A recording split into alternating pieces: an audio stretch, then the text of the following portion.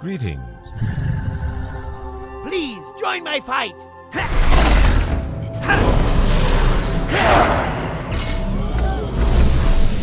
Please, help me! Yes. Hooray!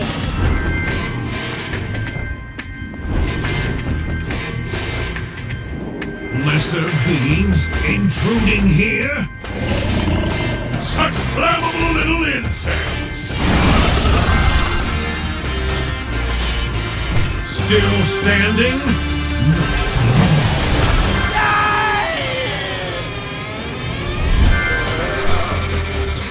Get him!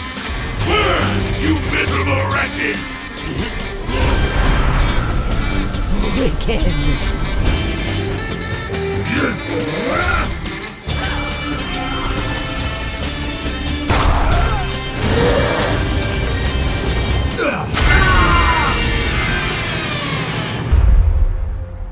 You have no idea what horrors lie ahead. You have seen nothing. The frozen heart of Naxxramas awaits you. Pathetic wretch!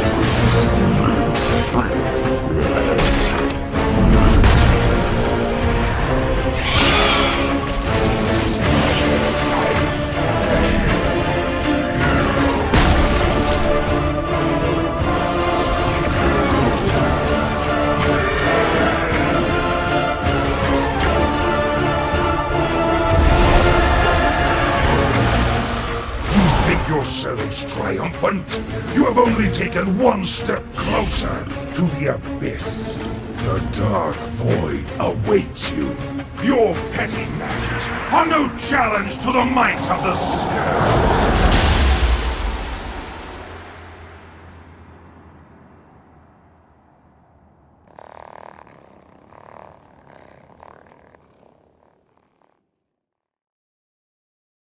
Welcome everyone to the Undying Challenge, World of Warcraft Classic's first ever speedrun competition or even PvE esports competition.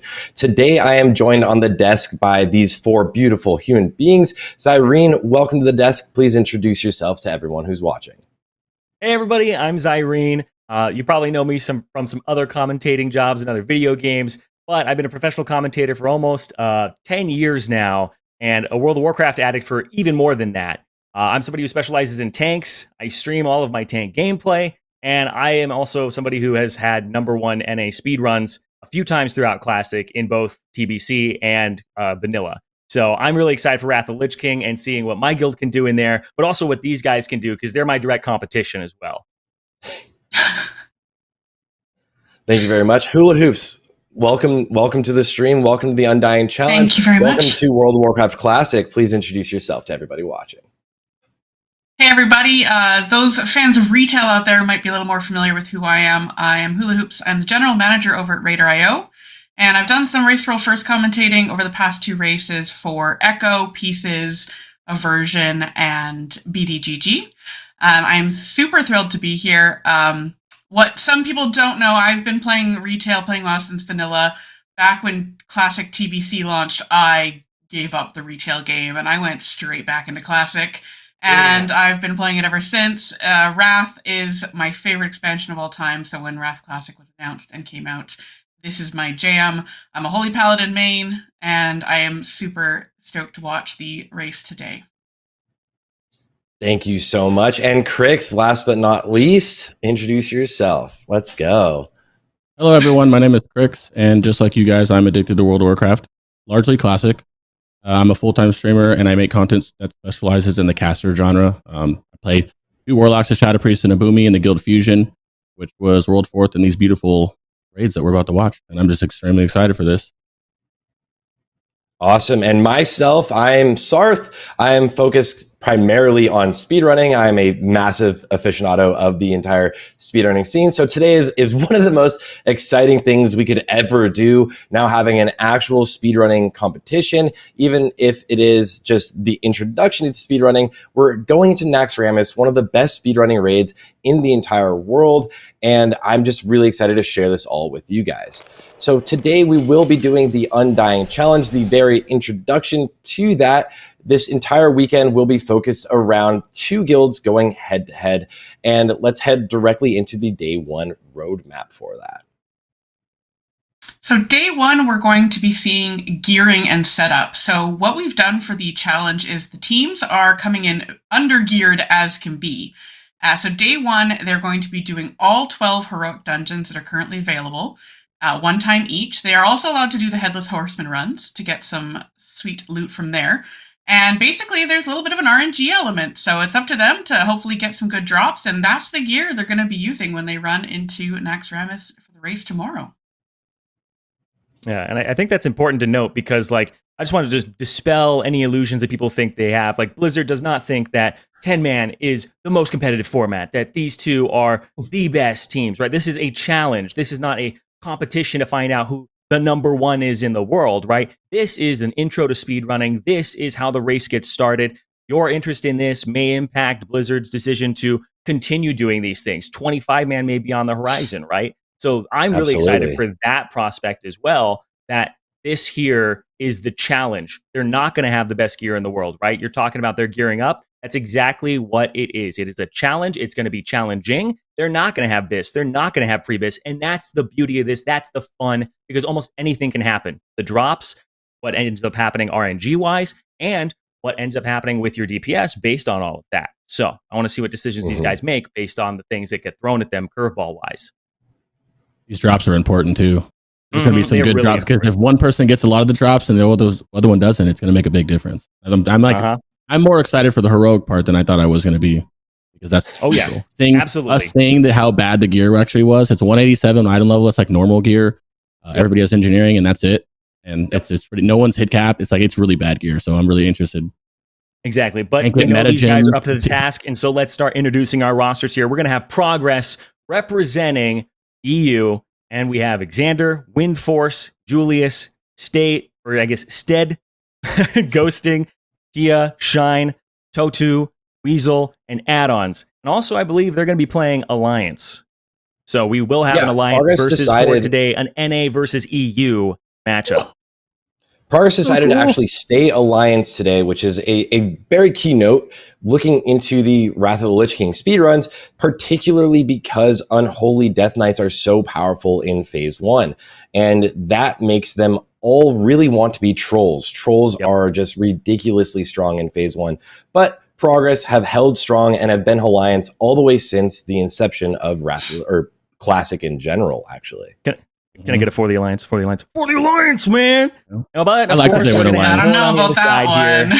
With Space Force, there's a little Loktar Ogar going on here. We got Kerp, we got Drakkar, Malix, Nova, Decal, Quasic, Addy, Tetsu, Critias, and GX.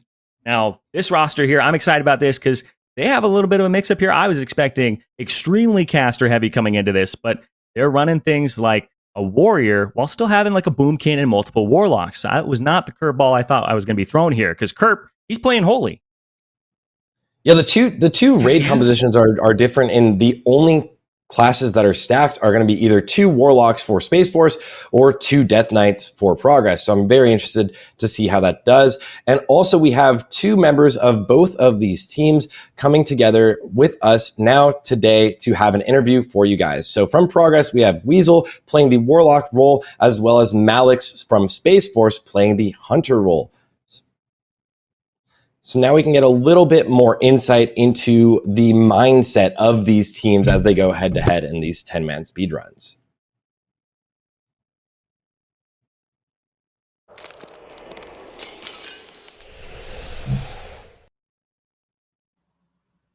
All right, guys, welcome. Are you excited to see what these teams put together before we get both of them on the interviews? What are we expecting from both of the different compositions? I'm excited to see the Warlocks versus the DKs. You have some people stacking Warlocks and then some people stacking DKs, and those are the top 2 DPS in the game by far. Like they're, I would say, ahead of all the other specs in the game, right? By a good bit. One thing to maxing you can do there too. Yeah. Yep. Yeah. I think BMO shines because you don't need gear for it. Go ahead. They did have some rules that the teams are allowed to have a maximum 2 of the same class. So, if they had the option to go 8 Warlocks, maybe they would have. But they were allowed to bring 2 of each class, in any spec of any sort. So we did have them, Space Force doubled up on the Warlocks, and Progress is doubling up on the DKs, but they didn't decide to stack any other classes beyond that. Yep. So. Yeah, that's a perfect point, and that's something we definitely should ask them as they're coming in right now. We do have the interviews ready with Weasel and Malix. Welcome, guys, to the stream, and welcome to the Undying Challenge. Let me know if you guys can hear me right now. Yeah, can you hear me? I can hear you. Can you hear me? Perfect. Yes, sir. Yes, we can. We can. Welcome Great. to the stream, and welcome to the Undying Challenge. Now, Hula, I know you wanted to ask the first question, so I'll lead it directly over to you to ask that. Yeah, so, well, first of all, again, welcome, guys. Super excited to watch both of your teams play today. And as Zareen mentioned earlier, this is an introduction to speedrunning. This is not the pinnacle. This is not your full 25-man rosters. This is not your best gear. And so we were really curious, both of your guilds are focused on 25-man content, but the challenge is based on the 10-man raids. So what approaches have you taken to adapt to this? Well, so in progress, we have decided to go for a rather, safe group. That's why we didn't go so caster heavy, but more like plate classes heavy. Mm-hmm. And especially because the gear is a big problem, right? And we just thought it's a better balance this way. A follow up on that, was that mostly because of things like hit cap being harder to get for a caster, or was it just damage? Yes, that's definitely one of the reasons. Because for Warlock, I'm very looking forward to Violet Hold, and because the Mark of the War Prisoner is like a key item. Yeah. And so we didn't want to bring too many casters who all rely on this one trinket, for example. So Rings too. And I can't wait to see the one that drops. How did you guys approach this, moving from a 25-man roster and kind of getting ready for a 10-man raid where you don't have access to the crafted items, you haven't done all of your pre-raid base gearing yet, you're going in basically blind and hoping on RNG? Yeah, it's a big part of it. We kind of wanted people to play what they also felt comfortable with. There's some mixing around. Tetsu traditionally plays Warrior, and he's playing a Boomkin for this event. We also took composition into account, so we wanted to make sure we had as much supporting buffs and debuffs throughout the roster that would make sense while also still remaining competitive. The caster heavy thing just happened to be with where the roster lined up and what we felt most comfortable with, so that's what we decided to go with. Yeah. Is that how you selected the 10 down from the 25? Was just the classes they played, or was there another factor involved? It's players that felt comfortable in those classes and being in the challenge sort of thing. We would like to have brought 25 people, but since this is a 10-man challenge, we went with the 10 that we could mix in that made the most sense composition wise. Yeah. And you guys are coming into this, obviously we are looking at this as a 10-man raid, not the 25-man raids for this first kind of introduction to these competitions. And most of the time our speedruns are focused on the largest amount of people possible in raids in Classic. But moving into this one, you're going in extremely undergeared. And generally 10-man is thought of as relatively easy, but that's not really the case. You might not even be defense capped. So are there any bosses that you guys are particularly worried about within Naxxramas in general? And what part of the race do you really think is going to be the most challenging? And I'll throw this over to you first, Malix, and then we'll move into you, Weasel. Sure. I think anybody who did beta would probably see Patchwork as a kind of scary boss with the recent buffs that went into Nax. With the amount of testing we've done on live, trying to mimic the kind of gear that we would have going into this challenge, it's pretty much just Patchwork and KT. KT, you can have the sort of RNG elements with mind controls and frost tombs, so if those line up at a bad time, that can sometimes spell disaster. But we're fairly confident with the amount of testing we've done that those can be minimized and we should be okay.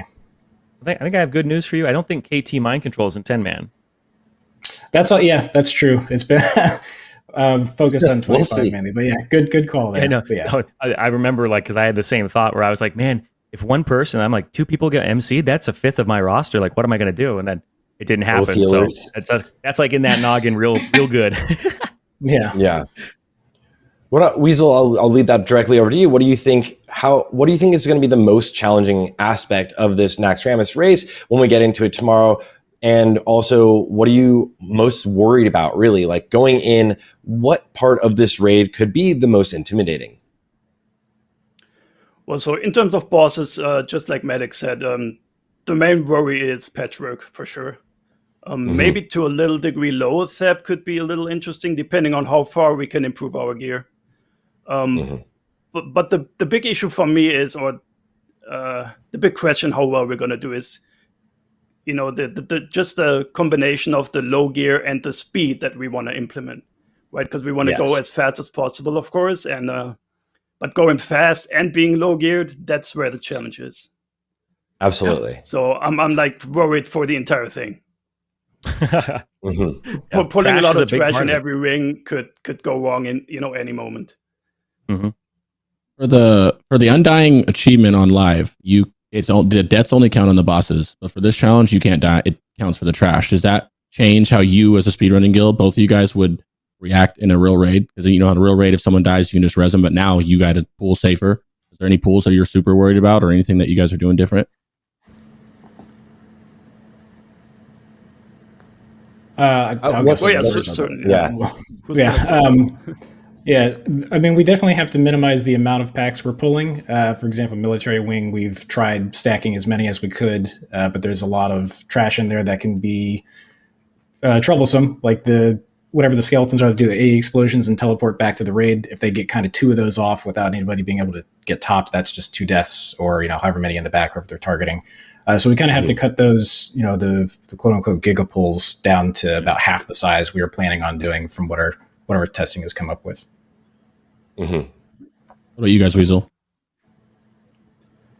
Yeah, I can only agree. The thing is also for us so far in 25 minutes, because we're splitting up our roster so much, we're just YOLOing it at the moment on the live server. Yeah. So now for the first time, we actually have to take it serious and not die at all. So it's going to be fun. Yeah. I think you guys are one of the many guilds that has something like 6 splits right now to gear up all of your main speedrunning characters for later on in the phase when the actual speedruns within the live realms actually start. I was curious, though, both of you have touched on it briefly, and I apologize for interrupting you, Zai, but both of you have touched on it briefly, but you've also done a little bit of preparation moving into the speedrunning here in this tournament with the 10-man version, maybe possibly looking at what pulls you can do, kind of pending on what gear you get, which is going to be a huge key aspect of what happens today, since the gear you start out with is very, very low eye level. So what kind of prep really goes into something like getting ready for a event like today, or just speedruns in general? And I'll throw this one directly to Malik. Sorry about that. Okay, sure. For this specifically, like we mentioned previously, we had to kind of guess towards the beginning, because we didn't know the gear list we'd have available to us. So we kind of went with the worst case scenario and went with very minimal gear, doing 10-man runs. For speedrunning in general, SPACEFORCE is very collaborative. A lot of people come up with different strats that we test throughout our split raids to see if it's doable in a mindset of a speedrunning environment. Yeah, I mean, there's just tons of stuff that all of us have engineered separately. I think for Sunwell, most guilds adopted the start that we did in Sunwell that I came up with, the pull that was engineered to pull the mobs away before. Yeah, that was great. That was great. Thanks. And then the pull away from twins was one of our tanks, and then the summoning tech we did in BT was actually thought of by someone who just doesn't even speedrun with us. They're just part of the guild. So. We have a very collaborative guild environment that kind of anybody's just welcome to throw things out there, and we see where we can go from there. Use the hive mind. Yeah. Weasel, what about for you guys?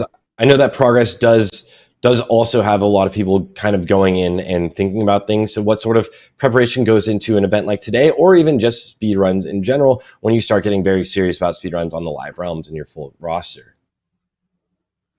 Yeah, so we got a number of people who do all kinds of theory crafting about it. They check, what the DPS is and how much DPS is required to do a certain pull with a certain amount of mobs. and then they come out with an estimate of what we can do and what we can't do, and that way we always try to gauge how big a pull we can do. Now specifically for this event, we actually didn't do a lot of testing because on the live servers we didn't really find the time for it. We mainly practiced the start of each ring, but as in for a full 10-man one with low gear, the way SPACEFORCE did it, we only did it once, and all I can say is let's wait and see how it goes. Yeah. It'll be exciting. Sure. It'll be fresh for everybody. This is where the challenge is. This is where the excitement is. You don't know if you won't get one shot from some random mechanic, right? Like, how hard can you pull it? Can you employ your 25-man strategies where you're doing these crazy pulls and like trying to clear everything if you don't have all of the same raid cooldowns, if you don't have all of the same raid buffs, raid debuffs, all of that. So that's really, really exciting. Hula, I know you wanted to ask the Really next question, excited to see and Zyrene might as well. I'll let you guys go for it. Yeah, so we wanted to, obviously we want to get you guys into the dungeons pretty quickly here, start getting that loot to help you guys out tomorrow. So Weasel, for you guys, you guys both have different compositions, so the answers might be different. But Weasel, in these Heroic World tours that your teams are doing, are there any specific items you were really hoping drop? Are there any make or break items for your team? Oh, for sure. So for me as a caster, as I mentioned before, the mark of the war prisoner is a big one, and from Violet, the trinket with tons of hit on it.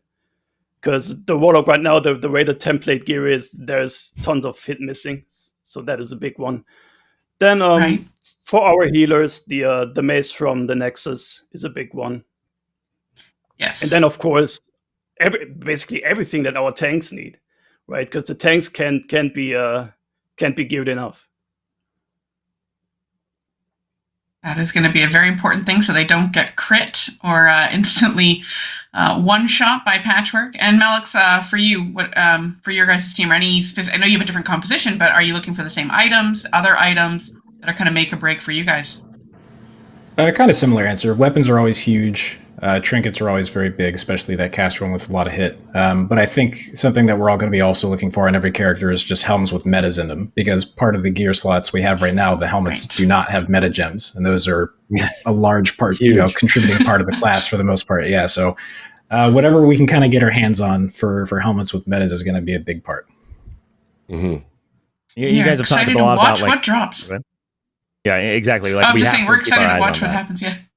Yeah, we have to absolutely have to keep our eyes on that. But you guys have talked a lot about safety and big pulls and things like that. As a tank player myself and a speedrunner, I've had many opinions on like what is the best tank, and I actually know that you guys have different tanks who actually think different from the normal private server meta. I know that Windforce is a DK lover and that Quasic is a warrior lover. What tank do you guys like to play alongside? And we'll start with you, Weasel, first.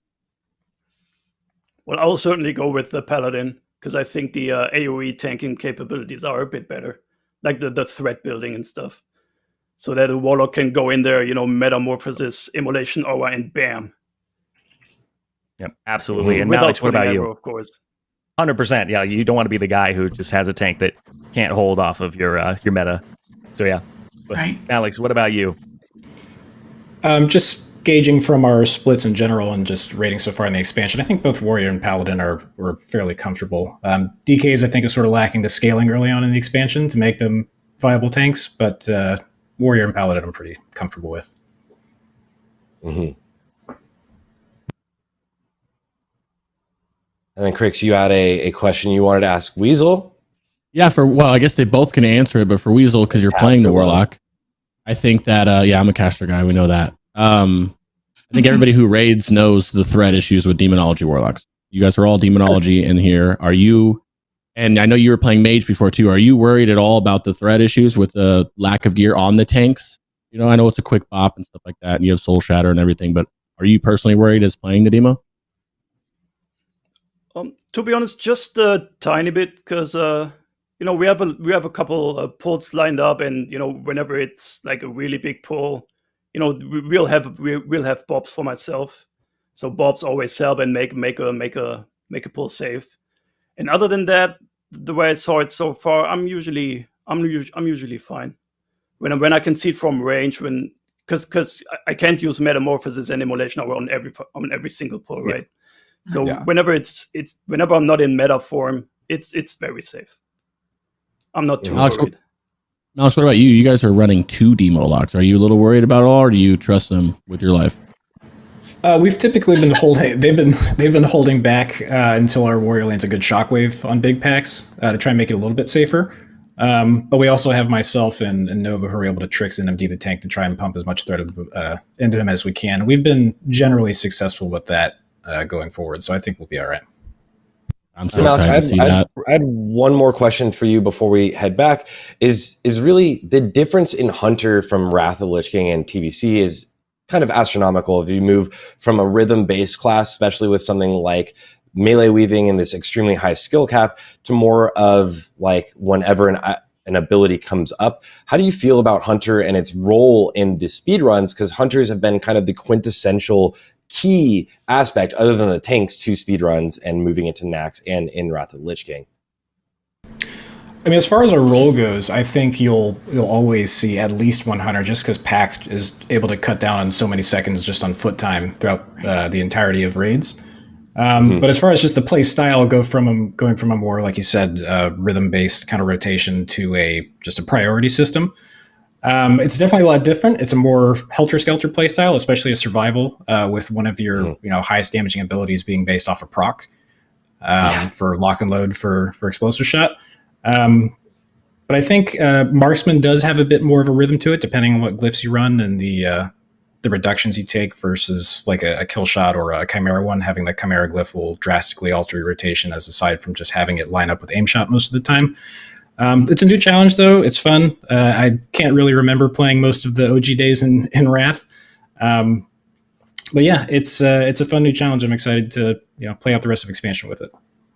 Mm-hmm. And leading on to that, also, Weasel, you're kind of changing as well into the Warlock role. Is there a difference in the role that you're playing in the speedruns whatsoever, or the difference in really like the change from moving from being a mage for so long into maining potentially Warlock? I'm not sure even outside of here if you are maining potentially Warlock, but a difference when you're looking into the speedruns as yourself as a player, the way you're kind of approaching things.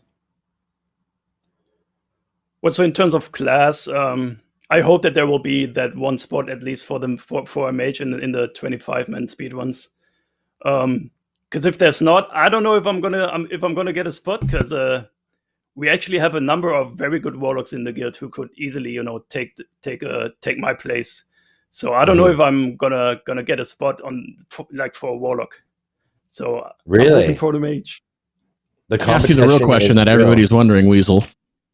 Do you prefer mage or warlock to play right now in phase 1? What do you like more? Mage all day. Wow. You're not gonna get me, son. I was really hoping I was hoping I was going to get you on that one. Try. Yeah. No. Like for one day, I'm going to join the dark side, but I'll get back into the light. Well, have you messed around with any like challenging Howl Bop stuff? Oh my gosh. That actually I haven't even thought about yet. I'm not gonna disclose. Oh my goodness. Okay. All right. Well, Anyways, we definitely want to send you guys onwards to the dungeons, and I think your Headless Horseman runs. Get some gear, get you guys ready for tomorrow's race. Thank you so much to Weasel and Malix for chatting with us today, and we hope you guys, we wish you the best of luck. Yeah, good luck. RNG, thanks for having on your side. All right, so starting off today, we do have some Headless Horseman runs that we're going to start off. These runs, only because of it being the Hollow's End event, are going to be absolutely crucial to all of these guilds. The weapons that drop in here, the sword, as well as the plate helm, and then also the rings are insanely powerful for pretty much all of the classes. So all of the guilds will have the chance to run, as I believe Headless Horseman runs the 2 times, because you do have the quest as well as the normal daily. So they're going to be heading directly into those today. What do these guys got on their head? We got mohawks, we got Windforce with the balding human male, and then everybody else got them hats on. Look at that. Yeah, Night Elf Mohawk. Oh no! It's You know, the way you showcasing look the is helms. 90% of how you play. They just need to know that they have be no honest. no meta gems so far, right? So you have to like showcase these level 78 helms that people are going to be running, these blue geared characters that really are like, we weren't understating how under geared people are. Every single thing that drops in not only here but really in every heroic is going to be a quite huge upgrade. I actually think are we seeing something different here, because I think one side, Space Force, I think they have all 10 people in the same raid, and then they're actually doing splits on Progress's side. So they're doing 5 and 5, and they might be rotating people out on Headless Horseman, because what you can do with Headless Horseman is each person gets an individual summon, right? So after 5 people do their summon, if the item you want didn't drop, you make one person leave, bring in a different person. So if you're trying to get your DK that weapon, you just rotate a person out over and over again. So you'll have 10 chances to get your DK the weapon that they want. Whereas on the other side, on Progress, looks like they're just doing 5 and 5. Yeah, and I'm not sure if they do have access to the quest itself, which would give them a second summon, since it would be their first summon on that character this season or this year for it. But this is kind of like initially a difference in strategy, just very quickly to see what they're going to do, how they're going to gear their characters. Progress potentially hoping that each different group gets all of the loot, and Space Force having everyone else just wait outside while they're seeing what drops. Yeah, that's look right now at the DPS. Look at the DPS difference going 2.3, and when we're in here right now on our mains doing like 4, 5, 6. You know, kind of crazy to see the damage difference. Yeah, what do you mean they're pumping? I think the important question really is, are we going to see the mount? Is anyone going to walk away from this with the Headless Horseman mount into the runs tomorrow? If I got the mount on TR, I would never delete that character. I just contact Blizzard and be like, can I just log in every now and then, you know? Just, it looks like you can see at the top of the screen what's dropping there. They got a ring of Ghoulish Glee. It's kind of a poor man's Surge Needle. Actually, quite the thing is that's a pretty good one. Yeah. So the gear here is like not quite previous, but pretty much like in terms of a caster. Like you have those rings that are really important because when it has hit on it. So don't know will help a lot with the current situation of their gearing.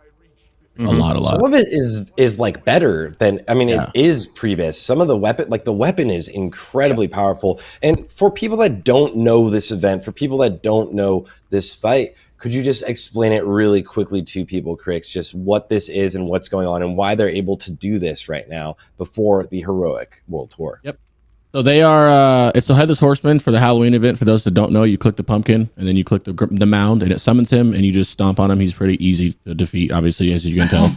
And then they drop, like the helm just dropped. It drops pretty much like we said, previous loot, and you can just sit here. Usually you would do it in a party of 5. Everybody has the quest.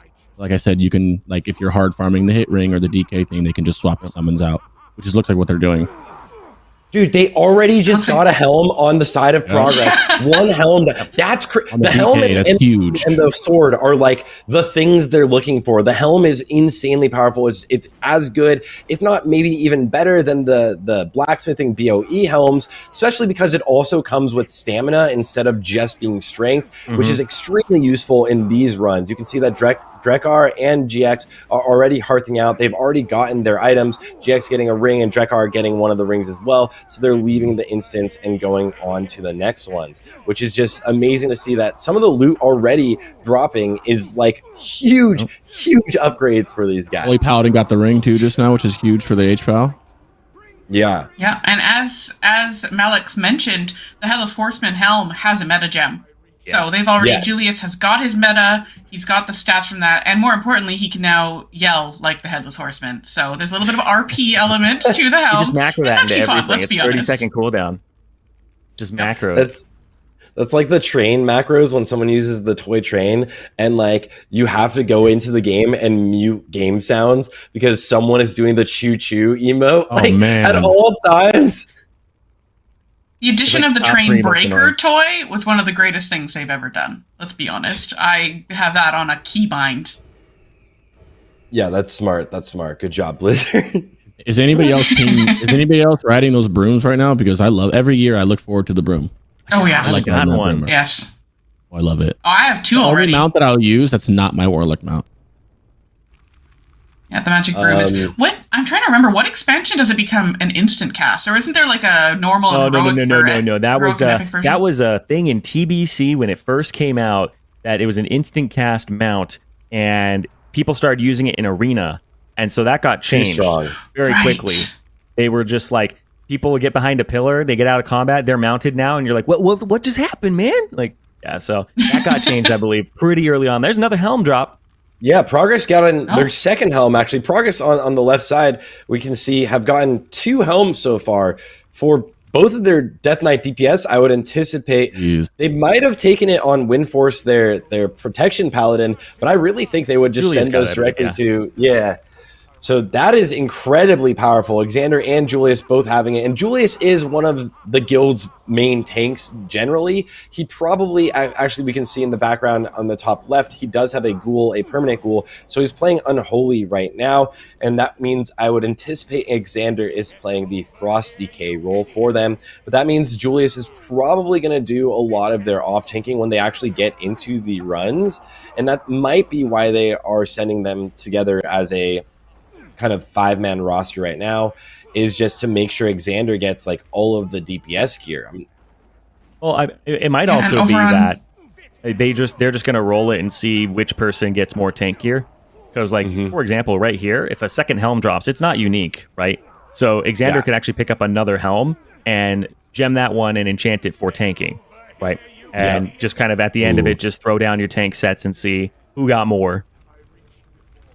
Like Weasel got his ring too, which is a very big deal because he's the Demo Lock and he got a good spell power ring with hit on it, so that's going to help the raid out a lot too. Because Demo Warlocks aren't just helping themselves out with the spell power and the spirit; they have a buff they're giving to the raid. The more spell power and spirit they have, it buffs the raid entirely, so that's a very big deal. And that's why we usually see most guilds kind of prioritize gearing the Demonology Warlock above everyone else. It's kind of like the role you play to get all phase 1 bis, all phase 2 bis, whatever it is, instantly. And what is the buff again, Crix? Because I know you know it pretty well. It's called Demonic Pact, and it is a pretty much whenever their Felguard crits, it'll snapshot however much spell power that Warlock, the Demo Warlock, has, and it gives 10% of that to the entire raid, which is a very big deal because, well, I would suspect that at their level it's going to be like 300 or whatever, 350, but that's how much spell power goes to the raid, which also benefits the healers because they heal through spell power, so it goes both ways. So it's actually like double down a big deal that Weasel and the other Demo Locks, DX and Decal get the loot as they can get in there. It'd be interesting on Space Force's side because they have 2 Demo Locks, so I assume that one of them is going to get the one that's stacking. I'm very interested to see what they're going to do with that. Because another thing too is like it doesn't stack with Flame Tongue Totem or Totem of Wrath, but it's still actually good to put those totems down because they will give spell power to the Warlock, and then when his Felguard crits, it will snapshot, like you said, the extra spell power he has from those totems, and it will give him even more that he gives to the raid. So even though it overwrites that buff, you still want to put that totem down. One thing I really want to kind of like touch on for anyone not used to playing Wrath of the Lich King that doesn't really hear these words or terminology all the time. A lot of us do, and it's very simple for us. But snapshotting, can you kind of explain what this mechanic is? It's one of my favorites in the game as a Death Knight player. So Zyrene, you're playing the tank role, and Crix, you're playing the Warlock role where you both have a lot of snapshots. Oh, they got a blade. They got a blade. Ooh, weapon. Oh, they got a blade. They got it. Sorry, I got really excited there. Rogue. The Rogue. He's going to do a lot of damage. Rogues with this gear, right? Rogues under gear like this do pretty well good damage in Naxx. I'm very excited to see that now. But that also means and he's probably rogue going damage combat. equates to threat for the tank. Yeah. So true. Yeah, that's true. He can send those tricks over to the tank. So it's just beneficial to the raid generally. But yeah, that's awesome to see. So Progress has gotten 2 helms and a sword. Before Space Force has gotten any. So this RNG already on the side of Progress right now, which they might, I mean, they kind of wanted, they really needed because they're the Alliance ones running, right? So that's a huge ordeal. Yeah.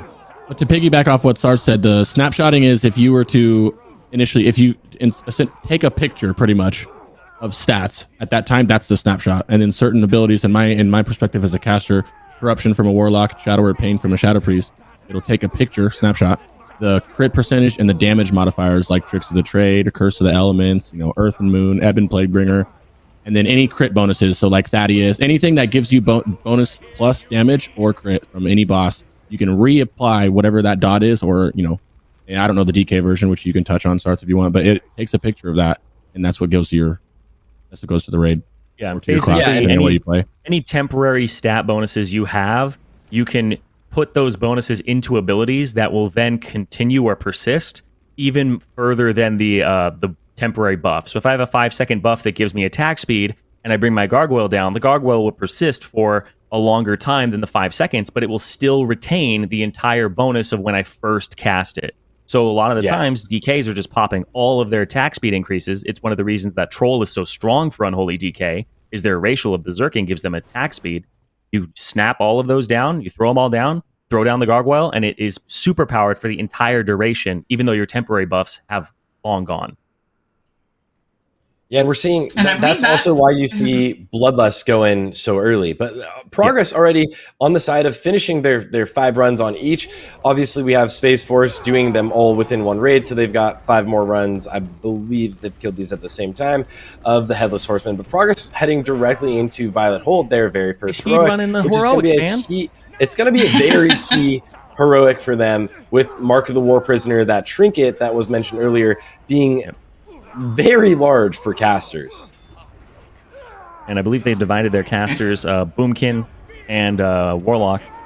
So we'll see if either of them gets it. This is the exciting one right here. Violet Hold, one. yeah. This is big. This is very big.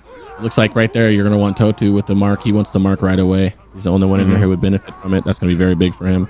And down on the bottom, you're going to want that Demo Lock, which you're going to see that I would blindly guess that Demo Lock is going to be on top of the meters for a lot of this raid. And what gear he gets is going to be very crucial for it. Mm-hmm. Yeah, so progress is fully done, looks like. Both of their teams are now into their first heroic of the day, Violet Hold. And so they've done their Headless Horseman runs. They got 2 helms, they got a weapon, and I believe almost everyone got a ring. So those are some huge upgrades. Because I'll give a little more detail on the gearing that they had available to them. So all of these characters, it is on the Tournament Realm, so they had template characters that they got to make, and they had vendors that had gear available to them. Now, when we say they're under-geared, we are not over-exaggerating. So the maximum item level of the items on the vendors is 187. There's actually some items that are below 187 even, and they're not scaling up. So they may be using stuff below 187 just because they didn't have anything available in that slot for their class. And the stats are horribly optimized. They're not getting what they want out of this. So they are just, there's no meta gems. I know some of the healers, I think the Holy Paladins were looking at they were using cloth hit helms just to get a meta gem. Yeah. So that's, a little bit of a sacrifice there. And I don't even think there's today 2 is all about trinkets. getting those upgrades. Mm-hmm. Yeah, I'm Warlock's pretty sure you don't have access to even double trinkets yet, which is really making these heroic runs so key, because you have these level, like a trinket from Drakthron Keep, like level 76 trinket, right? That is the only one trinket you can be using right now. Yeah. And the caster's the other trinket is a healing trinket more. It's just like you have one nice little DPS trinket, nice-ish, and then the other trinket is literally a MP5 trinket that they had to use. And they're sitting at 6% hit, I believe they are allowing the blue engineering trinkets to be crafted. So when I went on there and made my tank, I was defense capped, and I did have a second stamina trinket from the Sonic Booster. And I had the Halls of Lightning defense trinket. So I was able to get 541 defense and be uncrittable, but my hit was 2.5%, 3%. So there's going to be some sacrifices you have to make early on gear-wise for this. Yes, absolutely. We did just see a helm over on the side of Space Force. So Critias did get his helm. So that is in the right hands over there. Did they just give him 2? I think they just gave him 2. Damage. That's with the band too. I think you're right. With the band. He did just get 2. It's the same run. Okay. Oh, but I saw the helm pop up a minute ago too. Yeah, so the very first helm over for Space Force side, they're getting their first meta gem on that Death Knight, which is going to be just kind of huge in all honesty. The meta gem 3% crit, you do get a little bit of your actual like damage, obviously with an agility bonus, but having a meta gem in general, I think everyone plays classic knows just how massive that is for your actual DPS, and not being able to utilize that whatsoever is a huge hit that you're taking. Well, they have the best boss in Violet Hold right now. Oh man. Yes. By best, you mean most obnoxious, I assume? No. Does anyone enjoy this boss? No, that's a great I boss. enjoy clicking the crystals. Yeah. Yes, this is the time to use the crystals. Absolutely. For those of you, I know Violet Hold has changed over the years, but this is the original version of it, and this is definitely the time to hit the crystals to get those little water elementals gone and done with ASAP. I'm actually still missing this boss for the achievement. I have not seen this boss in like 3 weeks now. I'm missing this boss. Is the only boss I'm missing to have my mount, and it is pure RNG. Only seen this boss, have you? Except for weekends, I have done Violet Hold every day, except for weekends, and Violet it is Hold crazy like to 18 me. minutes or something, right? Yeah, and I've just been so unlucky to just not see that boss, and I need that for the achievement. And technically, it also has its own achievement to not allow any of the water globules to group up and with the boss, which you never would really happen anyways. They actually just got a huge item though. This is Gauntlets of the Water Revenant. This is strength, stamina, defense, and hit. So a big item for speedrunners. Isn't there nice tank legs in here as well? Or am I tripping? But this is exactly what you want on Wind Force. You want items that have defense and hit on them, because those are two of your most valuable stats when you're under geared as a tank. It's always get uncrittable at 5.6% reduced crit chance and get hit capped. Those are your two most important things. Also keep in mind they are Alliance side, and they do have 2 Draenei. They have a Shaman, and then Kia is also a Draenei. So they will have the Draenei hit bonus in both of their groups come raid day. Yeah, and one thing I want to point out for people that are perhaps not familiar with Classic Wrath or Wrath generally, but this dungeon, so the bosses are randomized, and so we did see progress on the top left of your screen. They did get the Water Revenant boss, but the lower group got a different first boss.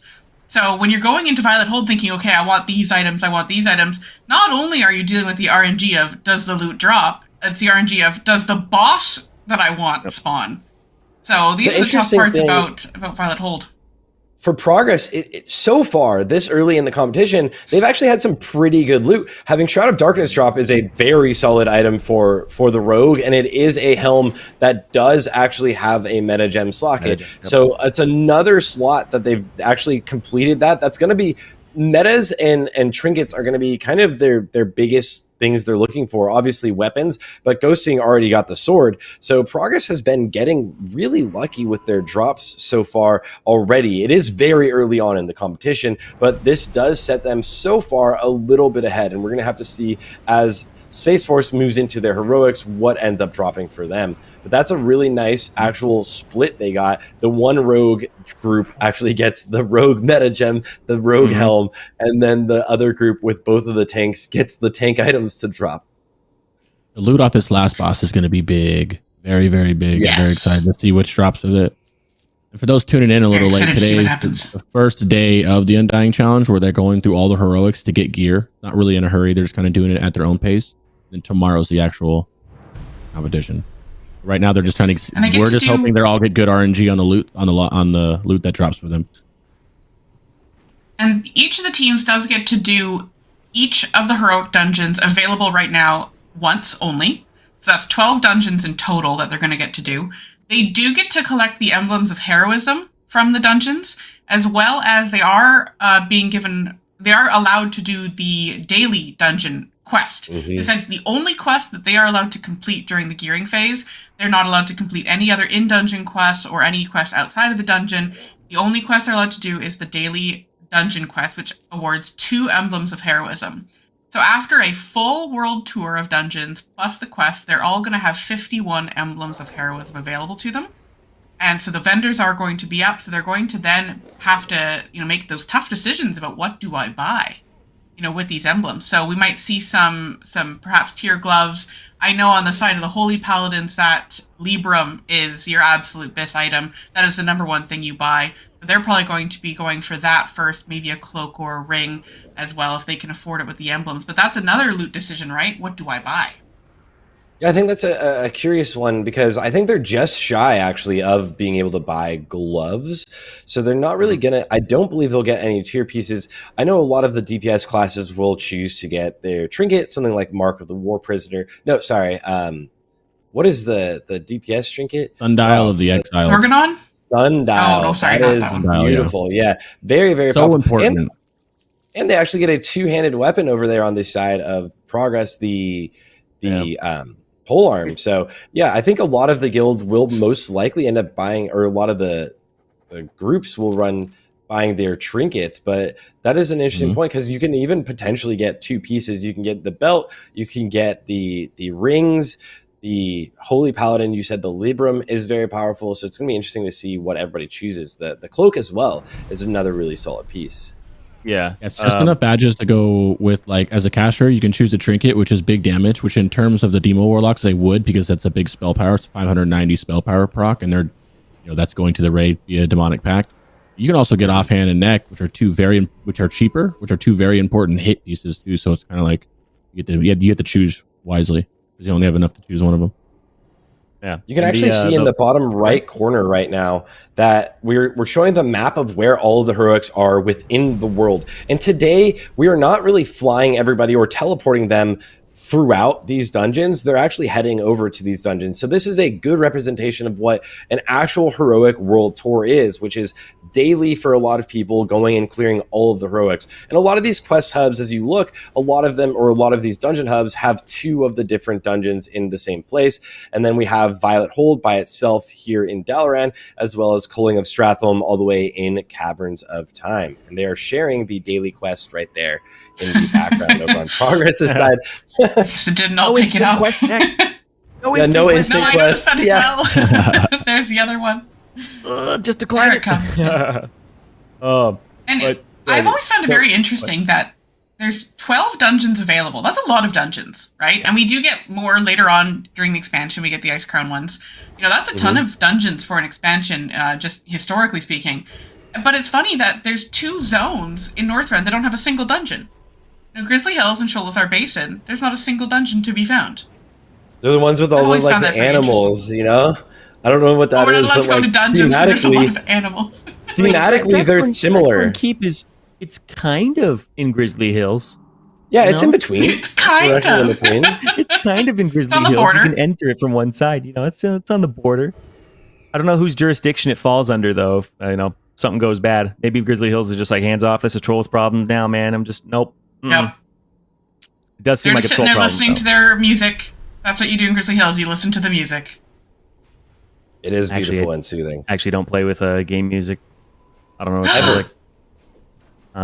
When I was a did kid, for like beta or something, and that was it. Just to kind of have that nice little refresher, and then Yeah, when I was a kid and I played in like vanilla, I had game sounds on and like I had the music on, and for some reason there's just something that the grind and just it's imprinted in my brain of everything feels really hollow and like I'm on the grind again. Whenever I hear like Elwyn Forest music or Black Rock Mountain music, I'm just like, here we go again, man.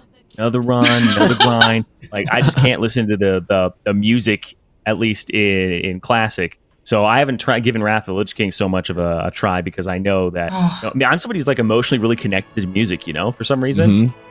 Concerts I absolutely love. I love like classical music and things like that. But yeah, why are you playing? Are they playing music right now? Yeah, just for you. What is that? What area was that? The music comes up. Oh my gosh, I don't know if it was nostalgic. What is this? See if we're gonna get that trinket. That's a good old. Triumphant music for the loot. Are we getting the The music is what ties you to when you were playing when you were younger, in my opinion. That's what really goes like, dang. 100%. Because back in the day, you didn't have Spotify and iTunes. Well, I guess you kind of had iTunes, but you didn't have LimeWire. LimeWire. Oh, so you really only listened to them. Yeah, they did get the tank legs, and they got the caster legs as well. Is that the Sanagosa's leggings? Yep. Bolstering is huge. Those are, again, like you were saying, Zyrene, is hit and defense. Those are, and with sockets. That's a really nice piece. I actually struggle to take those legs off because they have so much hit on them, and they're tanky. Like, I have block value, defense, leg plates in my inventory that I'm just like, when I get hit from other items, I can finally take bolstered leg plates off. So I would go up in durability, but I would go down until I find a way to get that hit in terms of my actual ability to make contact with a boss. And in speed runs, hit is so important. You want to land your first abilities. The amount of variance there is in pulls, if you get a parry, if you get a miss, you want your DPS to be able to pump right away. They want to be hitting at the same time as you, and you want to guarantee that your hit is actually going to land. So hit is one of the most valuable stats. Like I talked about before, defense, hit, HP pool, those are the things you really care about as a tank. And bolstered leg plates, it has it all.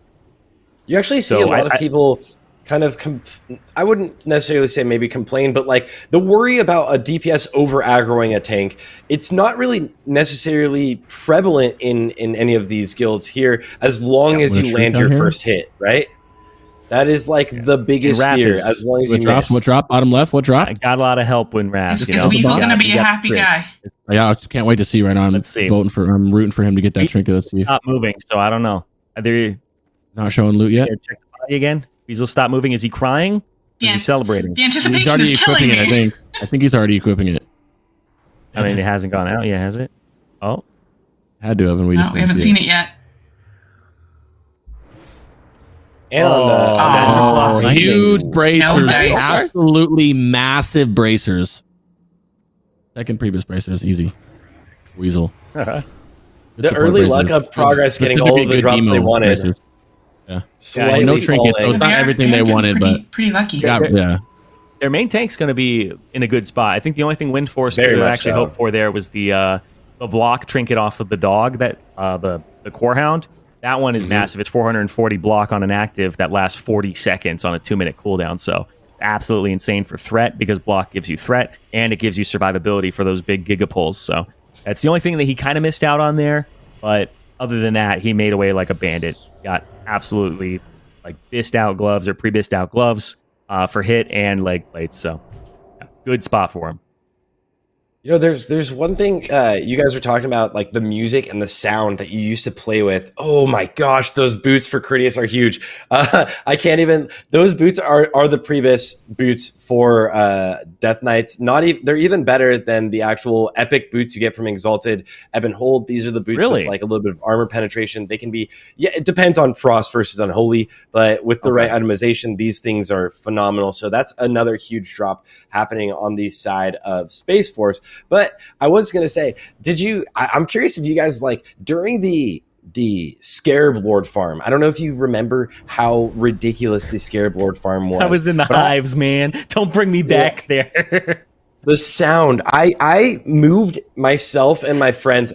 Technically, we all like did a giant LAN party for a week long. There was 6 of us in one huge LAN room at a friend's like house, and like all of my childhood friends, we all went there and never slept for a week. And one of my friends, I realized, still has error speech on.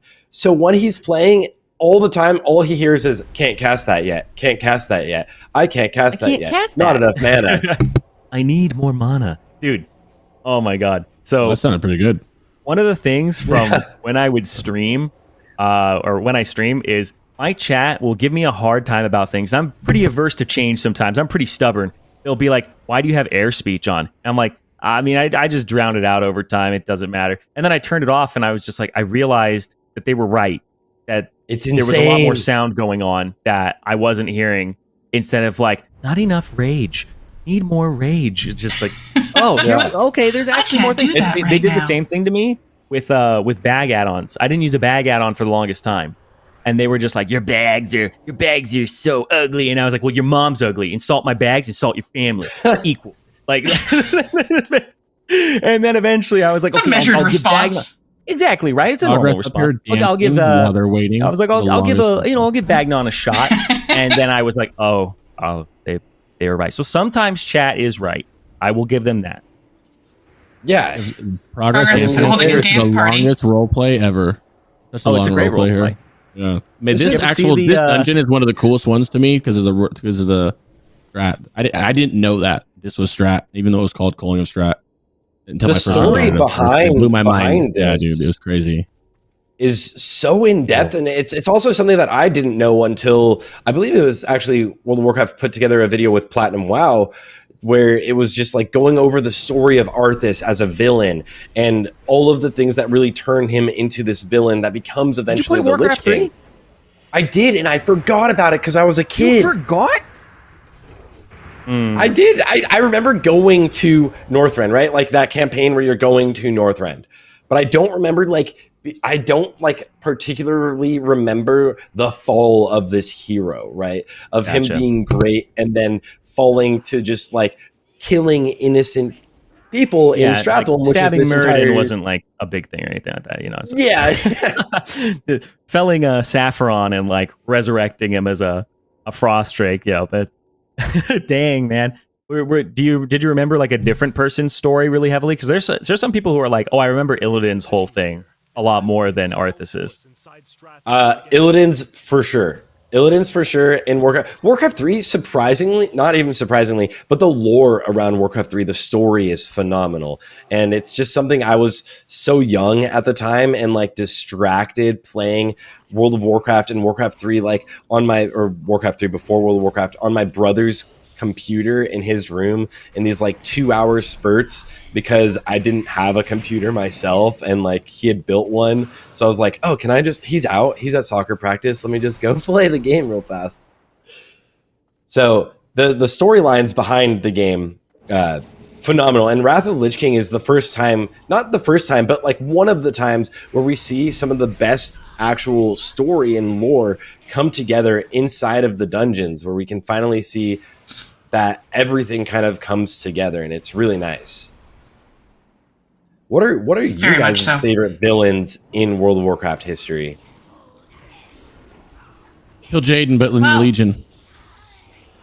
Yeah, I said it. Or Gul'dan, Nighthold. I love Illidan's storyline, but he's not a villain.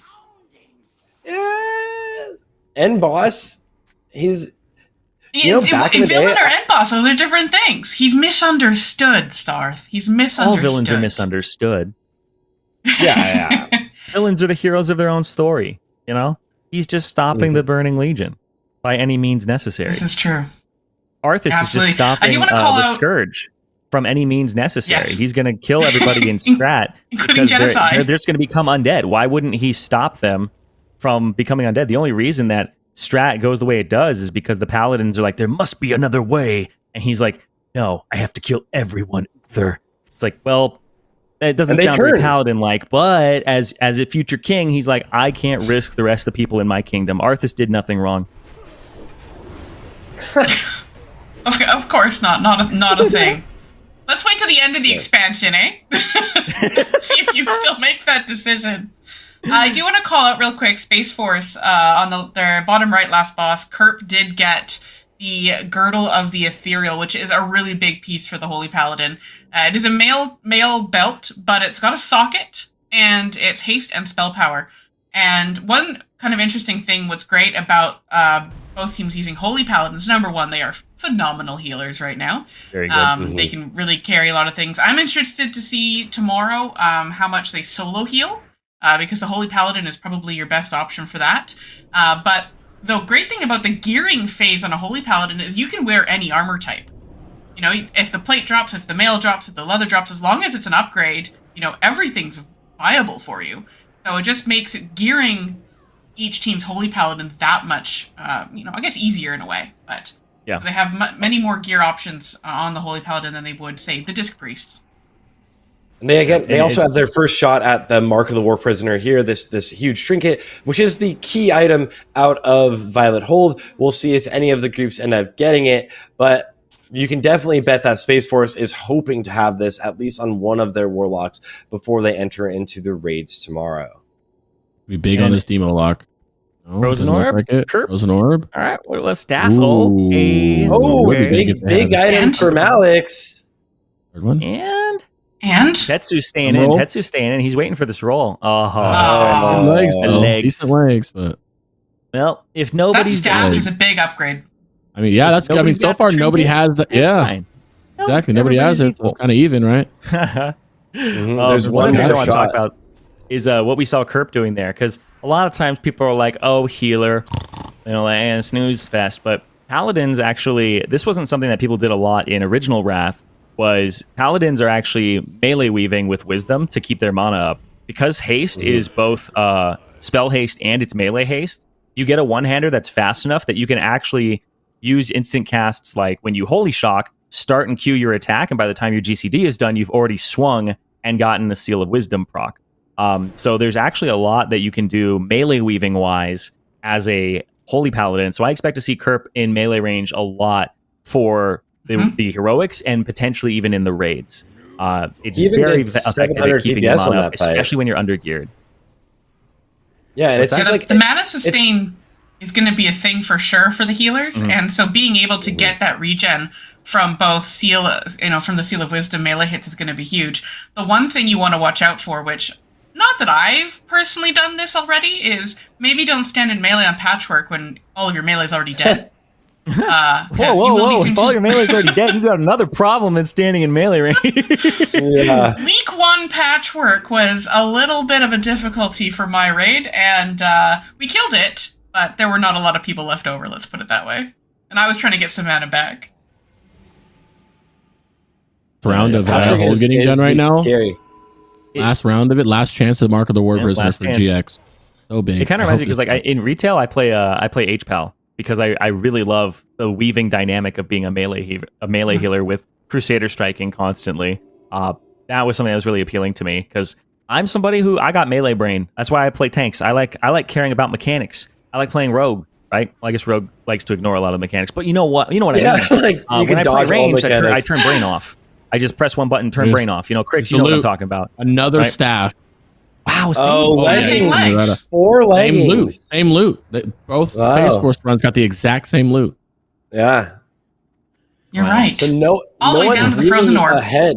Nobody No one has really the big ahead trinkets so far. Yeah. Well, I mean, So I would say see. the tank, progress tank, kind of got looted in that. He's been kind of And outside, their but in terms sword. of the DPS, in terms of the casters right now, they're pretty much even.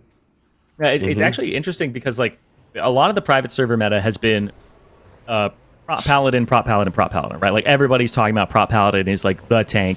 Quasic is somebody who's I think he's actually #1 warrior for Race to World First clear. And I think there were only 2 warriors that were in the top 10. One is him, the other actually was me. But the other thing too is when I talked to Windforce, who's playing paladin for this, I was like, why are you playing paladin? Because he played DK.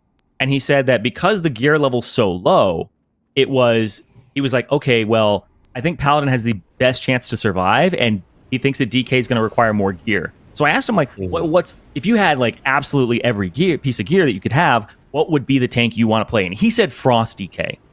So we have somebody who loves Warrior and somebody who loves Frost DK here in the top 2 Western speedrunning guilds, which is completely against private server meta.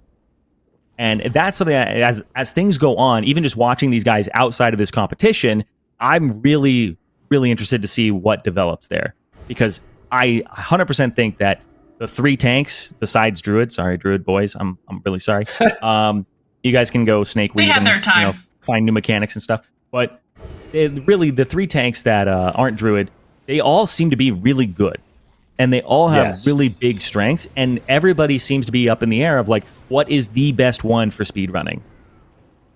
Isn't that's one of the things that I think is one of the most exciting things about WoW Classic, when Classic actually always comes out, is there's always this established meta that's been happening for quote unquote 20 years in versions of the game, right? And exactly the exact same thing happened in TBC, and the established meta always gets pushed to the limits, and we always find something different because now there's a higher player pool. A lot of people are trying to min-max things in a lot faster of a way, or a lot more like optimized ways, where in realms that aren't Blizzard realms, you're generally not looking for clearing the entire raid itself as fast as possible. But the raids aren't necessarily the challenging part. The challenging part is how quickly you can do them, how much you could pull without dying, right? It's not like like in retail for a week long trying to fight one boss, right? It's not the same thing. The raids are generally cleared on the Race to World First within an hour People to are like, 2 Race hours. to World First, that happened 15 years ago. You know, Death and Taxes already won that one. It's like, oh, no, I've already won that one. Like, oh, okay, I understand your point. Like, the strategies are known. Everybody knows how to kill these bosses. They're trying to find more creative ways to do it or faster ways to do it. And that's why I personally love speedrunning. Is the game pretty simplistic. It's pretty easy at a base level, but the mastery of it and how much you can push the different items you use, how quickly you go, it all comes down to this artificial difficulty of trying to go as fast as possible. It's the speed wobbles, where you're on rails, you're trying to go as fast as you can, and it's going to get rickety. You're going to have people get down to like 100 HP. You're going to have people almost die. People actually die. How do you recover? And that's the thing I love about it, is just that tension in the speed run. Because the game, if you just go through it normally, you're just like, okay, well, I got the loot, we killed the boss, you know, you just keep going. The artificial difficulty and the competition between each other is always going to make it harder and harder and harder, right? Somebody beat your time, you got to beat them, you got to find something new. So this difficulty is the thing that I really love and attracts me to speedrunning personally. And I know these guys as well, it's always about the competition. Yeah, it's always, I mean, at the end of the phase, these two guilds, at the end of the phase, were switching off on world record. And the end of TBC, it was like, who gets the world record? Space Force goes for the run. They would test out these new strategies where they would do a different pull at the beginning. And then, yeah, exactly. And then Progress would do a run, get a new world record. And then out of nowhere, of course, Noobs just comes in, the PTR goes down, and Noobs just kind of takes over and beats Progress by 1 second in their first run. And then in their next run beats them by like 11 seconds in the end, taking over for the end of TBC and being the fastest guild. But these are easily two of the most prominent and fastest guilds and best guilds in the world going head to head in this tournament right now. Yeah, even Naxx, they were top 3. Both of these were top 3 in Naxx. Yeah. And as Zareen was mentioning, you know, the artificial difficulty created by speedrunning, right? You know, you create that difficulty that doesn't naturally exist. We've gone a step further with the Undying challenge and adding more difficulty by keeping them under-geared. But Progress just got a weapon on their Disc Priest. So that is actually going to make a big difference. They got the Gavel of the Fleshcrafter out of Culling of Strat, which is Spell Power MP5, and it's going to make a big difference on the Hand of the Disc Priest, because both of these guilds, you know, we're expecting to see perhaps some solo healing from the Holy Paladins, but we're probably going to see the Disc Priest playing Disc a fair amount. However, the role of the Disc Priest is probably going to be to do as much damage as they can and throw out some shields, some pain saps, some PIs. So we're still going to want to see good gear on the Disc Priest so that they can contribute to the overall damage of the raid as well. So Kia getting that weapon is a pretty big upgrade. Yeah. And we just saw Weasel actually die there. The first death of the day came from Weasel, who he was saying earlier, he's like a little worried about, going into Metamorphosis, what his tanks are going to be able to do with that. That's one of those ones where you die and you type in chat, you're like, any tanks? Any taunters? One of those like passive one boss, aggressive. please. You're going to see a lot. Demo has the worst threat issues in the game. Obviously, you can you're in control melee it a little range bit. too. Yeah, it's one of those things where you get the melee threat. You have to put a demonic gateway up before you go in, blow meta, do your stuff, and you get out right away. Shatter, hope for a bop, salve something, because that's the most dangerous thing that's gonna be tomorrow in these runs, because this is just heroics. It's not really a race. It's just kind of vibing out. At Naxx run, these demo locks, and there's 3 of them combined. That's probably the main worry I would say for the raids, because it's very easy to get aggro on one mob and. Yeah. We just got the same weapon over on the side of Shine. Oh yeah, so Progress has seen 2 of those gavels now. Well, on the gear, talking about the gear for a second, so from a caster's perspective, we have a good ring. Band of Guile comes last boss, right? Is there something tanking melee DPS that is very big here, like that ring is for us? Morb band. Okay. The Morb band. The shield. I think it's Morbin time. Yeah, it is. Yeah, right here. It is Morbius Band. It is really good for DPS in general. I'm not sure if any tanks would even want it, but it is an agility, hit, and attack power, pretty much pre-bis. Very, very solid off of this boss right here. And we'll see in a second on the top left, what they're getting. So the Morbius Band, because you got to talk to Arthas, Totu. Yeah, talk to Arthas. I don't think he Somebody knows. Turn around. Talk to Arthas. He's like Turn around. and gloves of distorted time. Another healing item for Kia right there with some spirit and another socket. So everything that drops, like literally everything that drops, is an upgrade for these guys. So it's interesting to see how they're kind of spacing things out, even though spirit obviously wouldn't be for their caster DPS, like where they're going to send whatever items that do drop. One thing we are definitely looking for on the final boss of this dungeon for 2 of the 4 groups, specifically Windforce and Quasic, are going to want that shield. The Royal Crest of Lordaeron is defense and hit. 2 huge stats right now that all of the shield-wielding tanks are looking for, of course. If it happens to drop for the groups that have the DK tanks in them, that's an Abyss Crystal, I guess. Yeah. Which isn't going to go anywhere, but, we definitely want to see those drop for both Windforce and Quasic, so we're going to make sure we are watching those 2 screens for that item. They want the fist weapon. Both rogues want the fist weapon really badly. Yeah, they want greed really badly, especially because even if they're going to be assassination where they're playing with daggers, on trash, they're going to swap their weapons to 2 slow weapons, which is going to be the fist weapon. Or Ghosting got the sword already, so he's not worried about it. It would be more of Novar going for the actual fist weapon so he could swap it on trash to increase damage with Fan of Knives throughout Naxxramas tomorrow. Yeah, unless they're actually going straight up combat the entire time, right? Then you use greed plus Librarian's Paper Cutter or whatever you get there. Concerning the Royal Crest of Lordaeron, it's very good when you're under-geared because the shield that comes from badges, one, you won't have to buy it. They have very, very similar stats. I think their strength, stamina, block, all of that, their hit value is exactly the same. The only difference between this badge and the Royal Crest of Lordaeron shields is that Royal Crest of Lordaeron has no dodge, and it has more defense on it, which will help you get to that defense cap or the uncrittable area. So it will save them a lot of badges if they end up getting it. So you definitely, like you were saying, Hula Hoops, Windforce, Quasic, they're looking for that shield. It's a godsend to put together your set. Because as tanks, you got all these little Lego pieces. You're just like, how do I fit this together? Give me enough defense and hit that I'm not completely terrible. And that's basically what you're trying to do. If you get one piece, you get to remove another. If you get one piece or you don't get one piece, you're like, well, I have to put on this other one, and I don't really like that. So if they get that, it saves them a lot of burden in the hit department, in the defense department, and in the badge department. They might be able to spend it on something else, like Neck, like Libram. Yeah, that'll go a big way for sure.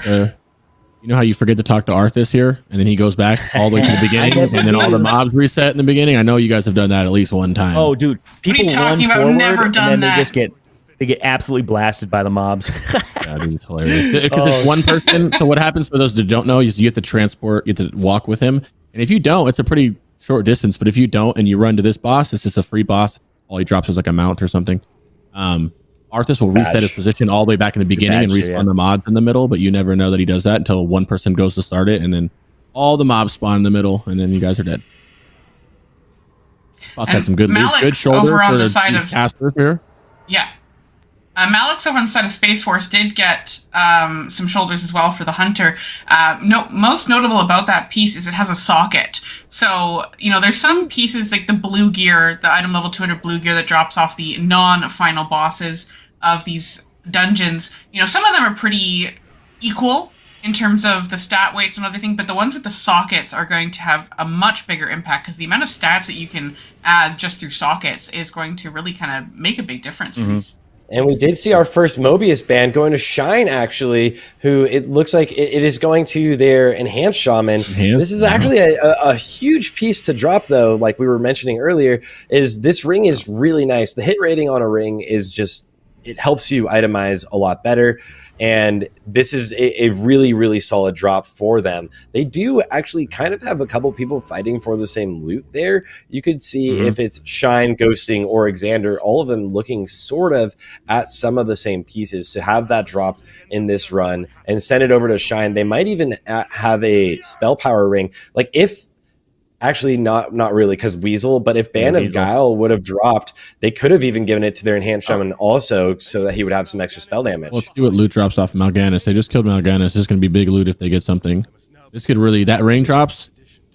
O2's going to be sitting real pretty with this ring. Band of Guile, there's also shoulders, but the demo's not in here for the shoulders. This would be the run where they And get they got there. him. It is. Oh There it man, is. he is. You guys can't tell, but he's probably screaming in Discord right now. He is so happy. He's so happy. We need that ring to drop. It's a very important ring because it's way better. We need that ring to drop for every other group, which is ironic because it probably won't drop for the Demo Locks, but it dropped for the It Boom, went which is good. To the Boomkin got the one. Boomkins need some love. Yeah, but you want the Demo Locks to have it because it has high spell power versus the rings that they had, the blue rings, the 187 rings they have. And the more spell power you have, the more buff you're buffing your rated demonic power. So those Demo Locks are all hoping for. And the shoulders off here because the shoulders have spell power and spirit. And for any warlock, spirit transitions into spell power because of fell armor and a glyph that they're all using. Did they just wormhole? One thing I think so. How did they? For they must reference, have. the ring actually, the ring has 12 more haste than anything they could get off of the vendors right now. And also where you're mentioning spell power, the ring has 59 spell power itself just from one ring, which on the vendors, we're also seeing rings with 46 spell power. So that is a huge upgrade, especially obviously for the Demo Locks, but also Toto is definitely in a really happy place right now getting that on the Boomkin. He's gonna be sitting happy. Yeah, and Toto being one of the best boomkins in the world. Literally, he is a very knowledgeable boomkin. Starth and I did a deep dive with him on it. He's very knowledgeable. I was so excited to see his name listed on there. Yeah. One thing, as Zareen mentioned, actually, they did just wormhole this top left progress group over to Storm Peaks. They're now in Halls of Lightning, and they're going to go through that one pretty quickly here. One thing I was really interested in before this day started is the route that each of the four groups is going to take. Because as we mentioned, there's no teleport option to the dungeons like on the retail, TR. There's an NPC you can talk to say, take me here. So they are going to have to actually travel to each dungeon. And so it's really interesting to see that all four so far have been taking the same approach. They went, they hearthed back to Dalaran after the Headless Horseman. They went into the Violet Hold. They all went into Culling of Strat because there is a portal directly from Dal in the Kirin Tor Tower down to the Caverns of Time. And now the first group that's finished that is up in Storm Peaks using that engineering wormhole. So I'm really curious to see if all four groups end up taking the same approach. I don't like that. I feel like you go Storm Peaks. Where are you going next, man? Like, Storm Peaks is in the middle, right? Yeah, I like to do like Violet Hold into Culling. And then I choose left to right or right to left. I'm going Howling Fjord or Borean Tundra. And then I just do clockwise or counterclockwise. Just do all of them. Here, they're going to have to go down to like Gundrak. Then they're going to have to double back to go to the Nexus side eventually. So at the same time, they're not in a hurry, though. Maybe not the most optimal speed running route. This part isn't the race. We're not speed running the heroics here. Actually, one thing I wanted to bring attention to is Quasic's actually playing the UA build for Warriors in Heroics. I actually look at his damage. When I was talking to him for this event, I actually noticed that we had DMs before. I didn't know who he was. We had DMs before where he was asking me about this build on beta. And the UA build is going down for Unrelenting Assault in the arms tree. So you're more arms than you are protection, but you still have about the same durability. But you basically, every time you block, dodge, parry, you do a lot of damage back. So this is a very good soloing build, heroic build. But the more people there are in the raid, the more opportunity there is for a mob to hit somebody other than you. That's why it's so good at soloing. Nobody else could get hit. So this build relies on being the primary target, but doesn't have great ways of becoming that primary target initially, which is one of the reasons that it's not so great in 25-mans. Quasic may play it a little bit in 10-man, but he and I are both big Shockwave shills. We both love Shockwave. So I'm surprised he's playing it here, but it's probably just to carry some of the damage in the early heroics. So I don't expect to see that. Greed on ghosting. Greed on ghosting, yeah. He got both. He But got he did greed get and both he got weapons. He's sword. lucky with No weapons. caster love on them. Oh, this is the moment where you turn to ghosting and you go, you didn't equip that, right? I'm pretty sure I saw him equip it too. I was curious about it. Right He away. definitely has He it equipped up. it instantly. Give the We did also get the sword to the other guy. Give it to Xander. We did also get a helm over on the side of GX that did have a meta socket. So that's another meta gem over on the side of Space Force. He got the Forgotten Shadow Hood, which is Stamina, Spirit, meta, and blue socket, and Which just is- a lot of spell power. So which that's is going to go a helm is distance pretty good. for the Demolog. The helm is pre-bis? Pre-bis best in slot for demo lock specifically, yes. Because it has the That most is spell power a spirit ever got. large that is drop the best, then. literally the best thing that he could ever get, and that was that right there. That's the difference between Demo and Affliction, right? Is you just want as much spell power as possible as Demo. Spirit, yeah. And Spirit. Yeah, whereas like an Affliction Warlock or a Destra Warlock, or even like, there's a lot of people playing Demo that aren't support Demos. They're kind of like the personal DPS pumpers. Like there's more than one Demo, right? You just need one Demo. You have more haste. Yeah, pretty much. Your support Demo would give up haste for spell power, or haste for Spirit, pretty much, or maybe sacrifice. Like me personally, I sacrifice like 1% or 2% hit to get like 200 more spell power or whatever. Are you socketing spell power? Yeah, you're socketing as much as you can, unless you have a socket bonus that you like a Spirit socket bonus or spell power. Then you put a yellow in there. And if you were a second Demonology Warlock, would you socket something else like haste? You'd put haste in yellows if you need the socket bonus. Okay. You would. So you basically designate one Demo lock if there are multiple ones. Just one has to have the lot of one is your power. support Demo. The other one, because the buff, if the buff will override itself, whoever has the higher buff. But if you are stacking one support Demo lock with the intention to give us Demonic Pact, and the other one just goes and pumps, which is a very good. Demo's doing very good on single target and AoE right now, so it's a good. I think in Ulduar that's going to obviously change. I think it's going to change. Even Affliction's already starting to overcome Demonology in terms of single target on the logs, as we thought so. Yeah. Right now, every guild is like kind of stacking their Demo locks, so Demo locks literally are more geared right now. Yeah. And we actually we see Toto get. Go ahead. Yeah, Toto just actually got the first BOE we've seen actually in Halls of Lightning, and they're hoping for a different one. They actually got the male helm, which doesn't have a socket. It's just spell power and MP5. The one they're hoping for in this dungeon is Librarian's Paper Cutter. This is huge. It is pre-bis and almost bis for rogues. This is a huge item, and if either of the groups gets this, they're going to try to give it over to their rogue very quickly. Yep. So both runs are going to have one shot at Halls of Lightning and hope and Prage that Librarian's Paper Cutter drops. So they did get their first ever BOE that we've seen from any Clear of these all the so trash, far. all of it. Yeah, like it is worth Librarian's it, Paper right? Cutter, This is your only shot.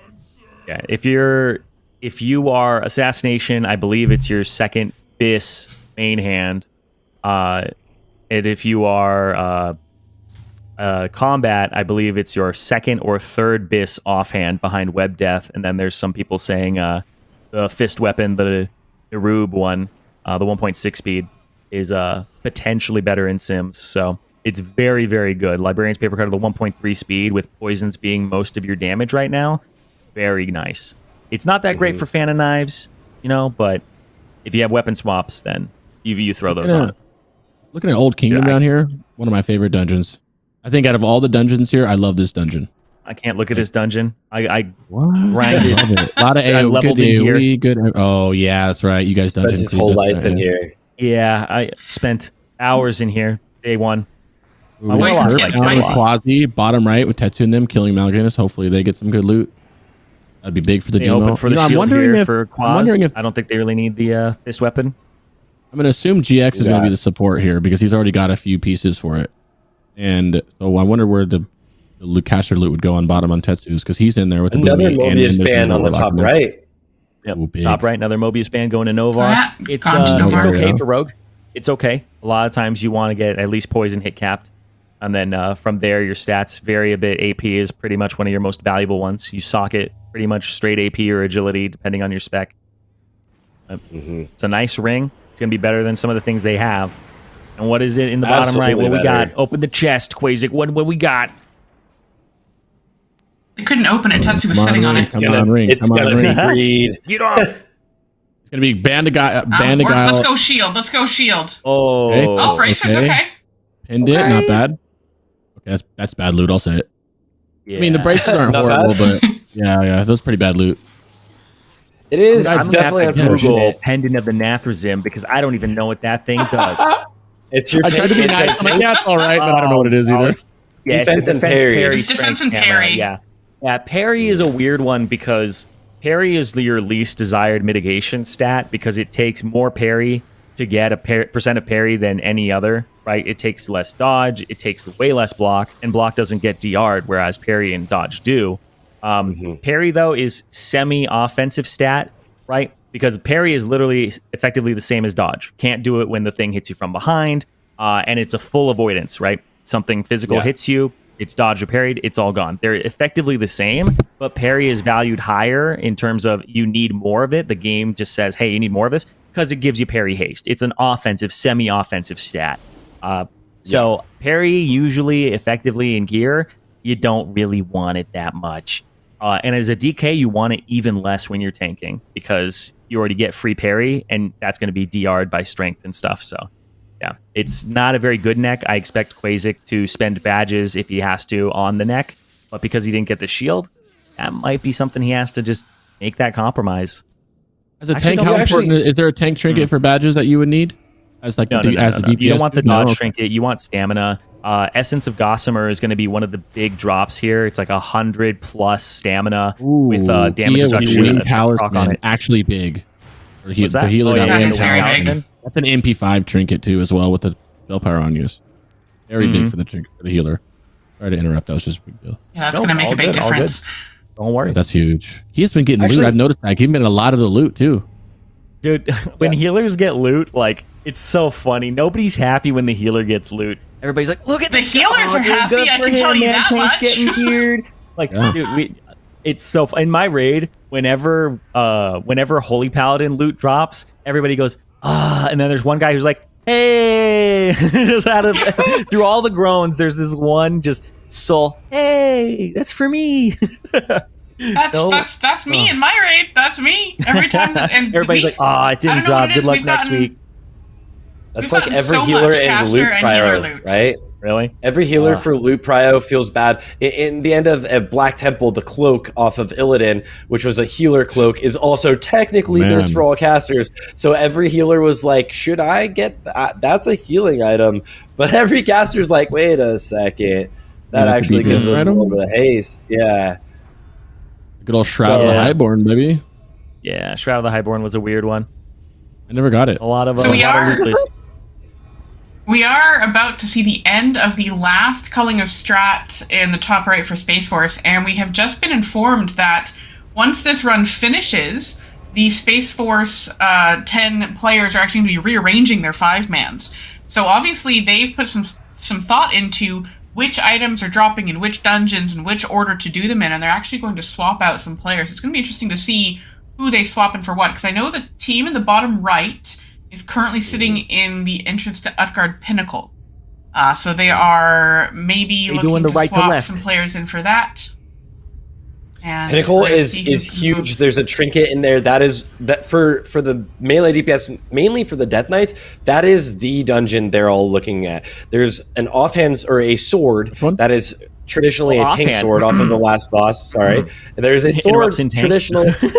Yeah, right. That is traditionally a tank sword. It has defense on it. And I recently, actually, on my 3rd Death Knight, when I hit level 80, I was rolling for it, and our healer, who had a Ret off spec, decided to roll for it against me as my main spec upgrade. And I remember too, because I was like, I talked to the tank beforehand, and he was like, yeah, I don't need it, I have the raid weapon. And the healer was like, it was off spec for you, it says defense, it's a tank item, I'm taking it. And then he left the group instantly left the group.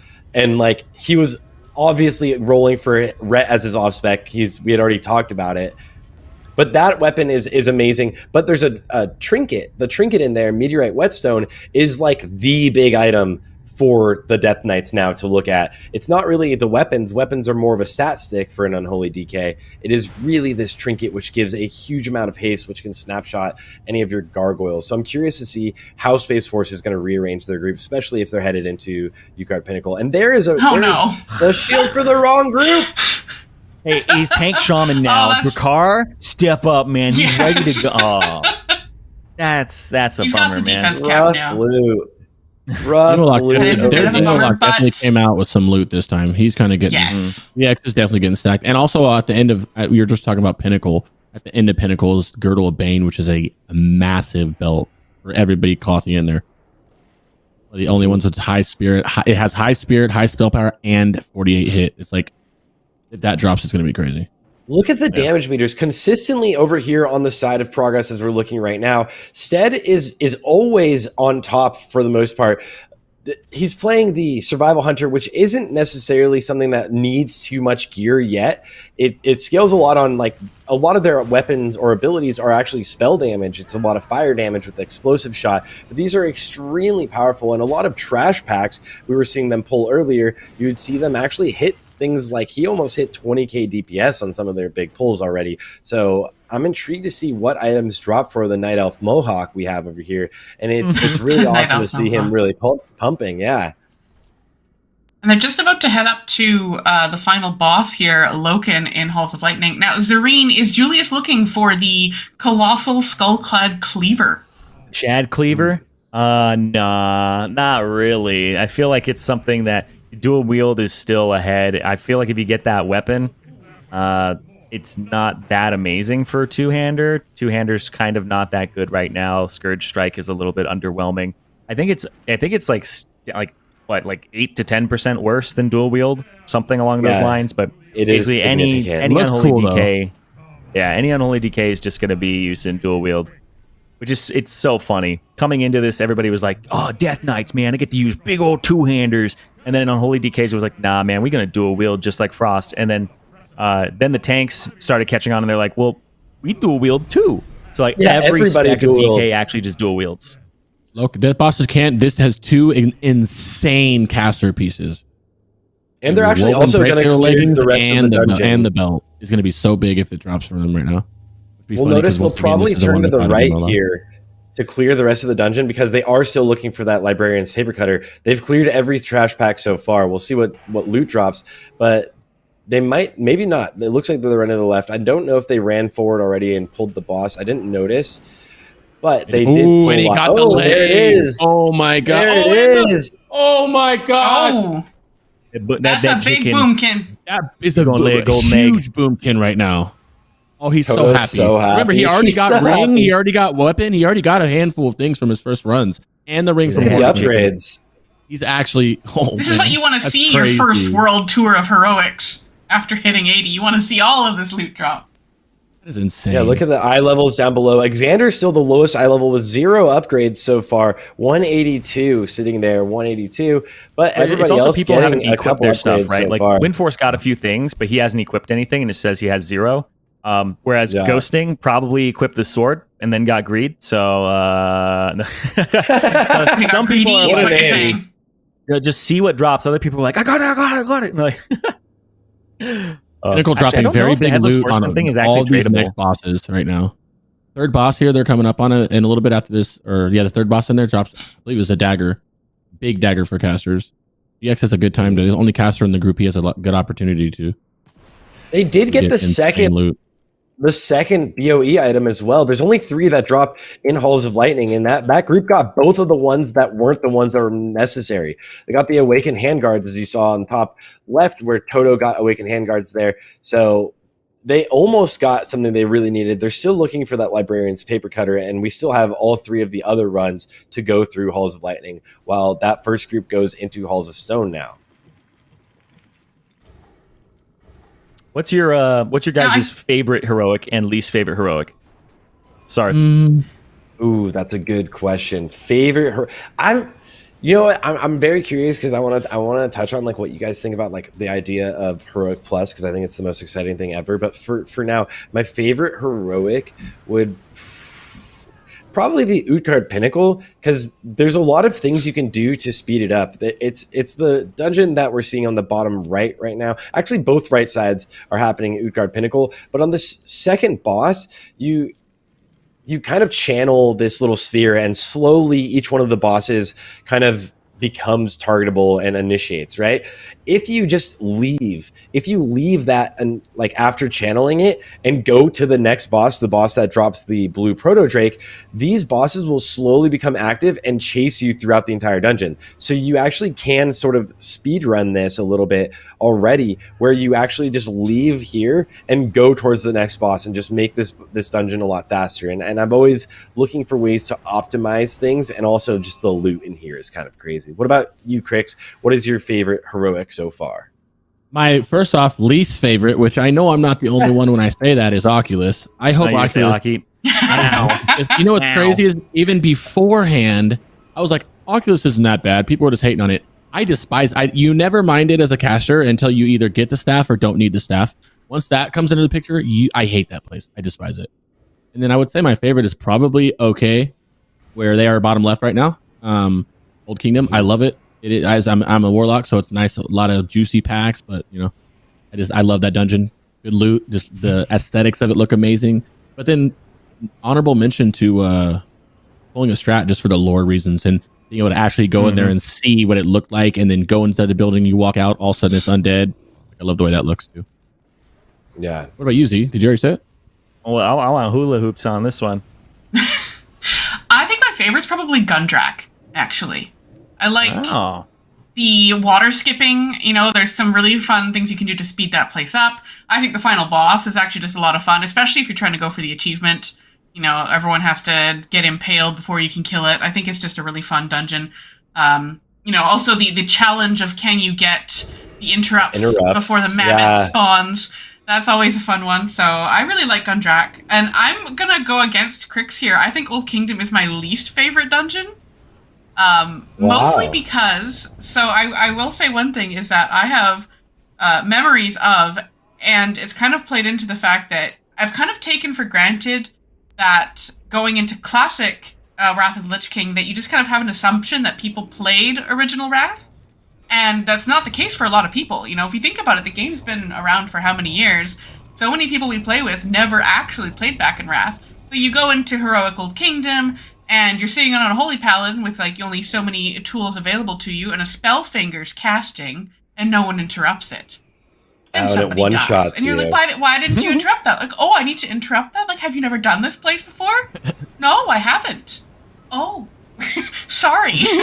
Well, you want to interrupt the Spellfingers because they have a very long cast, but it will one-shot someone. Yeah. That's one of the things that we don't see as many scary mechanics as much yet in the heroics in Wrath of the Lich King, whereas in TBC, you would go into a heroic in the Burning Crusade in full Sunwell gear and get one shot on a random pull. Blood Furnace and like Shattered Halls at the start. There's some things that hit really hard. Blood Furnace was scarier than anything in Sunwell. Those guys just they have a thrash too. It was insane. But for my for my number one heroic, I like Drexthorn Keep. I like activating the Lich, walking by, and going to the next boss. And who doesn't like a big dinosaur? I love the dinosaur. I'm a really partial to Devil Swords. They have like a place in my heart. Like if I played Hunter, I would be the BM Hunter with a Devil Sword. I would be that guy. You'd be that. And that dungeon has two aesthetics, really, because you go through half the dungeon in like a one setting, and then you get to do the second half outside with the dinosaurs, like you said. So then I don't know why, but I don't know why the last boss just turns you into a skelly man. It makes no sense to me, but I like to press taunt a lot. So everybody, so you can do it like every second. Yeah. It's the weirdest thing. I don't know why it is even like. I don't know why it's a thing, but hey, maybe there's some lore reason behind it. I don't know, but yeah, I like that dungeon now that it works and you don't get like DC'd when you jump out the back and like try to get out of there. So that's my favorite. It's not a lot of people's favorite, and my least favorite is Violet Hold because I can't speed that place up at all. I'm stuck in there. Right. Yeah. Time gates. It's still a fun dungeon thing in a lot of heroics here, right? So like in Wrath of the Lich King, more so than I think any of the earlier expansions, there's more lore, but also that lore ends up being RP in some of the heroics, right? So some of the dungeons, you do have these time gates where there's nothing you can actually do to increase the time or like decrease the time really of the boss fights. How do you guys feel about that? And like really like, does that make things more exciting to hear the lore, or like towards the end, or if you've done this multiple times, does it affect you at all? Like, because in the top left, we're seeing Halls of Stone, and we're about to see a time gate very quickly. Yeah, I was going to say, if honorable mention to this place being one of the worst ones as well, because that boss right there, the little tribunal boss or whatever, oh man, they're going to see it in a second. Yeah. I started leaving some stuff at the entrance and then pulling that all the way back to the RP area while it's going on, because it's so simple. Smart. And yeah, it's very easy to do that with like 4 people, 3 people. So yeah, it's Halls of Stone is definitely down there on my list. But I think you kind of need the good and the bad. Sometimes the bad makes you like the good a little bit more. I think I heard this one time in Hearthstone where it was like, why do they have the Ragers that are like 5/1 that cost 5? It's like you got to have the bad cards to make you appreciate the good ones. That Halls of Stone is one of those bad ones. Love the mechanics though. This fight up there, top left, is one of the cool boss fights Yep. where you kind of act like Maiden from Karazhan, where she casts and you have to step into the black. By the time she's done into casting, you need to step into that or it stuns you. Well, it stuns you no matter what, but the black knocks you out of the stun, right? It's really cool. I like that. Yeah. Yeah, if you take damage, you're not stunned anymore. I like it is a pretty fun fight. It is a Just callback the also next to one that is Karazhan, horrible. especially if people didn't get to do Karazhan the first time around. Now through Classic, we're seeing every dungeon the next time, right? But like, and Woeful Band drop. This is That's a good actually one. really nice for Big. win for us. Yeah. Wow. But there's a lot of bosses that have these callbacks that I think are so exciting because it's the easier version of the mechanics from like an earlier raid. But like if you didn't get to experience that raid so much, now you get to see what those mechanics are. And they actually, bosses having real mechanics in heroics add some sort of excitement, especially if there ends up being more challenging heroics eventually. You have to kind of deal with things correctly. You can't just kind of face roll through everything. Yeah, WoW is it's pretty similar to games that are learning games where your gear does have an impact on it, but ultimately you could clear a lot of this content under geared, at least early WoW. A lot of gear checks don't exist like on retail where there's hard enrages where you have to like kill this before you lose 4 platforms or you're gone, right? There aren't a lot of those in classic WoW. So it's kind of similar. I like to equate like my favorite game that's not gear based but has gear is like Dark Souls, right? So you could beat that game naked, but the knowledge of when to roll, when to do things is what makes you a good player. And when it comes to WoW, classic WoW, the strategies, once you know them, you're pretty much not going to die to things. You could do 20 attempts on something, nobody changes gear, and you eventually kill it just because you guys learned the mechanics better. But in classic WoW, this game's been out for a very long time, very, very studied. So the strategies aren't necessarily new, and it's just people finding ways to do them in more clever ways or faster ways. So as things have gone on and on in retail, they've done exactly what you've said, where bosses in like heroics are getting raid mechanics, right? Because they need to increase the difficulty of things because players are getting better and better. Players see a mechanic, they learn it, they understand when they see it again. They have that intuition and they can like transfer it from boss to boss and be like, oh, I've dealt with something like this before. So we saw a huge item. We have a big moment here, boys. Yeah. We got the Nether Breath Spellblade drop for the demo lock. This will be what he wears into the raid. He got super lucky with this big spell power and an insane amount of spirit that he can carry on the demo lock. GX just got. GX is actually getting super juiced up. Yeah, GX and compared to all the characters and caster wise, I'm not sure about the melee, but GX and Totu are absolutely stacked right now. Yeah, stacked right now. I'm glad you're here because I would have been like, it's caster loot. Move on to the next thing. The last boss drops arguably the biggest belt because I don't think they're gonna buy the badge belt because the casters, especially the warlocks, are gonna want to get Sundial. Girdle of Bane with the hit, the spirit, and the spell power drops on this last boss, and I'm gonna freak out if if it drops. I'm so excited for him. I feel like I'm there as the warlock getting this loot, and I'm not, but you get it. That's actually what I love about this is, whenever I do heroics, I'm kind of just looking for one thing. Here, this is that excitement of like people love watching. Whenever I make like a fresh character, they love watching that first Nax where it's like, "Grats me, boys! What I get?" Like gearing yourself out, everything's an upgrade. And here, it's legit. Everything is basically an upgrade. Braces the Herald. Hey, that's Xander, really good for tanking. There we go. That's very good for tanking. Weasel getting a freebase. Weasel getting a staff there as well. So some pretty nice loot coming out of the end of Old Kingdom, where Weasel, that staff has a lot of spirit, 51 spirit, so that'll be nice. And it's a haste one for him. And those bracers are just defense and parry. A lot of stamina. Those are going to be really nice. Yeah. So we're seeing some good loot drops coming out. Weasel and GX, their demo locks are. I definitely think GX is going to go be the support because they're running 2, but Weasel's got their demo locks are sitting there stacked up on loot, which is arguably the most important thing in the raid, in my opinion. That's besides the tank loot. Your demo locks because that would be your opinion. Once again, Well, think about it. Demonic Pact is you're That's buffing the your raid with warlock. 300 spell power. Yeah. Well, you're buffing your raid with 300 spell power and your healers. That's It's gear more for, they're important than running- it's gear for the raid too. Yeah. Right? His buffs are also him getting gear Right. increases the DPS of the entire raid. Not Yeah, just for those that raid. don't know, Oh, Oh, I know. I just Razzing wanted to with throw Crix Demonology under the Warlock bus. is the most important. Oh, okay. Yeah, the well, most I'm all important for raid that. buff. Yeah, Crix. Most important I raid know. buff I just in want to your throw raid. Crix under the bus. Oh, look, Crix, if it ain't got stam, I don't give a damn, okay? If it ain't tank Most- loot, I don't care. The most important raid buff in the game is Demonic Pact. No one will ever talk me out of that. And these Demo Locks getting these buffs is so massive. Real quickly on the bottom I won't right try to hand talk you out of side, that. we do have we are just showing the map of the heroics and where they are, because Space Force group number 2 is having a little bit of an issue really quickly on the third boss in Utgard Pinnacle. Scotty Dottie, we love the Scotty, is doing a little bit of resets for them, so we're just fixing that. Uh-oh. But we're seeing on the top right, we have the Space Force group going up against King Yimron, which we were talking about is probably, other than Violet Hold, maybe the most important boss for all of these groups. Yeah. That might be my opinion as a melee DPS, and you guys can let me know as healers or anything, because healers might want Nexus more. But for melee DPS, this is Nexus. like the boss they Yeah. care about.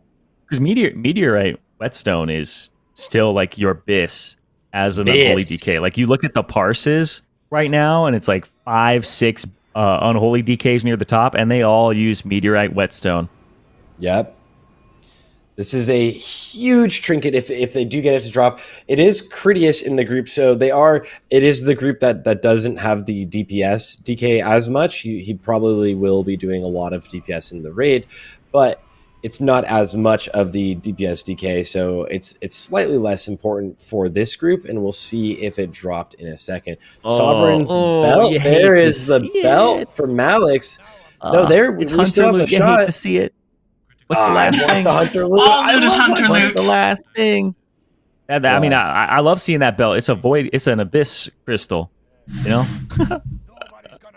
What was the last thing they got?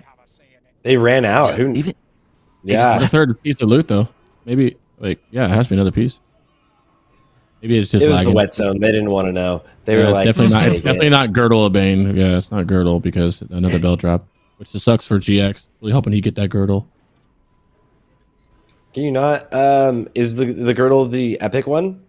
Yeah. Ah, you're right. Yes, it is. Yeah, you can only get one Yeah. epic per end boss. Yeah, they could also get the necklace there. The gold amulet of kings is another very solid item for their Death Knights. Strength for Death Knights is the strongest stat. They have the highest strength modifier to attack power. It's 2.7 times for an unholy DK. So for every strength, you get 2.7 attack power, which is extremely powerful translation right there. it's all. Is that before or after Kings? That is counting kings. That is counting kings. That's counting I believe. Kings. Okay. Yeah, Yeah. because you guys have so many talents that just increase your strength and strength by itself, just having a crazy multiplier on it, and then Kings on top of that. Yeah, it's absolutely absurd to the point where you guys were like doing a bunch of sims, and you were like, "Huh, I guess my bis in I think it was like a ring or a neck." You were like, "It's a tank item because it has It's the most the tank strength on item. it." I Yeah. think that It's might like, have been it's a tank redacted item. from the Yeah, Sims, I think it was a but, ring. but it's the Malagos necklace the 25-man necklace you get from killing Saffron and getting the Malagos key. It would, and the 10-man version, and also the jewel crafting ring. It was the tank version because the DPS versions are agility, armor penetration, and attack power, and just the strength of literal strength was beating it out in original version, or not original, but recent versions of the simulations. I'm not sure if that's I'm changed. curious. I believe it has. Curious if you guys have seen the skip for this boss bottom left, right, with Weasel and them, Yeah. where you soulstone to anybody or vanish. You can vanish reset, and you just pull this mob and vanish it or soulstone it, and it gets rid of all of them. Yeah, or Fane. But I have a question for this boss though, for you, Tank. How is Essence of Gossamer? It's Second boss? insane. It's That's what I your was gonna bis say. for the Yeah, entire okay, cool. phase. Like I'm not taking that thing off. Like that's coming plus right my now. little crab boy. I have a feeling that's going to drop. That and also the egg sack robes, double socketed, 8 spell power chest, I believe, coming off the second boss. Yeah, but This Essence boss of fight as a Gossamer, I whole think, is pretty nice. I like this boss fight. It's pretty fun. Dude, Definitely this can boss wipe, actually can wipe pretty easy on it if you don't know. Like you're in a pug and nobody knows. So this boss, when it runs all the way up, it'll throw webs at both doors and stop new ads from coming. One day, I had the bright idea of just engaging the boss kind of like 5 feet to the right of where they have it right now. And that's where we were like, is it evade bugging? It keeps healing to full. Like, I'm somebody who loves finding out boss mechanics. Yeah, so the mechanic on this boss is it does an AoE poison that leeches life, and if the thing dies, it gets 10% of its HP back. So when there's ads around, it's constantly healing to full like that, right? It's not evade bugging. It's dotting the ads. So when we had infinite ads spawning, we were like, it was like a 7 or 8 minute fight. We were like, what do we do? Where do we drag this thing? It's just like, I don't know, man. Like, what are we supposed to do? It just keeps healing. It's evade bugging. It's like, uh-oh.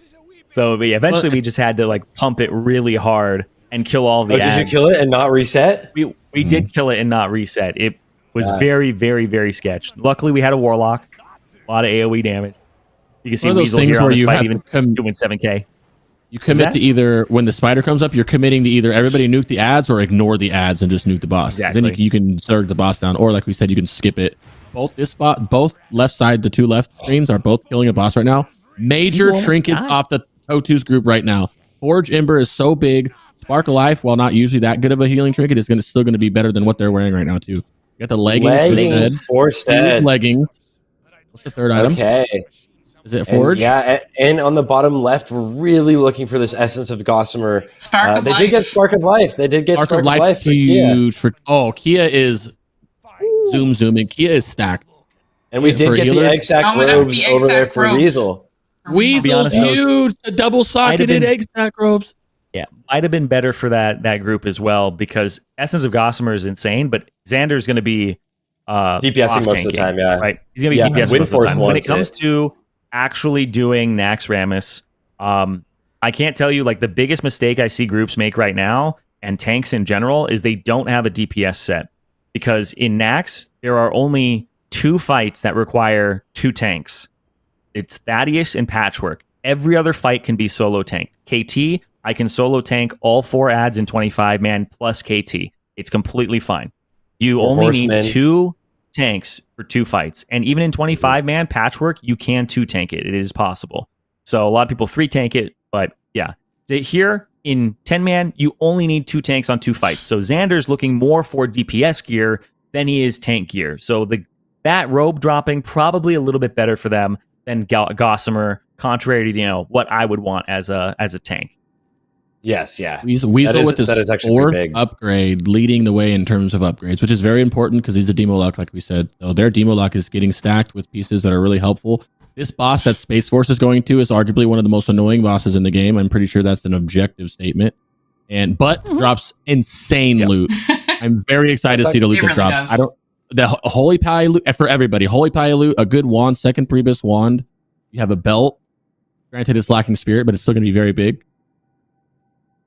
It's actually still Progress. Progress is doing both of these screens that we're looking at right now, guys, because I believe that SPACEFORCE is, as they're fixing the actual Utgard Pinnacle right now, we're seeing that SPACEFORCE is doing a little bit of swaps with their composition. So Progress, what we've seen is one composition run for pretty much all of these dungeons, all of this like Headless Horseman, and SPACEFORCE is actually taking an approach of actually switching between some things. Huge. EX just got another huge upgrade, Runecaster Mantle, which is Priebus for demo locks. It's BOE, huge, right? That's just it's a BOE, but they can't go to the auction house and get it right. It's BOE, but it only drops in a few places. And I'm also interested to see if I'm interested to see if you know how Anubarak has that pound thing that goes on, or if you don't move out of the pound. That'd be funny if it actually took somebody right now. That'd be hilarious. This is a mechanic that people don't really seem to understand. The tank has to eat it. You got to everybody runs away from him when he's doing pound, or the tank has to eat it and be the closest person. Otherwise, it'll turn and just clonk a melee. Shot. Yeah, it'll one shot all of the other melee, not even just one. It'll be you're standing next to each other, and if the tank doesn't eat the mechanic, because it's a casted ability from the boss, where he does this pound in a frontal cone in front of him. If the tank takes a step away, it will instantly turn and cast that ability on whoever's the next closest and kill them. You just will not live. You'll just die. Dude, I was So for- always really bummed about this fight as a kid because it's so annoying. And in Warcraft 3, I actually really like Anubarak. Like he's like kind of like the sidekick of Arthas when he becomes a lich. You know, it's I don't know. I always liked the bug or the Nerubian dynamic in Warcraft 3, and it was really sad to see him like this, just annoying. Oh, they're all running away. Wait. Oh, Yep, they all moved away from it. Yeah. Yep, that's the thing. That doesn't happen in pugs. It could one shot person stays in. The tank in this current gear. It could one shot Xander maybe. Like he'd have to use a defensive. Yeah, you're fine. You got the power with you. Yeah, You got the H power with them. He's fine. Yeah. No, the That's one of H-Ball's the things- role on that boss is actually to stand with the DPS and taunt as the pest yeah. moves out and just murder your group. That's what you're really supposed to do as a holy paladin. Oh, on yes, that boss. yes. Let's The be grief honest. tank strat. Yeah. That's my specialty. Anyone with a taunt can actually do that. Not that I'm advocating to murder your True. entire party on a boss, True. but you know, if you're having But some moving fun. away is something you can only do in a coordinated group too, because if your tank moves away, you do need the rest of the melee to move away. It does reset the entire mechanic, and the boss doesn't actually finish the cast or do it on anybody. But if you're in a pug situation, if you're just going in there with random people you just met, it is more safe to just eat it and take the 80% of your HP than it is to have the tank step away and just have everybody else die. So we're going to see in a second what dropped big off loot. this boss. We have good tanking belt. The belt off here too, right? That defense dodge rating belt. Almost everything this boss drops can be good. Of course, there's a couple bad pieces, so it's huge RNG here. But Weasel, okay. Oh, Rod. Wow. that man is so happy right now, bro.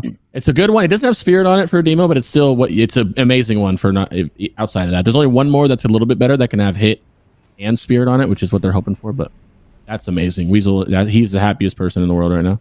Quasi getting a belt upgrade here also. We're seeing some very solid upgrades. It's actually decently evenly split. I would almost wager the person I haven't seen get much loot is maybe even Tetsu. But it looks like so far we're having less of double downs of items and a lot of people getting a singular upgrade for each one of their pieces so far, which is going to help out these raids significantly when they move into things like Obsidian Sanctum tomorrow, Malagos, and of course into Naxxramas. With both SPACEFORCE and UK, Utgard keeps good loot as well. The last boss has literal Bis rings, Bis wands, caster-wise. I don't know how good Drake mounted crossbow is for hunters, but that will be the item that they're hoping for, right? Okay, cool. That's the what I thought, hunter group, the hunter group will be looking for that, and then any of the plate DPS, or even I don't know if the plate healer or tanks would want this, but the plate DPS really want staggering leg plates off the last boss. It is 2 sockets, 109 stamina, 83 strength, and 80 hit rating. It is literally so much of your hit rating. It is one of the most impressive items. And Critias getting this infantry assault blade. This is another really solid weapon. That's actually a huge upgrade for them. That's going to be really nice. Make it stop. Yeah. Oh my god. There's so many. Very excited to see what they get off Ingvar, which is the last boss here. For SPACEFORCE, it can actually gain breaking loot. Of 5 of the pieces are gain breaking loot, if I recall correctly. And and a runecaster mantle can drop because I don't think for hunters, correct? Yeah. Yes. Decal doesn't have, and also breaches of the collar, which is for demo, which is amazing spirit spell power 2, double socketed for demonology as well, which is really nice. And if either of these 3 warlocks get it, it's going to be kind of broken. Mm-hmm. And this is on the top left is the boss that Zyrene, you said was one of your favorites because of the ways of dealing with this, right? Whenever we are hit with these constraints, and this is something we're going to see a lot in the race tomorrow, whenever there's a time gate, anything that you can't speed up because it's waiting on waves of bosses to come, we will see in an actual speed run, every guild will always choose to do what else can I do with this time? How can I optimize it? What else can I pull? And you were saying that during this boss, you can go forward towards the next boss and just have these all kind of come with you, right? Yeah, you can run into the bats that are after this and just keep going and all that. It's kind of nice just to speed things up that way. But and not doing it, you're seeing him do 1k DPS here, trying to spam into one of those handlers. It feels a little bad there. This is one of the ones where You know, I something that- always like kind of just take the stairs myself and just sit there. I'm like, Yeah. I'll do the stairs because technically there's more things to fight, and I'll do these solo so my damage will look a little bit better.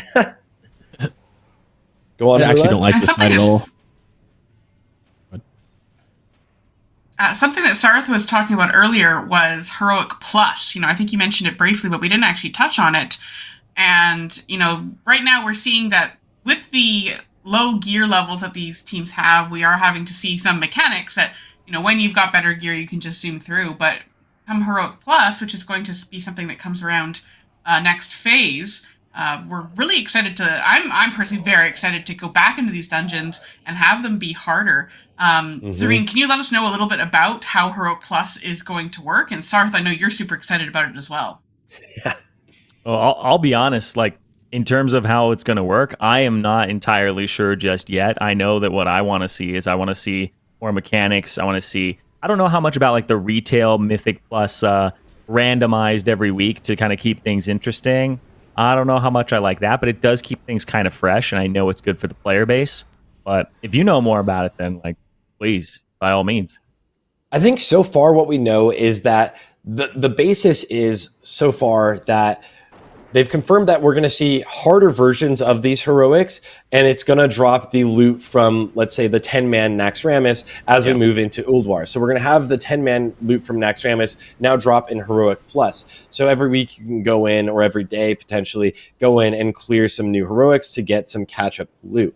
And I think one of the most exciting things that we could see is that if Heroic Plus adds some sort of challenge for gamers where you could take it on yourselves to really have like every day log in and do something challenging instead of saying raid logged or anything like that, and just kind of, I don't know, the excitement. I'm curious what you guys think about it, but it's such an amazing opportunity, and I think the community is so excited, but there's so many different ways for it to kind of come into fruition. And if there is a way of kind of tracking it, making it maybe even more challenging, but not really giving you an advantage, not gatekeeping. I think that's one thing we're really scared about, is any sort of gatekeeping ever, where it's like, you have to do this every week. If you can make it a little more challenging and give people a way to compete with themselves, is always a fun thing in the game. It's always a fun aspect, and people will really dive in, especially like something like we're seeing in the speedruns, and find ways to optimize doing these dungeons. I think it's going to be. It's also the way that they're doing the loot, where, you know, with each new phase, the loot from the 10-man version of the raid from the prior phase will then become the loot in the heroic dungeons. It keeps the dungeons fresh. You can toggle on this added difficulty to be able to do that. It's going to be a great alt catch-up mechanic. So, you know, there's nothing stopping you from leveling alts and getting right into where you need to be to gear up through the heroics again. Because typically speaking, you'd need to do the heroics to get into the next phase and then into the current phase. But I think it's going to make it a lot easier to do that. And I just want to, bottom right, did we see Ingvar die? Absolutely. Malik's got a helm. Malik's got the helm, Flunder's helmet, which is very, very solid for him. Very good hunter helm. And we are also in the top left seeing King Dread die soon. So King Dread can drop a really good trinket. Yeah, well, I mean, a decent trinket, not too good, but it's better than what they're wearing right now. The Incision's Tooth or whatever it's called. Mm-hmm. Yeah, it's armor pen Did we on see an what the active epic and like item was off 140 AP. What's that? I only saw one thing drop off Ingvar. I didn't see the other one. Really hoping it was either the ring. There's a bis ring in there, and pants, another ring, staff, quite a few things in there. They're waiting for it to go out. But it looks like. Okay. There. And it looks like it was the leather belt that dropped there. So a decent drop, not necessarily the things that they wanted the most. It is an expertise and attack power. It is an agility belt, which will probably be going to Malik. So it'll just be a pretty easy one to go directly to Malik. And on the left side, we see Stead getting the King Dread's helm, which is not as good as the one we just saw going to Malik's. Again, this, I believe, doesn't have even a meta gem. So not as good as getting the trinket over there on that side, but still upgrades. Like everything that drops here, no matter what, is still going to be an upgrade. So it is It is looking like everything is happening pretty nice. But again, that leather belt happening on Malix, I think he actually got the Sovereign belt earlier. So it's less important for him because expertise really doesn't help out the hunters now that we don't really have melee weaving, and it wasn't the biggest stat either anyways. Looks like GX and them are on him. Ingvar right now, again, gonna kill him. Yeah. This is a big loot here because they already had big loot. You said something about Scatty. Did they ever get that fixed they or will figured go out? there.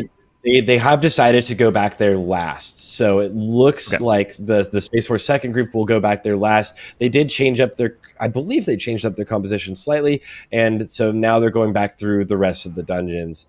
And again, still we're seeing from progress pretty much the same group doing everything together, right? Windforce, Julius, Stead, and Toto, and Kia on one side, and the other side with Xander, Add-ons, Ghosting, Shine, and Weasel.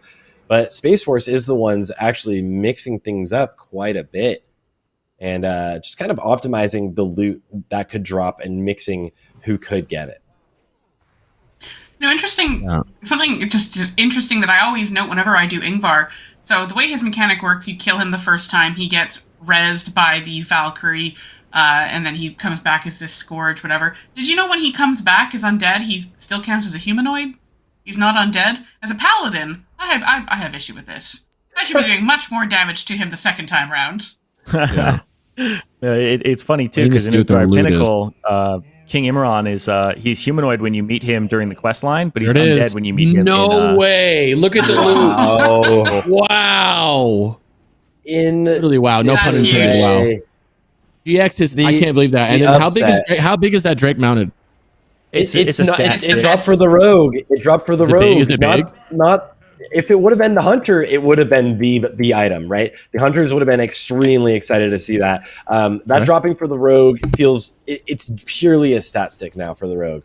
So I don't know how strong the breaches are, but that happening is really sad. They would have loved to switch those and get the belt on the rogue and get the crossbow on the hunter. The demo lock, the 2 demo locks from each, or the 1 demo lock from each of these raids are actually thick right now. They're actually thick. This boss doesn't drop anything. How much are you loving seeing all that lock gear drop? How much are you just loving it right now? I was thinking about it. I've been thinking about it the past couple of days because it's not make or break, but it's a big deal. That's a lot of spell power they're going to be giving back with demonic power, and so it's nice to see them getting loot. Very nice to see them getting loot. I'm waiting for all the groups to get into the Nexus. I want to see that mace. They're all probably. They're still probably like so good for the healers.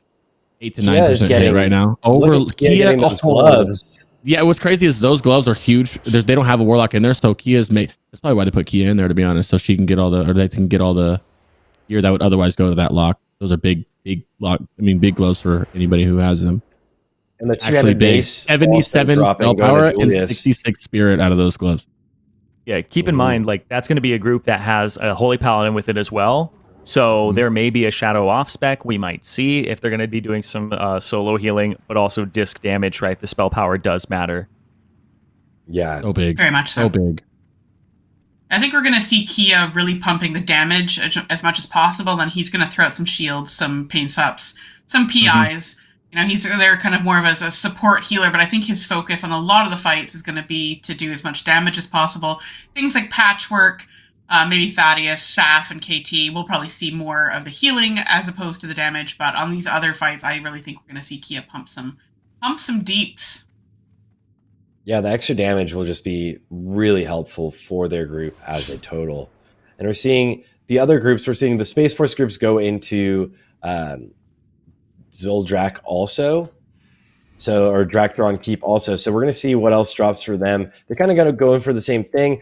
There's a good tank ring off that last boss. That would have been a nice thing. I mean, is that even good? The armor, is that more of like a Feral Druid item? Do you like it? It's dodge rating and a lot of stamina. Is it something that tanks even itemize for? Zyrene? For what? The tank ring off of the last boss in Drakthron, the Keystone the Prophet Great Ring. Yeah. Yeah, it doesn't have any defense on it, so it's very hard to use. Mm-hmm.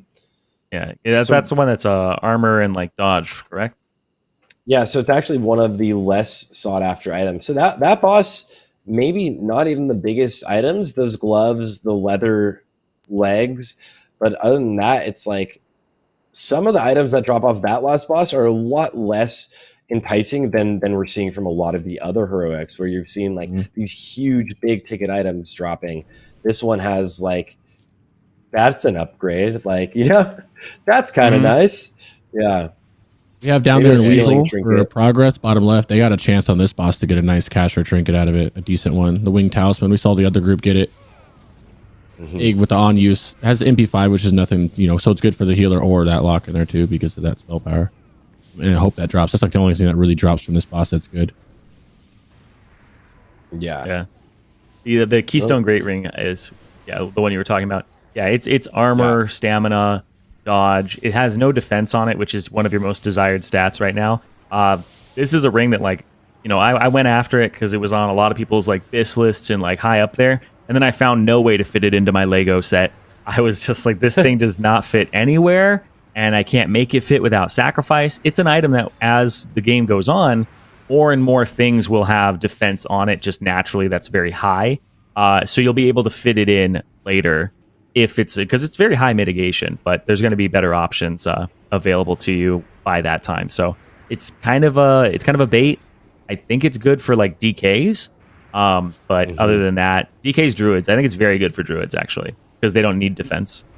You actually mentioned how a lot of the BIS lists or like the best gearing sets kind of stack out, or you've seen them beforehand, but coming towards the live version, how do you see that being different in actual optimizing your gear versus things you would see from, I don't know, older versions of the game where people thought we would need to itemize differently? Is it a lot different?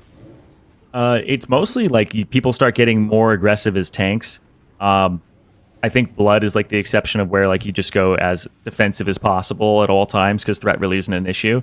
And in Wrath of the Lich King, threat isn't that much of an issue either. In things like TBC, a lot of the warrior BIS lists were like, hey, you're going to be wearing this or that. And then it just turns out you're wearing PvP gear the entire time. You're PvPing for your shoulders. You're wearing like 4 pieces of your gladiator set just to just have aggro on things. It's the same thing with Fury Prot back in Classic was everybody's like, oh, you're going to be wearing Wrath set. It's like, no. You're going to be wearing all these things. You're going to get your Onslaught girdle on your tank. You're going to be wearing all these things that have aggro and like aggressive stats on them. So yeah, it usually shakes up where for tanking, there's a threshold where you only need to be tanky enough to not die. That's it. Wherever that point is, everything after that is superfluous. If it's not going to kill you, then go more offensive in speed runs so that you can kill things faster, right? You only need to be tanky enough to live, and then everything after that is good. And it's also the same thing with that's more of a Wrath of the Lich King thing. In Classic and TBC, it was threat is binary. You have it or you don't. You only need to gear aggressive enough to have threat. After that, you just need to be tanky and not die. But in Wrath of the Lich King, I think it's swapped. I think you only need to be tanky enough to just stand up to things. Other than that, yeah. We're seeing actually a lot of good items just went out too. Critias on the top right getting the Terrace Defense boots, which are a socketed like tank boots, but also on the top left, Julius got the Snake Den Pauldrons, which would be his pre-BIS shoulders for his DPS set. And those are like haste. They're very, very solid for the Unholy DK. And we're also going to notice that in that dungeon, they're going to full clear the entire dungeon, hoping for another BOE drop. So here on the side of Space Force, hoping for probably that trinket we were mentioning earlier, which would, I would assume in this group, probably go to Malix if they can get it to drop. And a lot of these dungeons, a few of these dungeons have very specific bind on equip items that drop that are your pre-BIS. Like they are going to be the best thing they can get before we enter into the raid. So they're hoping that a lot of these things actually do drop in either of their groups so that they can bring it to whichever character needs it the most. And Quasek actually taking quite a bit of damage there off King Dread with the bleed from all the different raptors. Kerp did have to bring out the Bowsack there and just to keep him alive. So, you know, it's interesting that, yes, these are heroic dungeons. Yes, this is the gearing phase. But, you know, the gear that they have, you know, as we mentioned, they're pretty under-geared. So even these heroic dungeon bosses they can be kind of scary. And there it is, the Sizer Fragment. Yep, giving him some extra armor penetration and attack power. That's going to help him throughout the entire raid on his overall damage. That's actually going to be quite a large item. And Quasic About dying that damage I instantly, just getting mentioned. battle res. Oh, double death. They're and going to down need to again. slow everything and just run away. Hope that they can live. That was a bold pull and like something they're used to in normal gear, but this is another like a mistake that we might see tomorrow as they overestimate how tanky they are with their gear, especially Warriors of rotating paper. CD Oh as no! well. Yeah, first tank death, God. warrior. Of course it is. Wow. It's actually funny because I That's saw only the Wind Force second actually death. proc Ardent Defender earlier too. So I was like, yep, Paladin. Yep. Even in this gear, guy's not a warrior. lot, and even they're pulling like they normally would in their gear they have right now, and it's only been a couple deaths, which is pretty good. I think tomorrow is going to be where the scary part is. It's like how much can you pull off?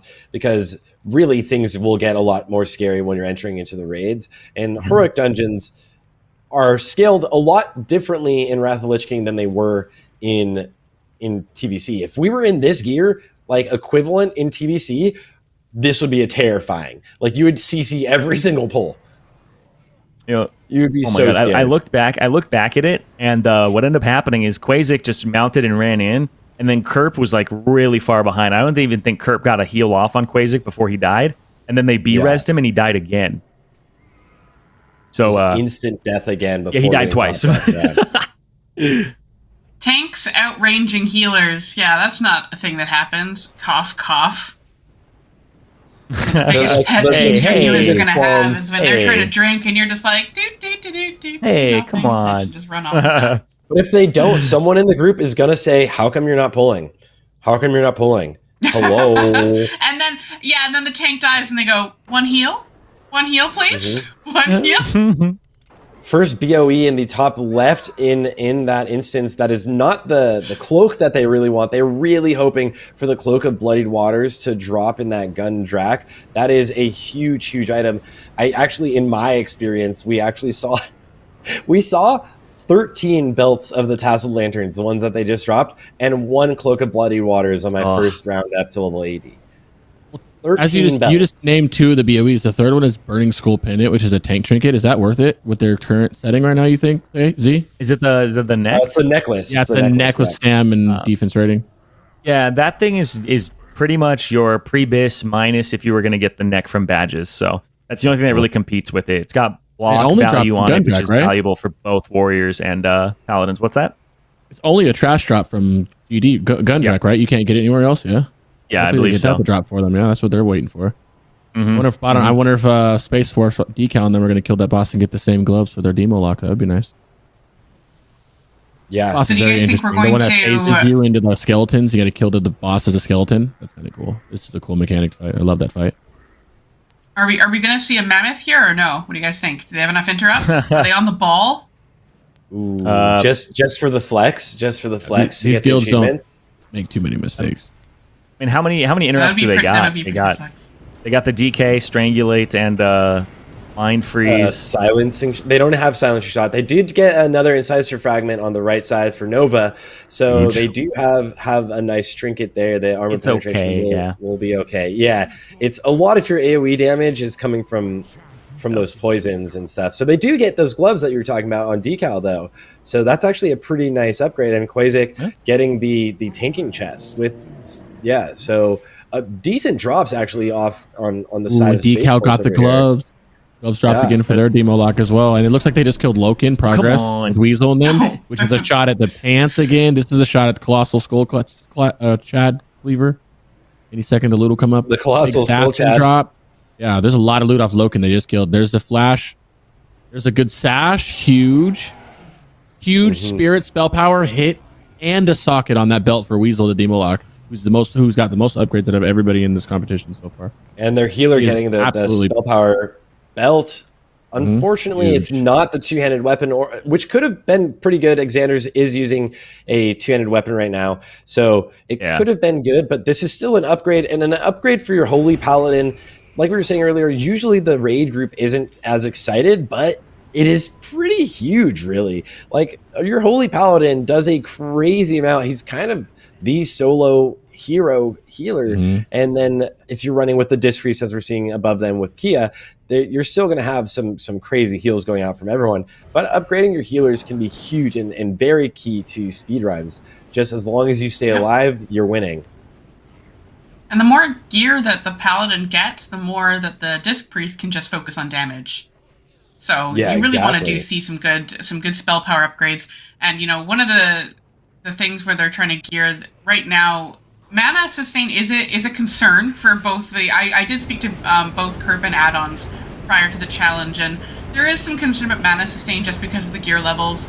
They're going to not have the MP5 they're used to. They're not going to have the crit that also provides them with a little bit of sustain. And the bosses aren't going to die as fast as they're used to. That's kind of a big thing. You kind of train yourself to how many times you can cast, when you have to use this and that. And, when the bosses last quite a bit longer, suddenly you're going to find yourself, oh, hey, I'm Oom. But, they do have some great... Divine Plea is a huge, obviously, mana return, on-use mana return. They're going to be using that on cooldown. When it's up for the 15 seconds, your heals are 50% less effective. That's something that they're going to have to watch out for, especially on the big hitting bosses like Patchwork. So, they're probably going to be communicating, hey, DP's up. That's when they're going to maybe pop a pain suppression or a bow sack or, pop a personal defensive on the tanks. Yeah, you absolutely have to pop wings with it in raid. Like, you got to pop Avenging Wrath when you pop Divine Plea to kind of counteract some of the healing negation. Really, yeah. So that's a really important point as well. Killed that Ek Murloc boss or whatever that creature is who drops very good pants. I'm waiting to see if the pants drop. Yeah, it didn't drop. Okay. They got very big boots. pants. Ooh, good boots. Agi, Stam, Haste, 1 socket, and 100 attack power on those. Yeah, that's probably not what they wanted ideally, but it's still something they can use. I'm not sure if Julius got better than what they're wearing though. Section yet. Yeah, exactly. So it isn't necessarily the best thing that could have dropped, but it still is an upgrade. And we do see that on the Space Force side, they did get the Keystone Ring I was mentioning earlier, which DK is the only tank that would like that. And so GX does get the other ring, the DPS ring, the Spectral Seal of the Prophet. GX is looking nice right now. Yeah, that ring is big because he's getting a lot. It had 52 spirit on it, which is absolutely a nutty amount of spirit. Especially as spirit converts into spell power for warlocks as well, right? That's huge. Yeah. On top of 51 spell power with it. There was another thing too, like hula hoops. You were talking about like mana issues for healers. In speedruns, another thing is in Wrath of the Lich King, you know how potions changed, right? You have to drop combat before the potion cooldown starts ticking. In speedruns, I've noticed in the ones that I've been doing lately, is you are chaining combat very heavily. Like people are trying to drop combat, and it doesn't seem to be like as soon as combat's over, your potion starts ticking. There's a bit of a delay sometimes. So like you probably won't get a potion between Grobulus and Luth because you still be in combat from the slimes or like the little the green goo that he like puts on the ground. So there's a lot of times you're going to be going without a potion for 5-6 minutes, which is a long time in a speed run. Yep. Yeah, min-maxing their mana management, and I'm curious. I don't know because I haven't been playing healer in this. Well, I don't really play healer, but are you allowed to do something like snowballs? If people didn't know, snowballs are just a normal item in the game that you can just throw randomly, and it throws like a usually just an on-use kind of aesthetic item, but it does proc Judgment of Wisdom. And in speedruns, macroing that into a lot of your abilities, especially for healers, was kind of key to keeping up your mana throughout an actual speedrun, where you're healing and also just at the same time throwing these snowballs at the boss and getting a lot of your mana back. So I'm curious if that's a thing in Wrath of the Lich King, if it's like still a way to manage your mana, or if people, when you're geared, ever do have mana issues. Oh God, it's God Julius. We have Progress killing this boss right now, which can drop horn-tipped gauntlets, which are the defense and expertise gloves, which are huge, I would assume. Yep. Or they're pretty big. I don't know how that is. Yeah, the ring is big. Windforce has a hit defense glove, so he doesn't really need them, but they are very good because expertise is basically doubly effective. But there's a sash.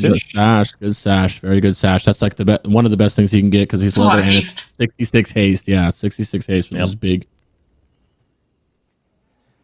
Yeah, so Toto's been getting kind of juiced up. Stead also getting a lot of upgrades. He didn't get the bow. Actually, they didn't run yet, right? It was Space Force that ran through Utgard. Yeah. So we'll see if he gets the bow. Malix didn't get the crossbow. So They actually switched up their group comp again, and you're seeing on the right side where Malik's now joined into the first group on the top right, and I'm not sure who swapped out. But Drakkar swapped out. Drakkar swapped out, yeah. If he would have been in that group and got the crossbow, he would have been in such a happy time right now. You know, he'd be like, "I'm juiced up. I'm ready to go." Or these pants drops off this boss. Yeah, they did get the moon boots. I was just saying that Tetsu got those boots, which are nice. Nice solid crit on him. Crit always good for Lumi, as we know. Slithering slippers. I like that. The alliteration. Like Say that 5 times fast. Heavy crit, 57 Nope. crit too. Big for No, not even good at age. Yeah, nope, not me. Mm-mm. Mm. And we'll see. They're both in this instance. We'll see if they do get one of those cloaks to drop or one of those necklaces we saw earlier, right? If they get any of the BOEs, the belt is a decent one for the hunter, but he's really the only person that would really want the belt. Maybe Drakkar actually would want the belt also on the enhanced shaman.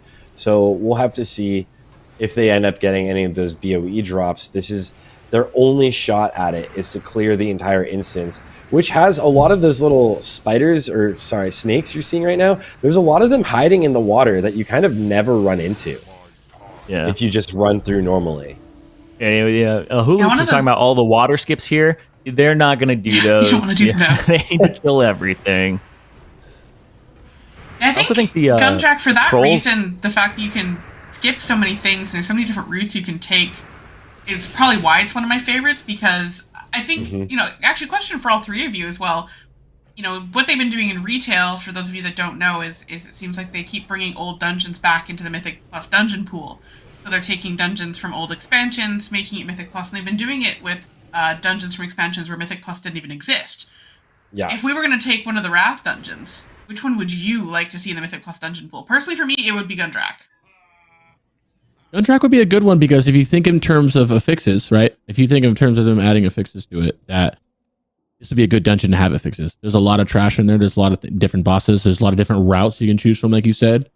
That'd be interesting. I would agree with you. That a DTK would be a good one, I think. Yeah. I think that'd be a good one. That if you imagine affixes and everything, I think that'd be a really good one. In quaking in like a big dungeon like that. It's a good question, because I'm like, in the background we're seeing the boss that basically acts like Gruul, where you need to hide and not get stunned near anybody or else you'll kill them.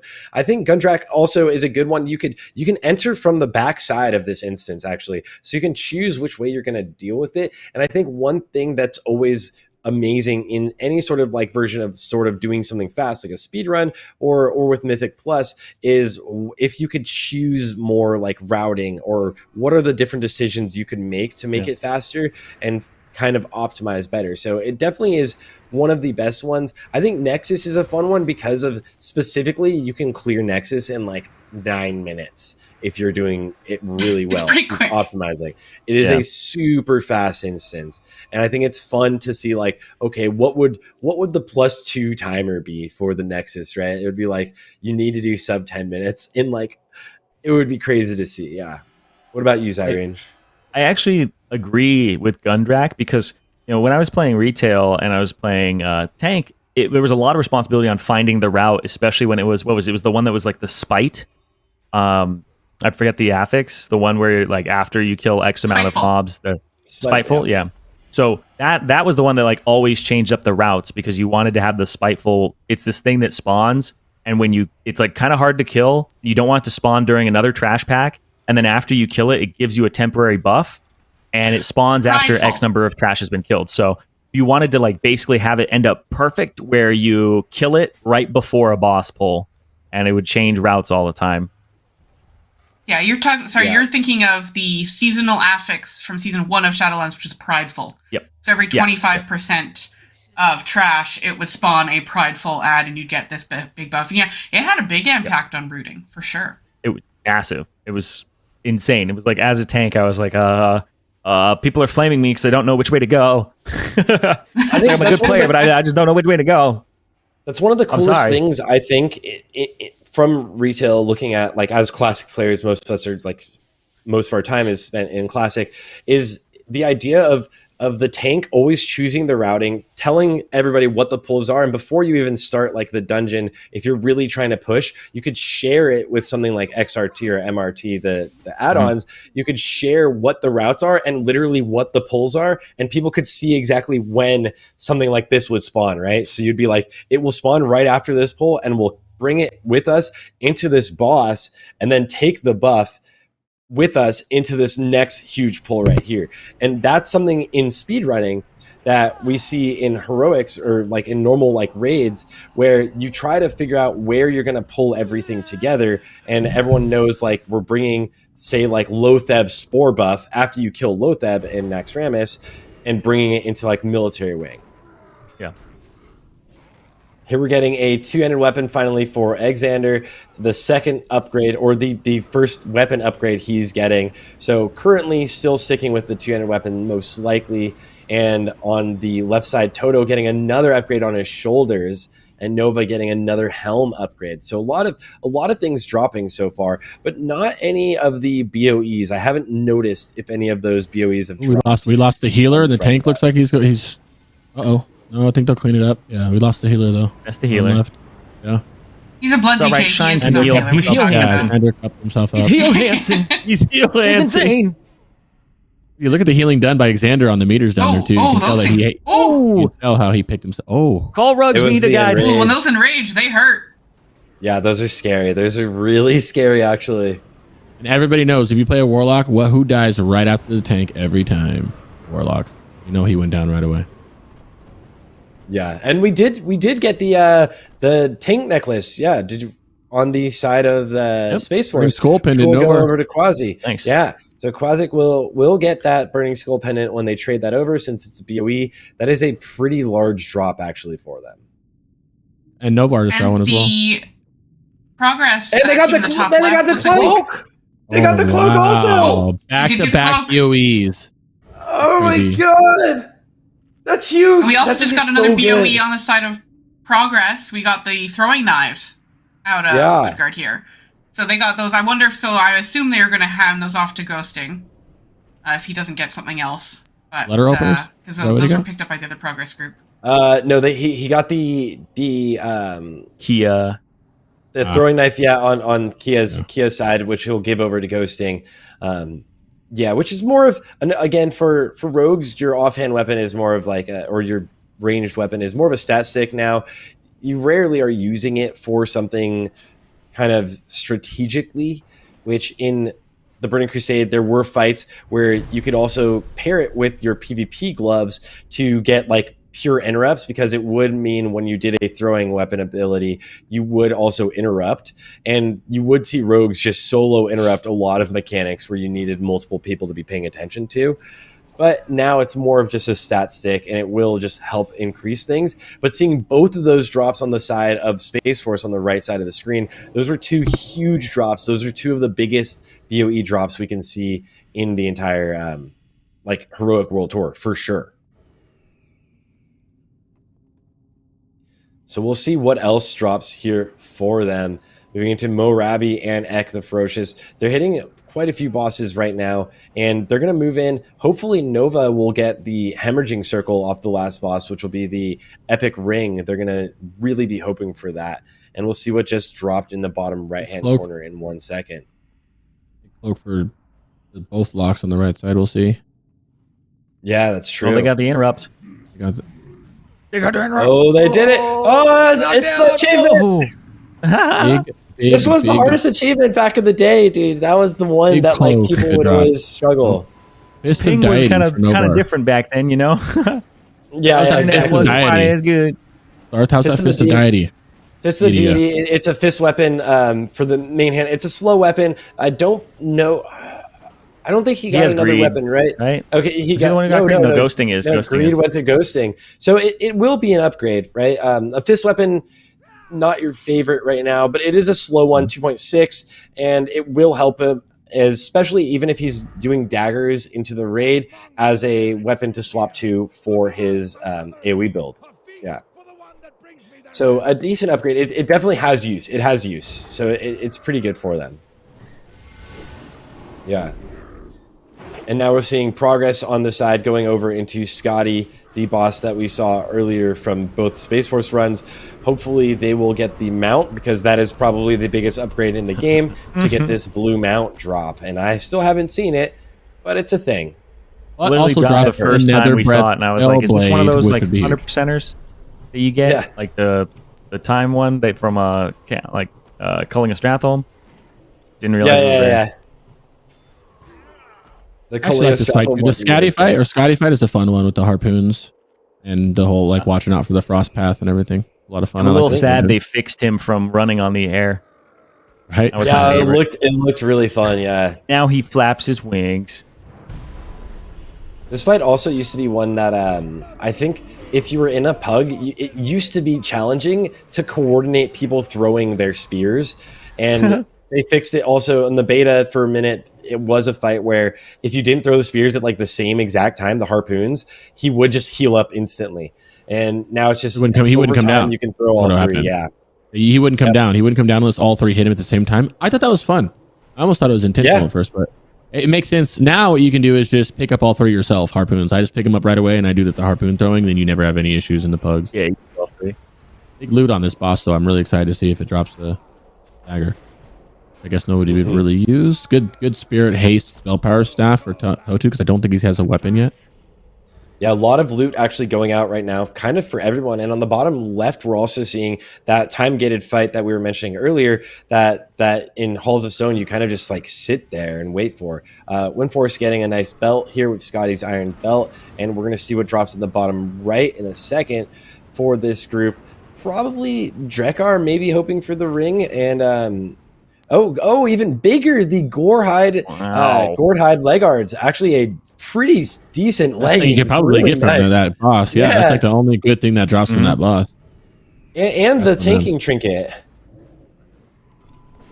Which It's I gonna don't be hard know to how fit that good, trinket in. right? You wouldn't use it. It's just as flat armor and an HP buff. Yeah, it's armor maybe last for stand, basically. Off tanking patchwork for hatefuls, potentially. Yeah, Drekar with the gourd hide legguards and offering us. I don't know how good offering a sacrifice is with their gear, but I don't think it depends. I think it's not really better than any stamina trinket or gossamer, but they didn't get that, or they have gotten it. Right? So all it does is give you, it's an on-use trinket that gives you maximum health by 3k for 15 seconds with 500 armor. Nothing else on it.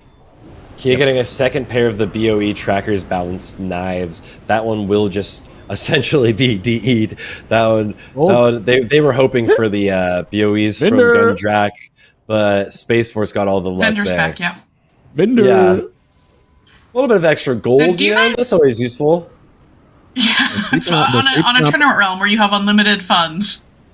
Creeping up on the king again in Pinnacle, which has the whetstone, the girdle of is actually the Sovereign's huge. belt, Julius is the gift playing leather, dude. Red. How big is Red Sword of Courage? That's going to be big, right? Defense hit. Windforce would take it. Yeah, Windforce would take it. You would like it also on the Death Knight, but like it's.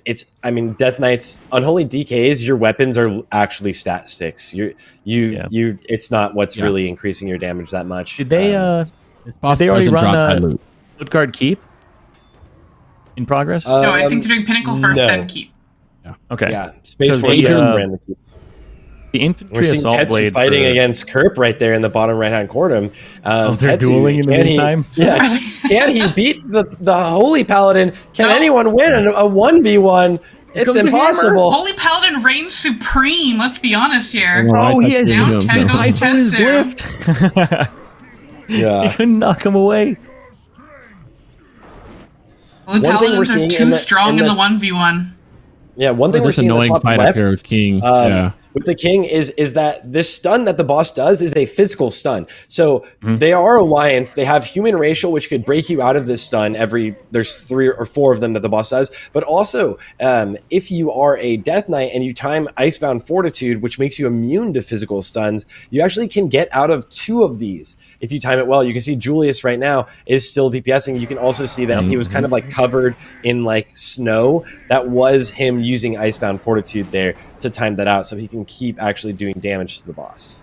Also for you mages out there, you can ice block that and you can blink out of each one of them. You can blink it, yeah. As a rogue, you can Vanish you can, it? One, obviously human racial. Two, you can killing spree through it, and it'll not stun Oh, you. yeah. And then you can actually vanish it too. If you're perfectly timing, yeah. Yeah. Well, basically, I vanished it before because we burned him to the next breakpoint, and I was just like, as soon as he regains control, he's gonna just stun us all again. And I got it, and I was so happy about it. It was amazing. Vanishing abilities used to be like one of my favorite things. I used to like turn off all UI and try to vanish the Saffron Frost Bomb just for the lulz. Gold King Amulet. that is actually very good for Julius. And there's the belt for Stead. And there's the belt for Stead. Like I said, amazing loot from this boss. It doesn't drop bad loot. Side. Gordhide Legards for Nova. Yeah, for Nova. So they got 2 pairs of the Gordhide. So both Drekar and Nova do have their previous leggings now, and both of the hunters do have that Sovereign's belt, which is their previous hunter like male belt. So that's really, really nice. Actually, loot drops they're seeing on both sides there. Yeah, and I think we're getting another group swap over on the side of Space Force. So we're gonna probably swap a couple more characters, as I think they're heading into. Looks like they were in Storm Peaks. Looks like they're heading towards those dungeons. And it looks like they may have forgotten to talk to the NPCs over there. So they're just waiting over on the side of Progress here in Halls of Stone, moving towards the last boss, hoping probably the Death Knight would like the Bracers from Halls of Stone Heroic. I'm not sure what the other big items are. Let me just look for 1 second. From last boss, you can get a healing gloves. Oh, is this the one? Ghosting would love to get the dagger. Yeah, that dagger would be actually the huge item to drop for them. And probably also maybe even Spark of Life, which could be very helpful. The trinket that will give them a little bit of extra MP5 for the healers, or even Forge Ember. We're going to see what drops. Forge Ember is absolutely massive for them because Weasel did not get Mark for the War Prisoner, so he is praying to RNGesus for his Forge Ember right now. And interestingly enough, the healing trinkets, one of the best trinkets for Holy Paladin right now in the game is Soul Preserver, which is actually from normal culling of strat, so you can't even get it in your heroics. Luckily for the teams, all of the loot from the dungeons on normal was included on the vendors. So both of our Holy Paladins already have, and I guess the priests already have Soul Preserver ready to go, instead of having to farm normal culling of strat like we have to do on live in order to get that trinket. So they're already in a good spot trinket wise. They're just hoping to probably just get one more out of these dungeons. I think I've seen so many healers complain about DPS taking that trinket. Yeah, right. Like you always hear about like a DPS taking the Soul Preserver trinket, and they're like, that's not a trinket. They're like, it's an upgrade. Ooh, that's the loot of the century is about to drop for Progress in the Weasel group. Are you ready for this? Any second now, you're going to see Forge Ember. Oh, and on the right side, actually, Space Force is really hoping for that BOE. So there it is. So the bands of the Stoneforge and Spark of Life. So actually, Xander probably likes that a lot. They might like it better, obviously, if Weasel got his trinket, but Xander really likes those bands. The hard part is Ghosting didn't get either of the daggers yet, and they've already full cleared their Halls of Stone or Halls of Lightning, so they didn't have a chance or they had a chance, but they did not get lucky there, and nobody got lucky with the trinket mark of the War Prisoner, or nobody actually got lucky with Meteorite Whetstone also. None of the big trinkets have dropped besides the healers getting some help on it. This is really going to play out. Wing Talisman, which is like third best. Yeah, this is really going to play out in their raids tomorrow. We're going to see some interesting things with how they now actually have to change what specs they run. Like you were just saying, Zyrene, if the rogue actually runs combat now overall, which probably it seems like the better spec with what's dropped. He's got greed, right? Rolling, right? Yeah. And the sword. So they are going to be running the rogue with combat.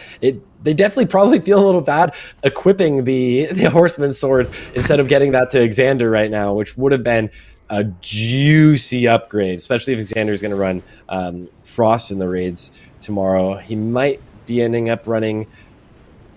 I would anticipate he'll run Frost. He might go Unholy, but they already have Julius doing Unholy. So Progress is one of the guilds that very much so likes the Frost Death Knight versus the meta that we're seeing, where there's metas in 25 mans where you're stacking Unholy DKs as the strongest class.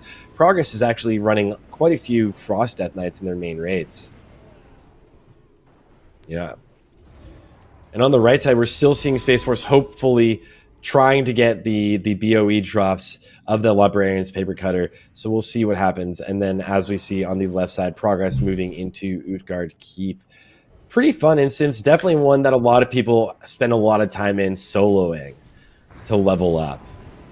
Yes. The Paladins and Death Knights, I believe, are the Utgard Keep champions. Soloing. And Mages, did you guys spend any time in there? The UA Warriors is... yeah. I spent a lot of time in there. I like that instance. I was the Chad in the open world questing like a real man. on the race, yeah. The one person that was actually open world questing day one, he's like, I will do this. It's fine. Now for my ult, it's so comfortable open world questing. Wrath of the Lich King, the questing zones are so nice, and there's so much more you can do with it. And they will just a few thousand gold too at the end. Yeah, like 8,000 almost, right? Questing is great for that. It's really nice. Let's see what they got here on the top left. I'm hoping they get the Infantry Assault Blade. It's actually considered Paladin, Prop Paladin Prebis, or tied for over the Red Sword, because people figured out that your seals are based on weapon damage. So Seal of Command will hit harder with a heavier weapon, and they didn't get it, so it's unlucky. And Sock goes on every hit of Hammer, and if you spec into Judgment of the Just, you also get an extra seal hit. So your weapon speed usually doesn't matter that much, but some people are liking the heavier hitting weapons on Paladin now. I have a question for you, and so now prop paladins, because of that, some prop paladins are validating more of a push to get the axe from Kel'Thuzad, but since it's so fast, it doesn't hit so Broken hard, Promise right? is basically your BIS. Yes, Broken Promise versus Last Laugh. Last Laugh is Unholy DK BIS, and they're the best DPS in the game right now. So I don't think realistically a prop paladin should ever be able to take that. And Broken Promise, in my opinion, is just as good, if not better, because of I don't know if it's a bug or not, but if you spec into Judgment of the Just, the thing that gives 20% attack speed slow for it way deep in prot, it makes it so your Judgment makes seals go off. So your Judgment will do AoE Seal of Command. Yes, I don't know if it's a bug or not, but it's another way to get an instant seal proc. So you can run up, auto attack, judge, throw your hammer, all that stuff, and all those things will proc Seal of Command. That's a amazing thing. It's like a lot of extra damage, actually. That's a lot of damage. Talent that you generally might not need would just actually add a lot of damage. And you can't just put 1 out of 2 in it, because it won't apply the attack speed slow portion, which seems to be the part that's making the seal go off, because it doesn't overwrite Icy Touch. Those are the parts of Classic that I think make Classic beautiful. Classic World of Warcraft has all of these little interactions in the game that originally you didn't think about it. Yeah, you didn't think about them. The albino snake weaving. The snake, like the things that a feral druid will figure out, that summoning an albino snake will reset your GCD, but it's the only pet that you can summon instantly that does the same, does that for them. That's insane. Part of the magic of Classic, though, like finding these little interactions and using them within runs to also increase your DPS, but also to increase speed. There's a lot of things like that we use, a lot of low-level quest items or little things that you're holding on to for the entirety of an expansion just to go for this one huge speed run towards the end of the X-Pack. I'm curious if you have a favorite interaction or item from a speed run that you have fond memories of using or hate using or having to get, some back in the day when the druids had to farm manual crowd pummeler. Do you have anything like that, Cyrene?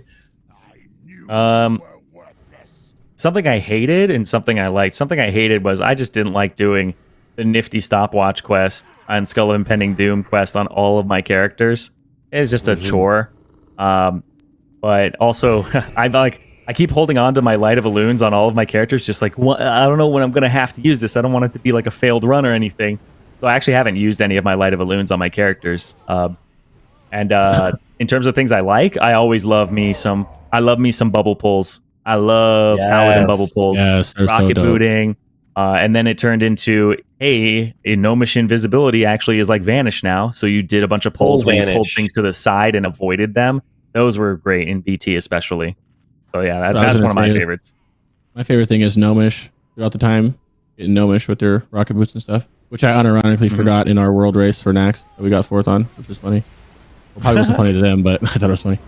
I like that. That's what my favorite thing about it is that you get one good skip out of it, right? I did not like using invisibility potions in TBC though. I despised using invisibility potions. Oh man, I'm so glad we don't do that now. I despise the invis potions because it puts all your other potions on cooldowns. We didn't really, within speedrunning, and what we'll see tomorrow is there's always these trash requirements, right? So like the time you actually see a lot of skipping of trash is more so within the race to world first, because there's no actual requirement to clear as much of the dungeon as necessary. So in races to world first, it's always been the strategy to skip as much as possible, kill the bosses, don't kill any trash. But in speedruns, it's how can I maybe like skip this trash for now and bring it in later, which is like Zyrene was actually one of the first people in the world in a public scene to actually do the Paladin bubble skip in Black Temple, where he would pull a bunch of the trash to the left side and the rest of the raid could actually just run directly by into Illidari Council. And right as the council is dying, you could actually go out and pull all of that back towards yourself and towards the raid while you wait for a little bit of RP as Illidan is kind of like engaging. Exactly. Like the big thing there is simultaneous actions are some of the biggest time saves. If you have a certain part where you're waiting for an NPC and that is a static 1.5 minutes that you can't do anything else, you might as well pull trash into that. So that might require skipping trash before a boss, killing the boss, and then pulling the trash into that. That will be a time save because you have to wait that 1 minute and 30 seconds regardless. So you might as well bring other stuff into it. So simultaneous actions are some of your biggest time saves when you're speedrunning, and people finding those places is really big. It's kind of like Reliquary of Souls. People were pulling in behemoths for the trash requirements into it between phases, right? Simultaneous actions are very big for min-maxing your runs at the highest level. And like we were mentioning earlier, right, the raids necessarily aren't challenging if you do them in a normal way, right? Right now, you're not necessarily wiping mostly other than Patchwork, maybe Vesuvius on a normal 25-man raid. Those are the ones that things could really fall apart. But if you're looking at towards moving faster always, bringing in all of this trash makes everything actually scary. Everything is punishing. If you don't coordinate raid cooldowns, now you're taking a lot more damage in a time where it would be a very easy phase. What do you think in that retrospect? What is like potentially in your guys' mind? What would be something scary that we could see tomorrow? Is it a possibility to see people pulling a little bit extra that we usually wouldn't do tomorrow? And really quickly, we are getting Kia did get that nice ring over on the left side from Utrecht Keep, but they did not get the crossbow. Another non-crossbow. I didn't give that to Tote though. Oh yeah, they can't. Yeah. That's right. I was about to say that'd be big for Tote. I'm hoping Weasel. So I'm expecting Space Force to utilize the Warrior Shockwave and attempt Giga Pulls, especially because Kerp is the raid leader. So I'm expecting something during Fairlina or the way to Fairlina. They'll be clearing Skitterers, and I expect Kerp to run ahead while they're killing stuff. Bubble, pull all of them together, and I'm expecting Quasic to charge and Shockwave everything. And think that they can take have them AoE attack. They're double Warlock as well. You think that that big, huge, I'm talking about the pack before Fairlina that people are wiping to with gear? Do you think they're going to try to pull all 4 of those? I would think they're going with to. stuns, and they have a Paladin. With a Prot Warrior, you can 100% do it. Like you stun it and AoE silence. Yeah. Stun it and then like Arcane Bomb or whatever you have. But then also you have a rogue that's basically pseudo on AoE capped. You have Death and Decay. You have all this stuff that can really help you take it down. And they're also warned. Right so. Yeah, true. True.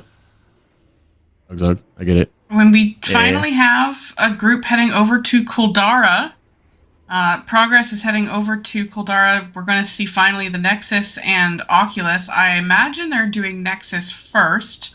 Looks like they are. Now, do you guys think that they've, obviously it looks like all of these groups have saved Oculus for last.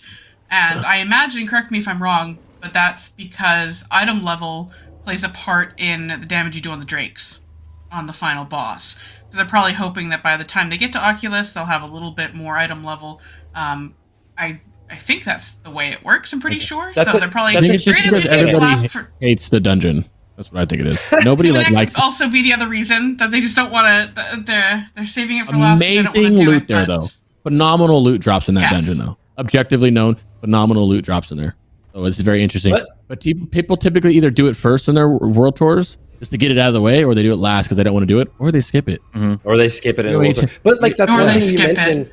That the mechanics in Wrath of the Lich King, we see a lot of these kind of like where you're in a vehicle, and we'll see it a lot in Ulduar where if a lot of items actually that drop in Malagos and Obsidian Sanctum, where if it's not a useful item for you, you might actually want to keep it because it increases your eye level, and your eye level does scale how powerful vehicles are in this game. So as you're mentioning that, it is actually something that can see usages even in raids moving on, especially obviously in Ulduar, where your eye level really does make you quite significantly stronger on the first boss, Ulduar Flame Leviathan, which is the kind of stopgap before you get into really fighting the bosses as your own characters, right? And that's a thing we see a lot in Wrath of the Lich King, where we're finally seeing a lot of vehicles. And I'm actually curious what you guys think about that. Do you like the vehicle combat? I hate it. Something really? I hate the eye level part of it. I hate that your eye level is, because I'm going to be putting on a jank set half the time just to up my eye level instead of turning into Abyss Crystal. It seems like a little counterintuitive or weird to have to hold on to items just purely for the eye level. It doesn't seem like an obvious thing to play. You don't have to do it all the time. Like there's not a lot of, even like in like Ulduar, you're not really in a vehicle as much as a tank versus who you're putting on top of the, the vehicle. There's the ones who go for it. I personally like the fact that item level increases the damage and healing you do in a vehicle, because otherwise it never, the gearing up is a big part of, Warcraft in general and player power. And if for vehicle fights, if that didn't affect the vehicle power, then there's no way to ever make it easier. Why is my vehicle getting stronger? I ain't throwing some new gloves on that thing. Just tricking out your beamer type thing, But as you get stronger, right? Like as we move through the phases, imagine if that one fight just never scaled, right? So like it keeps being harder. And we're seeing Kerp actually get that belt on the right side, and Tetsu get the ornate woolen stola, the chest piece that you were talking about earlier. So some nice drops over here for the Space Force group. I don't think we've seen anyone get a Librarian's Paper Cutter. A lot of the big ticket items no one's been lucky enough to get, actually. So if you get stronger, if you get better, shouldn't you be better at dealing with the raids? I think it makes a lot of sense. I think it's a cool mechanic.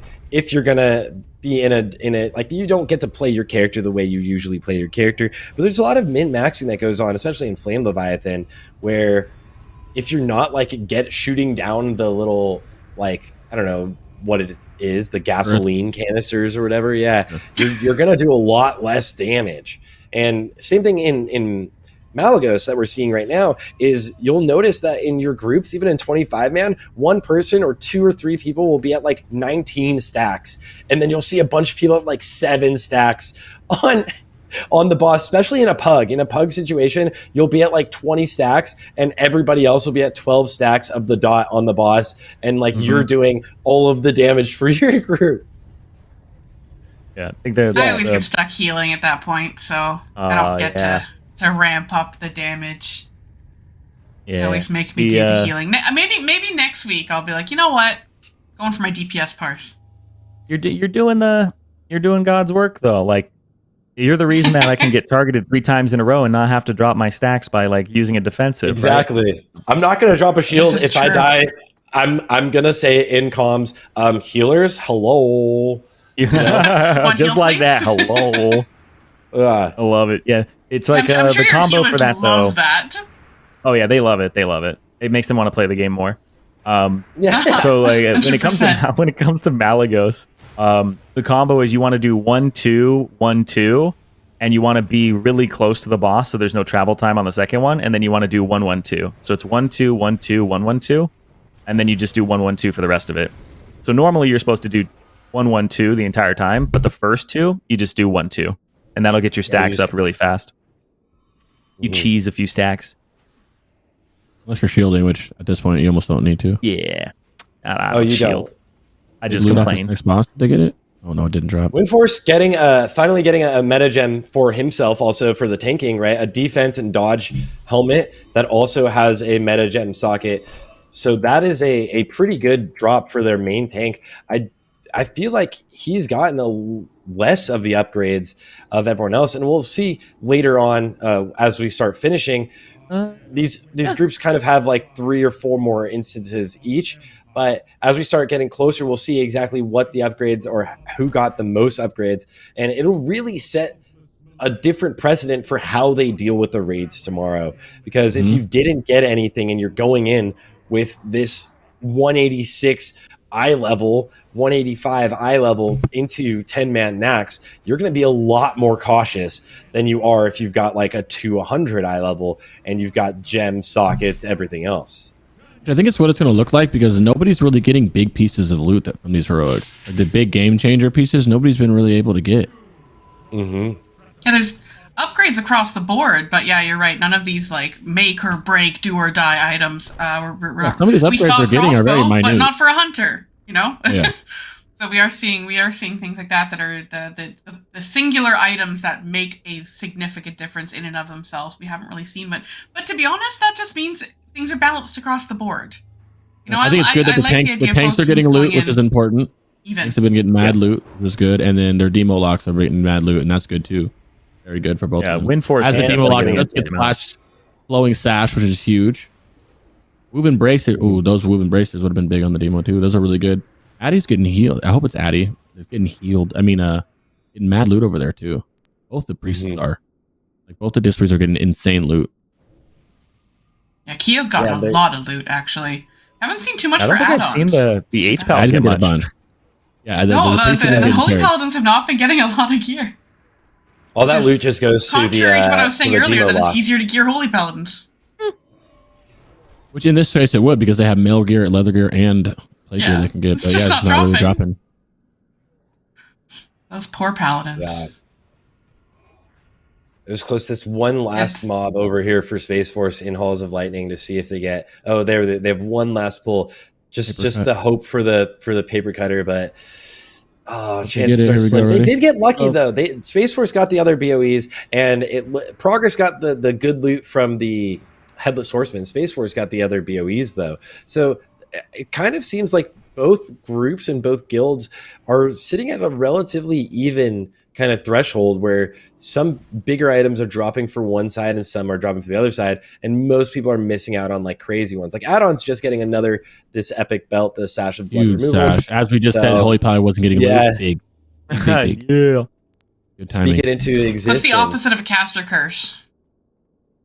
Right. Just made that happen. Caster blessing. You're welcome, add-ons. You're welcome.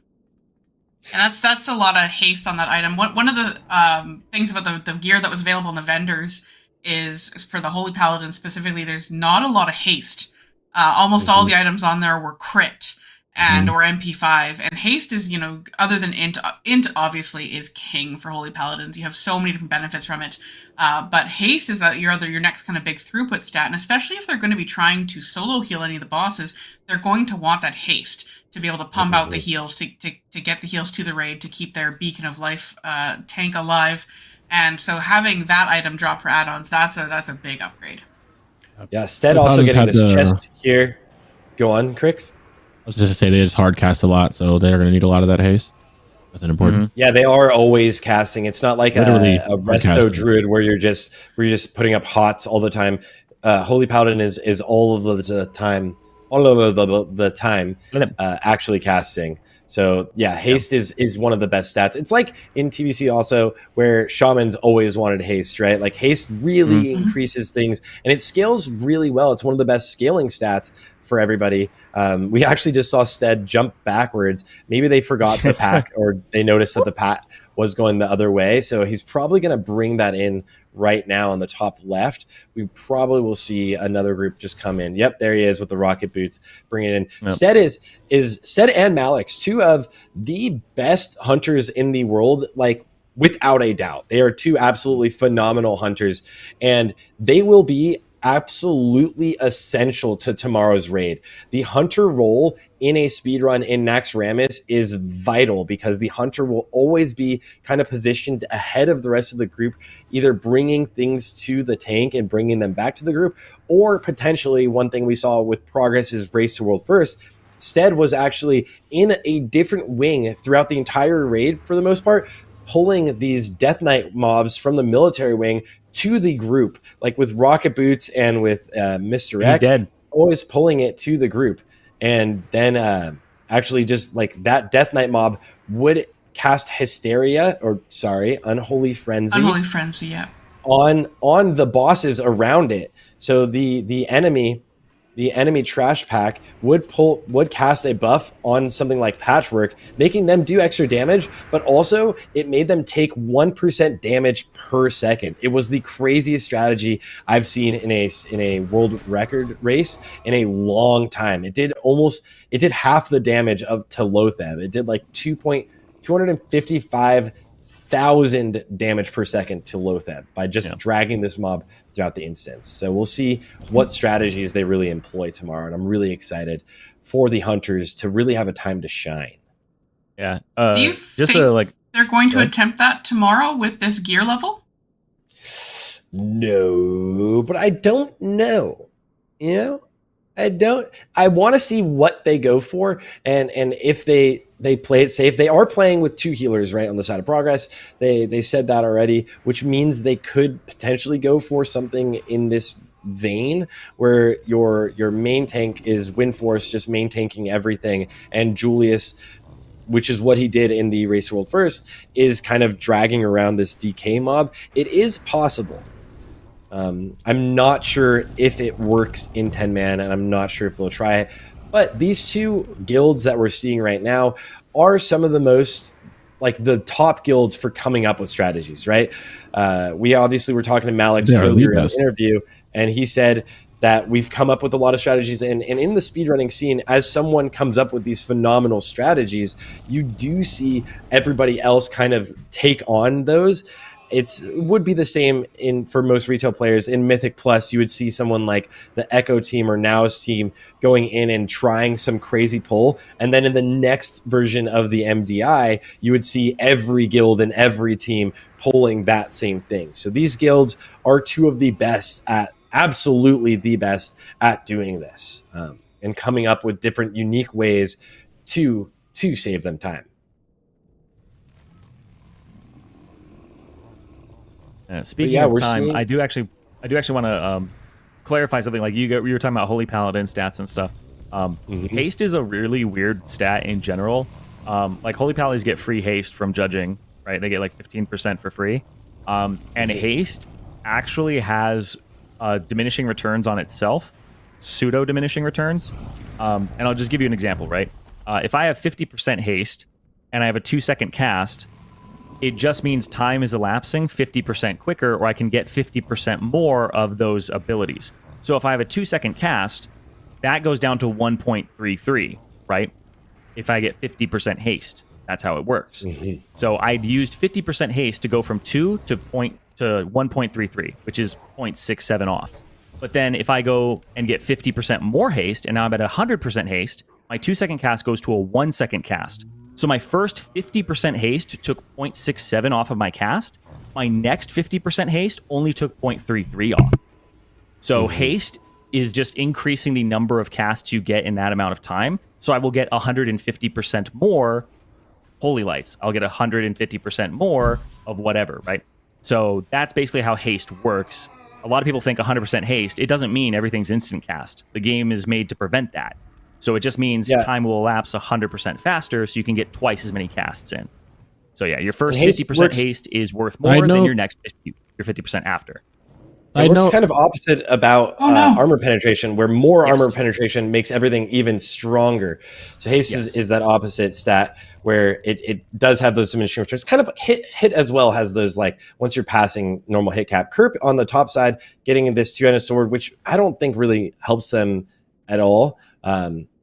So that is a unfortunate drop. Check on the loot. Yeah. There we go. That's what I was trying to say. I was just trying to say that. Yeah, check We got a in the whole time. First time first people to kill this boss, and that boss has literally everything that drops out of the 10 pieces. Yeah, it's 100% BIS loot. So good loot that boss drops. And the trinket, the so Spirit of lucky on Red that. Dragon's Blood. Yes. So huge drops over there on the side of progress from the Nexus.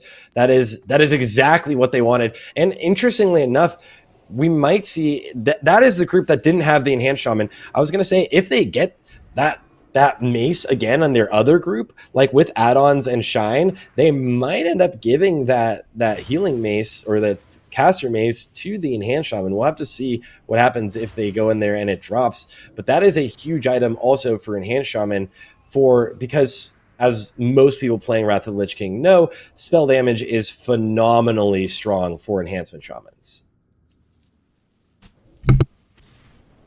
There's one thing, though, that you touched on earlier, Zyrene, that I'd like for you to just kind of clarify for people that don't play tank. But you mentioned how dodge and parry have diminishing returns. Yeah. And that's not something we saw in earlier versions of the game, right? And I think it might be exclusive to Wrath of the Lich King. Can you kind of touch on what that really means for a tank and what that means for those stats? It also means that, like, basically your... let me see if I can figure this out. So the reason they did it to block. They didn't do it to block, right? They did it to parry and dodge. They did the full avoidance stats, because avoidance was better the more of it you had. So if I had 50% avoidance, I was reducing my damage by 50%, or my expected damage taken by 50%. And then if I got 50% more, well, now I have 0 damage taken. So if you did that in, like, let's say 25s, right? So let's say I have 50% damage reduction or damage mitigation, and I get 25% damage reduction. That just meant the damage I was taking before. So let's say I take 100 damage while I have 50% damage reduction. I took 100 damage, right? Now I get 25% more damage reduction. I'll actually take 50 damage, right? Because now I went from having 50 to 75. So my 25% increase from 50 to 75% actually cut the damage I take in half, right? So mitigation and avoidance is better the more of it you have. So if I'm dodging 50% of the time and I get 25% more dodge, I just cut the amount of damage I take in half again. So it's much better the more of it you have. So they had to put DR on it because people were just getting to absurd levels of avoidance where stuff just was not hitting them. And so the more of it you had, the better it was. So they tried to counteract that, which I think is a smart thing to do. Now, block, on the other hand, it just makes warriors and paladins very good later on, where the avoidance stats, like, you can get a ton of block and you can actually just have no DR on block. People are going to be running around with like 38%, 40% block from their gear if they really want to. So it's something to kind of counteract that and make tanks take a little more damage, but tanks are still going to tank. They're still going to be able to avoid a lot of it.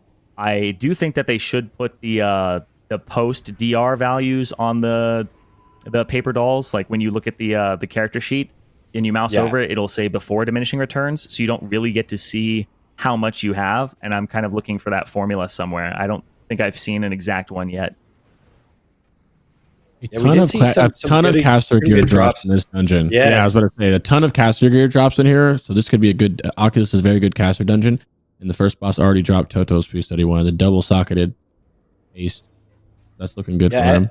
Everyone actually seems to be getting some pretty good loot. On the bottom left, we saw Weasel get a sword drop also. So a caster's sword dropped. We also saw a tank ring drop, and Kerp getting some tank legs also. So now, as the guilds are getting closer towards the end of the World Tour, they're actually getting some of the items that are filling out some of the pieces they didn't get. A lot of the people are getting some of the drops they need, and we're going to see how that really kind of rounds out as we get towards the end, but it's looking really good. But on that weapon Weasel got is straight spirit, spell power, and haste or hit. That Weasel is easily the most geared person in this entire competition, I think, right now. He's absolutely getting luck on almost everything besides like Mark and besides his trinkets.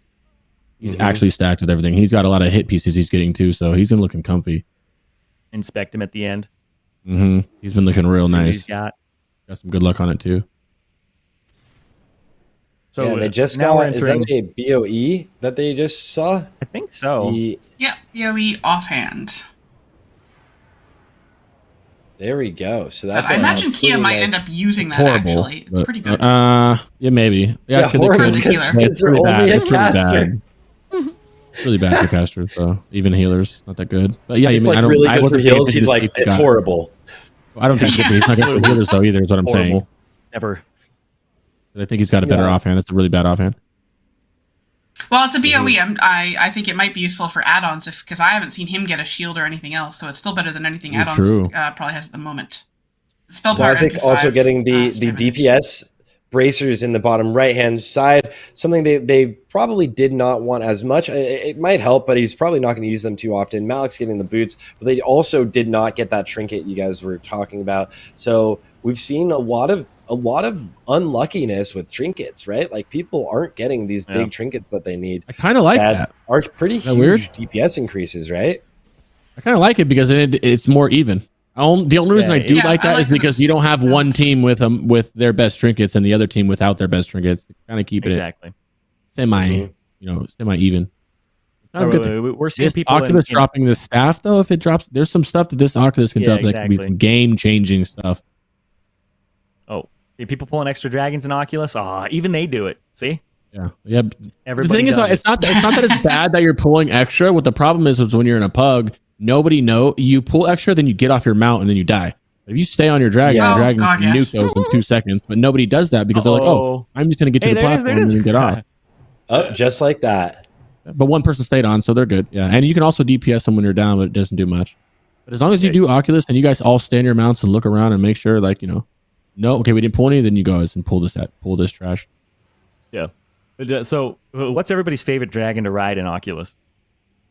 I amber every time. I right side every time just because to be honest, that's the only one I know how to do. I'm always a DPS as well, and it just kind of makes sense to take that one. I like that. That's the only one I know. I'm just a pure DPSer, you know that. No, I don't care about achievements in these heroic dungeons, bro. What are you talking about?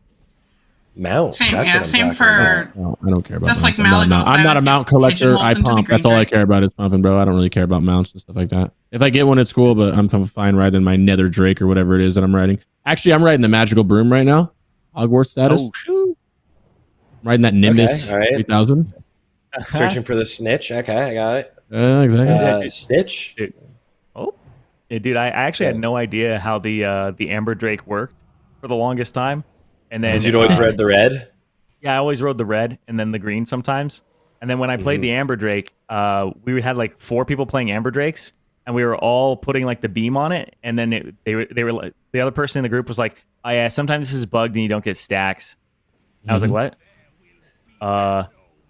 So it turns out that you have to have somebody DPSing in order to get stacks. I didn't know that. Yeah. So like when instead of you all were just all beaming. Exactly. Well, no, if you're by yourself, you would like use the channel, and when it gets to 10, you would just cast and then go back to using the channel if you have to. But yeah, usually you would have 2 people that help you with it, and one person's just spamming it, right? Exactly. And then we ended up having a thing where we figured it out where you just seesaw it back and forth. One person is just hitting it, and the other 2 are using the beam. Channeling. And then when they have 10 stacks, you beam if you were the person building it, and then they release theirs, and it gives you 10 stacks immediately, and then they beam, and then you give them 10 stacks instantly. So you just go back and forth, actually, and you can cast it over and over again, because it's based on damage dealt while you're beaming. So the person beaming will get 10 stacks from the person DPSing. They will throw their thing out while the person DPSing swaps, and then you just give each other 10 stacks instantly back and forth. And you can kill it super quick. Also, we see Windforce on the top left side getting a tanking axe, the one-handed war axe, right? So getting a tanking weapon, an actual upgrade now for another upgrade for their tank, which will increase his mitigation as well as a little bit of his damage. I believe it's a fast weapon, so it's not going to be like a crazy damage increase. It's like Orc Prebis for warrior tanking. I don't know about human. And add-ons getting Here's a another, question for after you we guys. talked about it, getting more upgrades. Go for it, Hula. Have any of you ever, and I'm not saying I've done this, but I've done this, on this boss in Oculus when you're going between the platforms, have you ever, instead of gotten on your Drake and jumped off the platform, just gotten on your right. regular mount? Bro, Yep. oh my gosh. The first 10 times I've done this dungeon, I did that every single time. I'd mount up and jump off, and I would get ultra flamed by the chat. Oh, Add-ons did just get his Priebus bracers out of Drakthir and Keep. Those are actually really big bracers for the Holy Paladin. And it looks like he And the also trinket, got right? the trinket. As a spirit Yeah, trinket or something. That was a good, yeah, that's a spirit. Yeah, and that's your not a very heals, good Paladin trinket. stack up. Yeah. But that was a good, like, some good drops for him. The haste and spell damage bracers that he got are very, very solid. So that was actually pretty useful from that boss for the group in general. Something that's actually definitely pretty helpful. And we're seeing in the bottom right, we're moving into Ajal Narub for Space Force, which again, they're going to try to hopefully get for Kerp that Essence of Gossamer, that tank trinket from the second boss. It's extremely elusive. I'm trying to get it still so that I can do some solo farms. That's like a hard one to get. That thing is so good. Yeah, it's super good. Like, it's actually just missed his face. I'm actually surprised here on this Mage Lord that Windforce isn't moving to a spot where you can actually LOS these things, the little ice bombs. If you bring him to one of those areas that are like protruding, as soon as he starts casting it, you just round the corner on it, and then he stops, and then you just pop back out, and he never ice bombs. But they're just going to stand in it. Or They you don't just care. do They just progress go and Honey stand Badger. it and heal through They it, I just go guess. Honey Badger. Space Force actually skipping the second boss. No, they're not. I don't think they're skipping it because he'll respawn down here and they wait for him. Unless they are skipping Yeah, but it. Space usually Force they is skip skipping the like this. mechanics. Yeah, this is how I feel like everybody should be doing right here. They didn't want any Kill it DOE before the little guys get there too. Yeah, all you do is have a hunter. Everybody stays on the bridge. The hunter goes down there and pulls and faint deaths, or a rogue pulls and vanishes, or if you have a warlock, he soul stones anybody. They just jump down there to start the event, and then they res back up and run to the top, and you guys can all run down here, wait for the spider to spawn, kill him with no ads, absolutely no issue. Make it nice and The ads easy. will come if you're really slow at it, but yeah, we'll see. They'll kill it So pretty quick. if you here. reset any of the trash packs right before this second boss here in Ajal Nurib, it does fully reset them and they respawn. They all disappear, like you saw Hadrox just respawn. And now they're going to hope for that Essence of Gossamer. They're really hoping for that trinket. It is a very big ticket item. And on the left, we're seeing finally the last boss of Oculus going down soon for progress. And that'll be our first version of seeing this boss go down eventually. Also known as the All right, Giga Loot boss. Well, we got First, if we get the trinket. Or egg sack One robes, trinket, very let's big as go. well. Egg sack robes would be massive for the warlock or Tetsu. Yeah. So they're hoping. They also have the the staff, right? The staff in Oculus is another An Oculus, is yeah. I was talking about the other massive. boss. Spider boss just now. Hadronauts, yeah. Yeah, not just that too. This boss drops best in slot pre-breast bracers. In terms of casters, bracers, a staff, an amazing cloak as well. It drops a lot of stuff, and then a helm if you absolutely needed it with a meta socket and spirit 52 and 81 spell power. It's actually big, very big loot here. what did they get? What did they get in the bottom right? I don't think it's showed yet. Hoping egg sack robes and that trinket would be nice. double drop. It happened. It's the Yeah. dream. Yeah, but that boss is like definitely the one you're more worried about, or like the one I go into the Nexus heroic and I just want to do the second boss. Like it's the important one. That's all I care about. I go into Oculus and then I leave because I don't want to do it at all. And I just skip it every time. I haven't done it since like day 2 of heroics. Let's see what drops. Here's the Oculus loot. I'm so excited. There's arguably some of the biggest loot right here out of this dungeon for casters, which is ironic because everybody despises this dungeon. So it looks like they all, and on Hadronox, they actually did not get any of those really good items. They got the gloves, the leather gloves. So it was nothing useful for the group, unfortunately. So no one. Same with Oculus, bro. Oculus didn't drop anything good. It dropped the good cloak, but it didn't drop any of the good pieces. Oh, I lied to you. It was a late. Oh, they were late. Absolute previous. Toto is wild right now. Delay. He's jumping out of his chair. He is losing his mind. You just can't see him. That is insane. He's had a great world tour. Yeah, dude. Yes. Wow. I can't wait to see his pump tomorrow, dude. It's gonna be crazy. Yeah, I can't wait to like talk to him later today and see like, dude, how are you feeling? He's like, I'm so juiced up. I'm so geared. He's Like, about to this make. is No, I'm his name. excited. It's gonna be exciting after this to start streaming. And he see all these guys coming here like, yo, talk about their loot because they're excited, bro. This is a big deal. Yeah. So they're really pumped about stuff like that. A And that's big also- pull here for progress. You're seeing Weasel already getting Bump on popped Weasel. before they even started the pull. He doesn't even have metamorphosis. Doesn't even need it. Head on Just standby. needs Okay. the aggro. Does he not Oh, need and it? Xander taking a lot of damage. They kill one it. of They those kill it. things It's as a Look at warlock. that.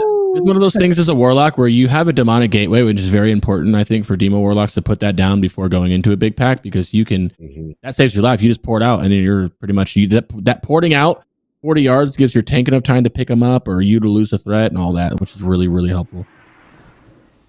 Yeah, and we are seeing looks like progress on the top move towards the last few of their dungeons. I believe that group needs to do Asjal. Did they do Asjal, or are they headed towards potentially the Nexus ones? And we're seeing Space Force head towards the Nexus as well as the Oculus. So they're going to be hoping for that staff or those bracers. Those are the bracers that were good ones. A lot of good loot in the Oculus and Nexus also. These are just like two of the highest kind of profile dungeons. GX Yeah, almost and heading some into progress. Malagos. That's the wrong one, GX. Wrong one. There you go. Down to the bottom. And so progress. Everyone gets a the little top lost. left progress group does have Asjal, Nerib, and Old Kingdom left, and then they are done their world tour, and then they are basically done. Not allowed to do anything else until tomorrow. And as we mentioned earlier on in the broadcast, tomorrow is the race. So Naxxramas is the race portion of this event. That's where the Undying challenge is. The teams will be doing Eye of Eternity and Obsidian Sanctum prior to Nax, and those are those are the gearing phase still. So there's no race portion to those raids, so they will be doing those for gear. So obviously those are going to be even bigger upgrades. So it's going to be really interesting to see what drops there. And I'm going to assume that both of the teams will do 2 Drakes on Sartharian to maximize their loot. I'd love to see a flex of 3 Drakes. You know, I'd love to see that come out, but for the sake of time, they might just go with 2. Look, sorry, Yeah. it's the Rhino. Quasi. Yeah, right. That's what they're doing. Just like I was talking about earlier, in the bottom left, you can see from progress, they are doing where they're fighting Scotty, the third boss in Utgard Pinnacle, whilst also fighting the second boss and just summoning everything. Shine. And Shine, who went down, had to battle res himself or combat res himself, just onked up. That now they're gonna just so kind of fast that you probably didn't even chill. see him die. Yeah, they're probably gonna. I do that all the it's time really with the Warlock. easy. Oh, I do it all the time. I soul stone myself and I'll die and just immediately get back up and like, nobody saw that. Just keep pushing.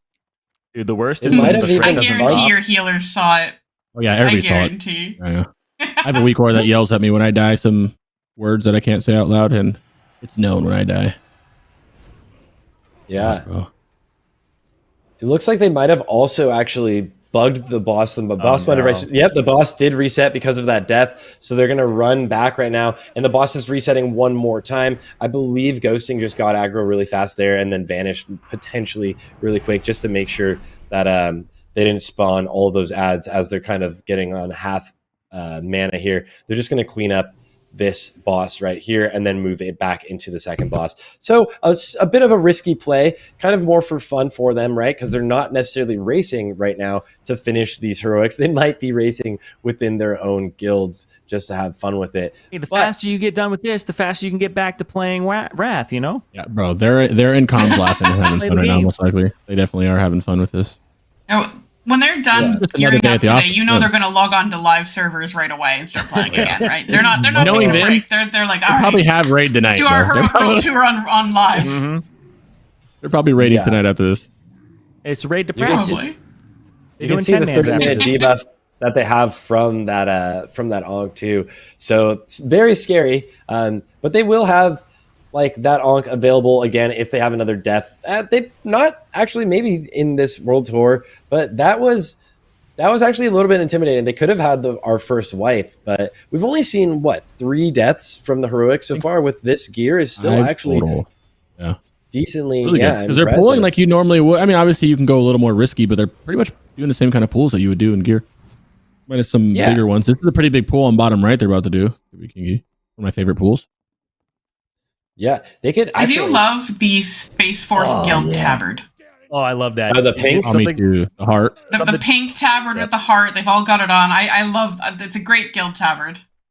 Oh, like I don't know if you guys saw it, but you know those guys that you got to interrupt in Old Kingdom in the bottom right. Those dudes who's casting that big thing right now, that slow one. Spell fingers. You can spell reflect that, and it basically kills it. It does like 90% it's like of its 30,000 or something. Yeah. It's so nice. It's super hard. It's just hard. Don't interrupt it. And it just nukes itself. It's so good. I'm curious, is there anything in the raid that you can spell reflect, or did they make it so that most abilities are not spell reflectable? You can spell reflect Lady Blamo and Sir Zeliek back at themselves. It does like 14k or something like that in 25 man. It's a little bit lower in 10 man. Trying to think if there's anything else off the top of my head, but I know those are the 2 like big ones that I always do. Spell reflect a Saf bomb, and it just kills. Not quite. Yeah, there's a few things that aren't spell reflectable, like the Frostbolt and stuff from KT. Literally, all 4 of them are fighting a boss right now. That's kind of cool. I guess I just killed him, but I like that.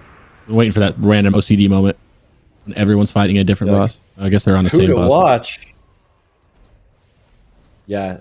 2 of them fighting the same boss, Elder Nadox, which is another boss that once you hit a certain threshold, he will spawn an ad, and the ad will just make the boss immune. You have to kill the ad before you can even DPS the boss again. I think a lot of these boss mechanics like this will make it, again, we were talking about briefly, like Heroic Plus coming into the fray later on in this expansion. I think there's a lot of like areas where they can make this really exciting, because just like the scariness, like can you kill the ad before the boss decides to kill you or anything like that. It seems like there's a lot of really fun things to do, and as we currently get more gear, heroics do become a lot easier to do. So there's a lot of cool things that they can do with this. I'm looking forward to the future. Let's just say that.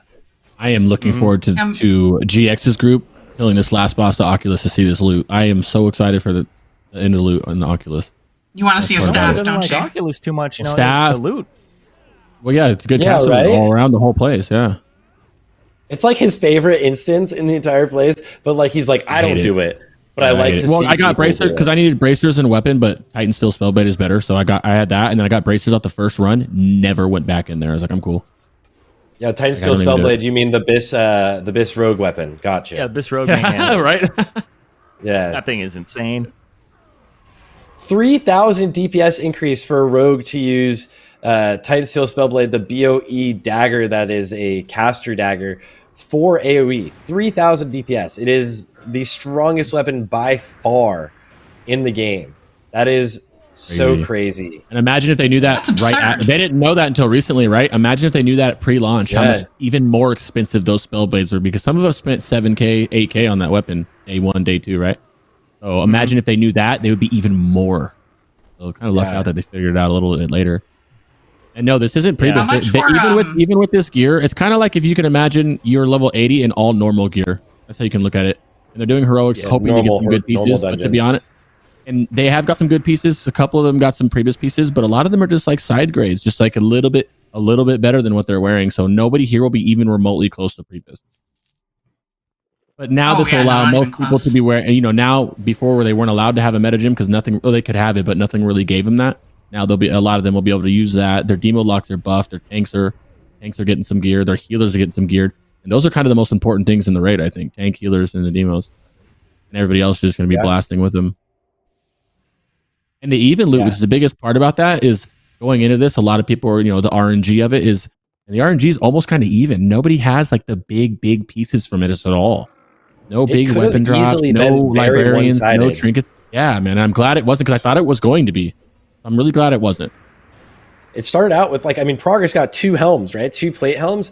Like, that started things out in a very solid spot for them. And then also getting the weapon. They were the only group to get one of the weapons from the Headless Horseman, and that weapon is extremely powerful. So it looked early on that they might have this advantage, but it's very much evened out. That we'll have to see, especially with things like Eye of Eternity tomorrow and Obsidian Sanctums, where if they get a huge piece and who gets the huge pieces, like the demo locks that you were mentioning, just being a huge upgrade for the entire raid itself. And of course, what would be since the biggest piece you could think of too to drop in there? Like for a DK, I would think of like Hailstorm, right? From 10-man Obsidian Sanctum, or from 10-man Eye of Eternity, either of them. Is there anything that would be KT weapon? Staff, right? That's Nax. I guess it doesn't matter. I was about to say KT weapon, but that's not going to matter at that point, right? Yeah, okay. So neck for casters, you have a beautiful cloak. You have neck. You have your ring. You're talking about Surge, right? I assume Surge is great for you guys. I don't know. How's Hailstorm for you guys? Hit, attack, power, armor. Hailstorm is Abyss for the Unholy DK.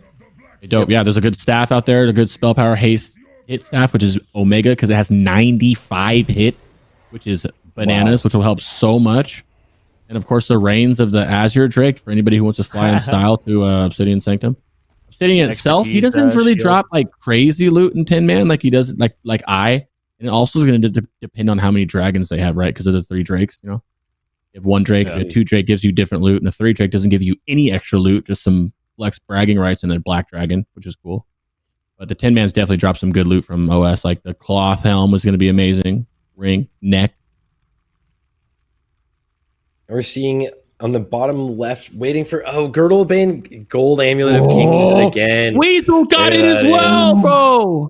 He's so stacked. It's insane. Yeah, he's getting a very, very good run for Weasel. Trolling? Alexander getting that helmet or that necklace, also a very, very solid necklace. It's almost as good as the BOE necklace that you can get from Jewel Crafting. It's very close in the Sims for damage, at least. So those are some really nice drops. So big. Yeah. And a crossbow for Malix here. They're finally seeing some gear upgrades. We haven't seen any of the hunters get their actual weapon upgrades yet. So that actually is a lot larger than we think, since they both missed out on getting the epic crossbow. The only epic crossbow we saw drop went to the rogue. So that is actually pretty large as of an upgrade for Malix. Some good stuff dropping in these last dungeons here. I'm really excited to see Eye of Eternity and Obsidian Sanctum tomorrow when the teams are together in their 10-man groups, to see the DPS comparisons between everyone and kind of just, how much loot do they get? How much are they doing when they have all their full raid buffs and all their team synergy together? It's going to be really great to see them up against Malagos and Sartharian. And one thing to point out, since this is a challenge on the tournament realm, of course, on live servers, in order to even do Eye of Eternity, you have to kill Sapphiron first in Naxxramas to get the heroic or the key of the Focusing Iris. Since this is on the tournament realm, of course, they have the keys already, so they can go do Eye of Eternity first. Yeah, exciting. And I'm curious. You mentioned, what do you guys think? I'm curious if you also have an opinion. What classes will do really well tomorrow with the gear we've seen drop? What are like some of the classes we'll see shine the strongest throughout the raids tomorrow? Since we're seeing the compositions are close, but they are definitely different, especially the double Warlock versus the double DK. Yep. Starting with you, Zyrene, what do you think really we'll see the classes that are going to shine in these raids tomorrow?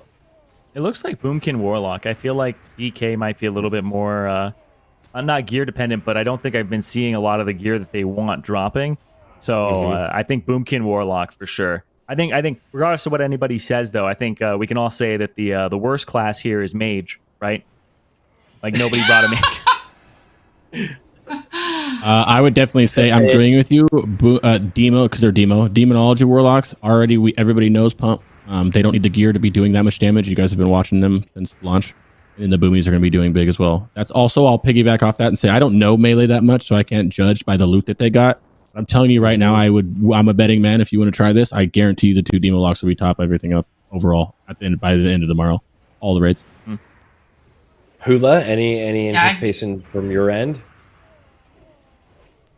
I same thing. I think that we're going to see the warlocks on top. It is interesting to note ghosting does seem to be the best geared melee.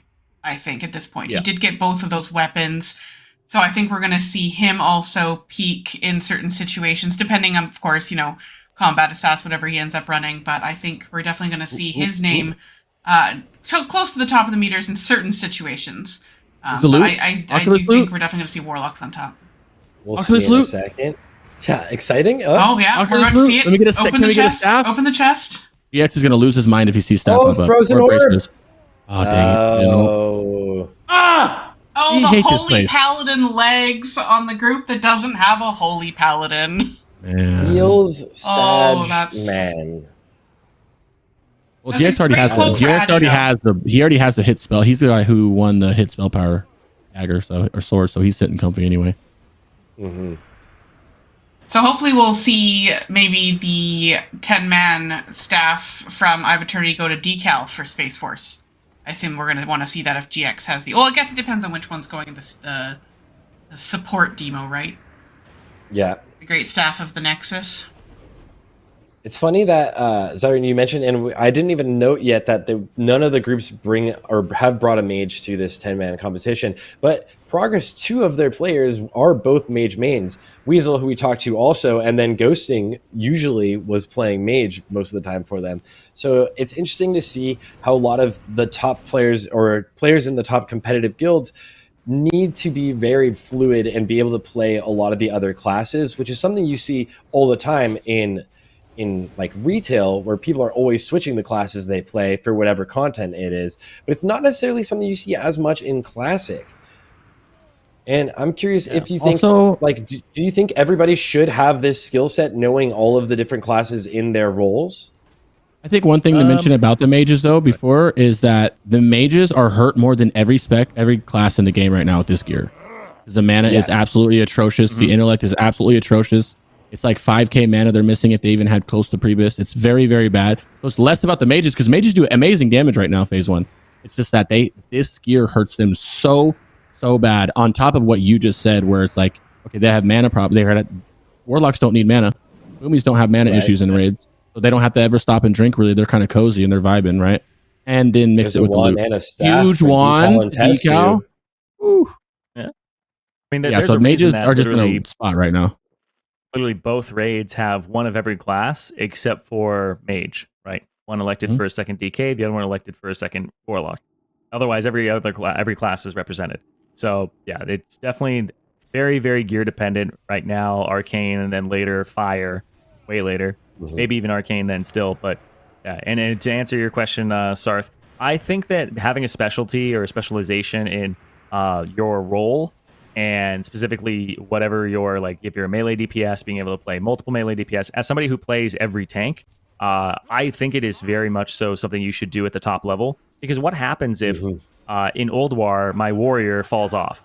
Well, I don't want to be benched. I still want to be, the player on the roster for the speed run. Bring in my paladin, and then in TOGC, when there's no trash, is Blood DK going to be the meta, right? So being able to be flexible, I think, is actually very important. And I think Windforce is a player who also does that.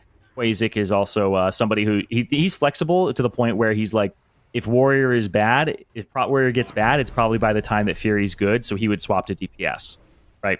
So being a flexible player is very valuable in speedruns. Absolutely. It's important, I feel like, as casters too, especially right now. Like, if you're a Warlock main, it's kind of different, but it's like how we just explained mages.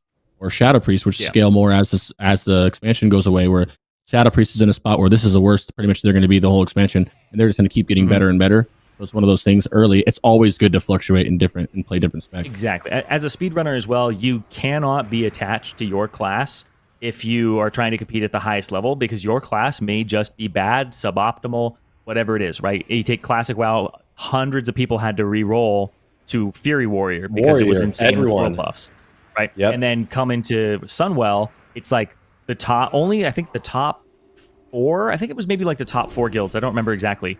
But in like the top 10 and everything else, everybody still had mages in Sunwell. But I think it was like the top 4 guilds had no mage, and they were the only person doing it, the only guilds doing it. Because mage was just worse, and you didn't need their Arcane Intellect buff anymore. So it was like you have to be objective when it comes to these things. It doesn't matter if the mage player on your roster is an officer or somebody who like loves mage. If he doesn't roll warlock and help you guys get that like most optimal setup, then you're not competing for those top spots as seriously as you could be. That's well said too, because a lot of mages, and I'm going to keep using that mage as an example right now. They'll do that. They'll just, I'm going to play this no matter what. I don't care. You're going to put me in there instead of taking that role where like, okay, I'm going to go play a boomy or whatever for a week or two or however long. Looks like Progress got also got a cloak that they passed on, a spirit spell power cloak from the top left, which would be amazing for Demo, but they actually don't have a warlock in there, and I believe Totu and the healer both got extremely good cloaks early on. Yes, they did need it. Sark touched on the fact that multi-classing is also really big, especially in retail, and it's actually incredible. When you look at the Raceful First, especially the MDI, the strongest teams historically in the MDI have been those with the best multi-classers. Bar none. We always see a meta in the MDI that evolves. And, typically speaking, if you're not able to adapt to almost every class in your role, you're not going to have as much success as some of the other teams. And the race to roll first, in retail, they prep 5-6 characters each, all of, some of them mirror classes, but typically speaking, they'll have multiple classes available. Tanking is really interesting in there as well, because there's the way the tank classes have evolved over the expansions, there's some tanks that just excel at certain things, and others that just fall off. But so it's not even just right now where Zerino's saying that his warrior is going to fall off in Ulduar, so he's going to be, maybe a paladin. But a lot of the times, the other race to roll first, they're swapping characters per boss. Back and forth. But the fact that they can do that, those are world-class players. Yeah. And you kind of go into... We're just talking about the top level, right? We're talking about the 1% of the 1%. We're not saying you guys should get G-kicked for playing a mage. Just not saying that. Maybe you should, but min-max everything.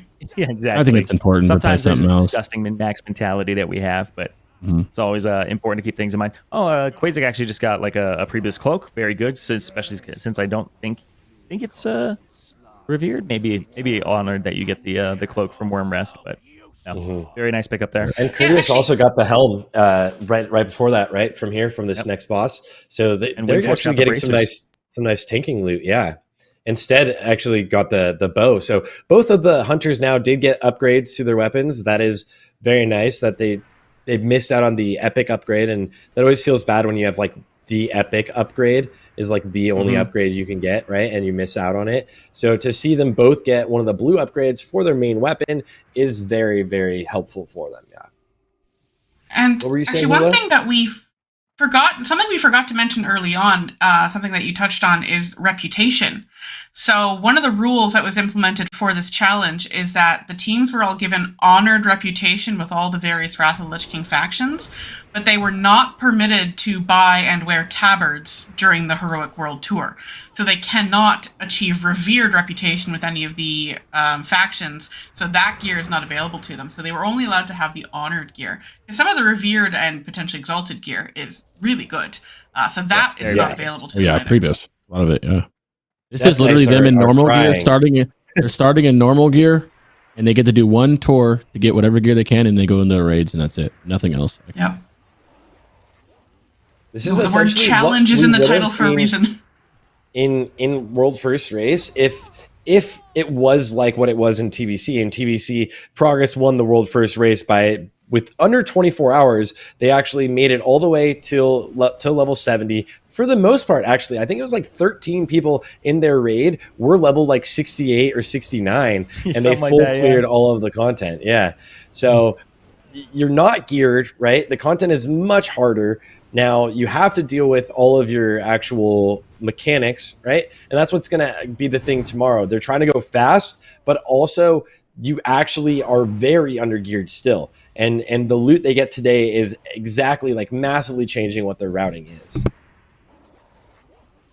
Weasel has one last chance to get an absolutely bonkers ring from here, Analyze's ring, among other things. But this is a very, very, very big. He's got so lucky on loot. I would not be surprised if he got it. Yeah, and they can Well, the also mini get ghosting will get staggering the leg other plates in there. crossbow. I mean, just feels so bad for the hunters if that happens right now. They're gonna get like the helmet, maybe the helmet, which could drop, which is really solid for their also enhanced shaman. It is Prebis, I believe, for hunters. But let's see. Yeah, staggering leg plates also could drop. They could see everything that could drop here is really good as the epics, except for the crossbow is the worst for this group individually. Everything else they really like. And we have I think this might be our last shot at the essence of Gossamer. Maybe there's one more. But this tank trinket, as you're seeing in the top left, progress is going to go for it as they're waiting for that boss to do what its ads, like you were talking about earlier, Zyrene. And as it clears all the ads and it just heals itself up as they all die. They're just going to wait for it to clear out. If Windforce gets the trinket, then he's going to be like by far the better geared tank over Quasic. Quasic hasn't really gotten much at all. You'll get like the BOE neck. I think there's like one or two things, but Windforce got like belt, got a early helm, got a axe. Like, if he gets Gossamer on top of it, bracers. There's just a lot of stuff that he's just been able to pick up here. Unfortunately, no shield for all of them. Here we go. Ingvar, Breachers Windforce of the Collar and Analyze Ring is going to shield. drop.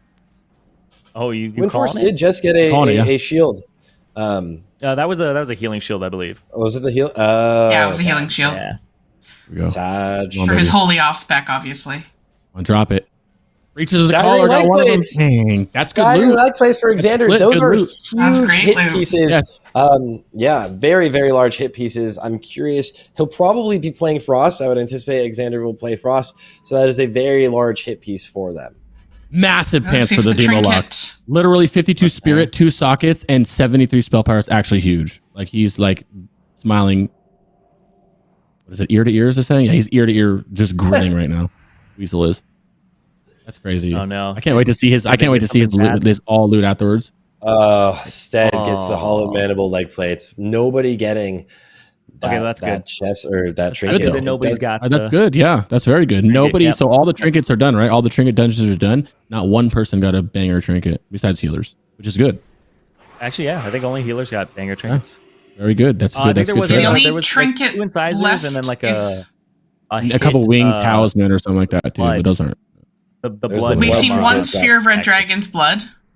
Yeah. Yeah, and we've got a couple Nexus kills left to go still, so we might see some more red dragon's blood. The hit and AP attack power trinkets. Those would definitely be strong. So, but we want to see the mace off of the last. Yeah, off of Strava. mace, gloves, bracers, almost like 70% of the loot that drops off the last boss in Nexus is very big, and each people that have Nexus left need them really bad right now.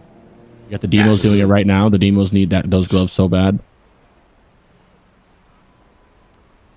Yeah, and seeing them run directly towards last boss in Nexus, they're just going to clear everything. Yeah. Moving on. Nexus is another one of those dungeons. Those dungeons right here in Koldara, just a lot of good loot, right? A lot of good loot from everything. And in the top left, we're also seeing that boss we were talking about earlier, a noob, where if Windforce were to just run out for the lulz, he could get Julius killed instantly. But this is another fight that's time gated, where if we see some sort of like speed timer ever enter into heroics, you would probably see like something like a hunter with their pet outside of this like kind of like boss room, just trying to pull trash into you here because there's nothing else you can do, right? Anytime we do have one thing you're stuck time gated, we were talking about earlier, is you always want to try and optimize what else you're doing at the time, right? Yeah. I love watching groups do Karastraza because so Karastraza applies a stacking debuff that if you move gets removed. So the entire group is just jumping up and down the entire time. Jumping it just looks actually funny. is a DPS increase now. Yeah. Jumping is fully Finally. It's still. It is fully a DPS increase for a lot of classes also, because there's a mechanic in Classic called Leeway, and if you are jumping, it actually increases the range of all of your AoE abilities. So if you're doing if you're a Death Knight and you do Death and Decay, I think you get a 2-yard increase to your radius of Death and Decay if you jump when you drop D&D, which is a huge damage increase actually for you. So that is pretty juicy. So everybody, mages used to always do it with Arcane Explosion, and now we are seeing everybody do it now for DPS increases. I don't think we saw the loot off of Karastraza, did we? We did not. We will be updated on it. Okay, so when we get it. They were all sad. They were like, we didn't get what we wanted. Another Looks like they got red dragon the blood. spear, yeah, the trinket actually, which is as we were mentioning, most people not getting many of trinkets in general. So that one is kind of nice actually. That one is the hit trinket, and hit rating is something that all of these classes will be missing quite substantially with the gear they're running right now. I'd be surprised if anybody was hit capped. Maybe I don't know. I think that the Warlocks can get close with suppression. I think Weasel and GX are going to get kind of close to it. Yeah, and with the drops, do you think it'll be easy, Zyrene, for the tanks like Windforce and Quaz to be in a much better position than they were beforehand? Have you noticed that the drops will really set them up? Neither of them are really ahead by much because we didn't get any of those trinkets. But do you think they'll be struggling to try to like Lego piece together their sets to have enough hit, also to have the defense cap like you were talking about earlier?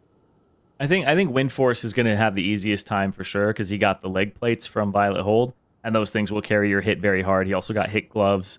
So I think Windforce will be in a much better spot than Quasic. Quasic's going to have some work to do. He might be throwing on some alternate enchants. He got the shoes too. Look at this. Weasel got the shoes, bro. Put on accuracy on your weapon instead of Mongoose, right? There's going to be some things that they might have to change like that. So I think Quasic's going to have the harder time here for sure between the two. They actually also got the Flame Bath Steel Girdle was the other drop from Karastraza. So they also got the plate belt, the DPS belt, which is very solid for Critias. So Critias probably took that, and we will see in a second what their second drop was for Quasic's group, Kerp, Deikao, Malix, and Tetsu in the bottom right. But Kia getting the wand over here, the mace and they for did Kerp. get it. Yep, there it is, and another one of the trinkets. That's 3 trinkets out of here from the Sphere of the Red Dragon. Same loot as the other run. Yeah, everybody's entering the same ID right now. They're looking really good. The only one run left to see what they will get. And so this is, I believe, might have rounded out actually Progress's first group. They might have. Yeah, they are finished. They are done. Yeah, and by the way, Weasel with another pair with boots have rounded up to socketed boots on the demo lock. Like, it's kind of crazy how stacked he is. Oh no! So yes, they do have the Oculus left. So they are getting extremely close to being finished. We're coming towards the end of this, and people are pretty much being able to replace almost all of their loot pieces. Most of it. We haven't seen too many melee weapons dropping, which feels sad a little bit for the melee DPS, but everyone else seems to be getting most of the pieces they need. We still see add-ons using the original helm right here that does not have the meta socket, but I believe we did see him get a drop so that they will be able to replace them and get some actual meta gems in their helms. That's going to be a huge difference for everybody.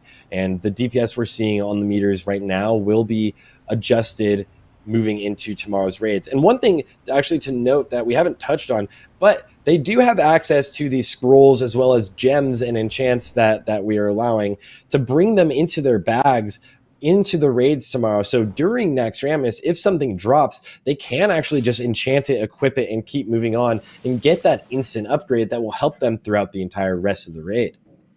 Yeah, we saw Kerp do that just now with the mace. Slap that sucker on right after Nexus. Enchant it. I think he had it equipped and enchanted before he even left the dungeon. Yep. So immediately. Kerp is a very happy boy getting that mace to drop. I can tell you that right now. Yeah, that is a big drop. I'm curious to see if it drops again in this next group. Would it go to add-ons or shine like I was talking about earlier? Would they send it to their enhanced shaman now that they have it on another player? Actually, Kurt got it in the Space Force one. Yeah, Ghosting getting those shoulders, the Spalders of the Careless Thief, very solid for him there. And another BOE, the drop in the Oculus, another one of those orbs that not the strongest of the drops that could happen for them, but Space Force did get lucky again. They got really lucky in Gundrak with those drops, where they got the necklace and the cloak, which is going to set them. Can't believe that. Those In the same pieces drop, are actually back to back. pretty strong. Yeah. Back to back, it's crazy. Yeah. So now we're going to see what drops off of the Interrogator first boss here, as well as first boss in both Ajal Narub and first boss in the Oculus going down right now for Space Force, seeing what they can get, and then they're going to move on. Oculus, again, just really, really strong loot can drop here for their casters mainly. They're really hoping for something like that staff to drop off of the last boss. Or Novar. Pretty sure one of those skirmishers targeted him. Instantly dead. Death number 6 of the day? I think it's 6, yeah. It's the dying challenge, and they're winning. They're getting their deaths out of the way now because they're not going to be able to die tomorrow. True. The Faralina pull, if they die, it's 30 seconds per death. If they all die to the Faralina pull tomorrow, that's 300 seconds added instantly. That is so bad. If there's deaths tomorrow, it really could set like the difference between the winning team and the losing team could be just one death, especially because at the end of any sort of speedrun phase, the world records are set by seconds, by actual seconds. And they got to res them too. It slows them down. It slows them overall too. And every time someone dies, you have to have someone go there and cable them, or you got to get them up somehow, which takes time. You know, every little bit. The funny thing about speedrunning is it's always high risk, low reward. You're like basically doing seconds. You're doing massive pulls to save seconds, and so it's stringing together all these high risk moments to just shave off a minute by the end of the day. And you're like, damn, that was a really good run. Thanks, guys. Like we put in so much time, and we put in hours to get rid of like 5 minutes total. It's good, actual insanity when it comes down to it. Feels good though. Feels amazing when you do it. It feels good when you do all those like high risk things. Like your heart's pumping. You get them all. Those and you crazy pulls perfectly. You're good. You save 6 seconds. You look at the time afterwards. You're like, we were like 30 seconds faster than before. That's awesome. But like stressing yourself out like 20 times more to get there. Yeah, it really just adds up like so significantly. Where these raids are so long, right? Naxxramas is a long raid, and that's what it's all about. It's like every chance you can to squeeze out a little bit of extra time. Like at the beginning of speedrunning in Classic was Molten Core, and Molten Core at the beginning, like towards the end of the phase, was like 18 minutes, maybe 19 minutes. Same thing with Blackwing Lair. It's very short, but you weren't really shaving off that much time. But in these raids, if the raid itself is longer and the raid itself takes like 48 minutes to an hour, every 3 seconds you shave within 5 minutes saves a lot of time towards the end. So going for these pulls, these high risk, low reward pulls, they also, I mean, they look awesome, but then if you wipe, it's like, now you're done. It's it. GG. See you next circus. That's where the chat just like Pepe laughs. See you next circus. Exactly. Yeah. People like to watch the people. If there's anything I learned watching classic speedruns with world buffs, is that people like watching train wrecks. They love watching when the train goes off the rails. We get a trinket. Last chance, guys. It's either got to be the perfect run and it's insane. It's like, oh, that was amazing, or it's they want to see the doomsday. They want to see like everything go wrong. No. No essence of Gossamer across the board. No Gossamers, which is good, right? I can't believe how even the RNG has been. It's kind of crazy how even the RNG has been with this. Yeah, it's actually pretty insane. Pretty cool. I think the only thing is like there's just been a little bit more on the side of Wind Force, so I think he's really set up. Yeah. Also, Weasel and Tot. Weasel's, yeah. GX got some gear too, though. I think Weasel's ahead. I think Weasel's the most geared one right now, if I had to guess, by looking at the loot. It's good because he's that's who should have the loot is the demo. Yeah. So everyone's getting quite a bit of gear, right? But yeah, I think it's really the side of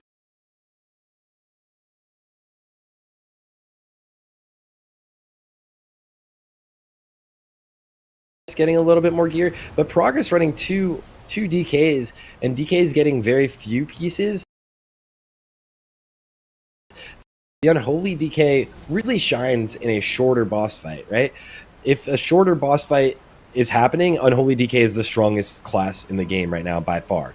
But if it takes a lot longer, you're really going to need to be like Frost will catch up, and we'll see tomorrow what they end up running as their official composition, like if they end up changing things up and respecing because of the lack of some of the items that dropped, mainly like Meteorite Whetstone looking for the melee DPS. Yeah. And we're getting an update just since the daily dungeon quest, we weren't able to have them complete it. Oh my gosh, there it is. They got pounded. They got pounded.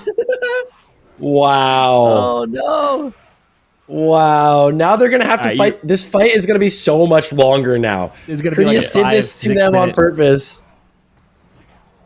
Yeah, he's like, Crit's laughing right now. He's like, yeah, that's what you get. Oh my god. It's the dying challenge. I told you they're winning it. This Novar's like, he's like, I'm out ahead now.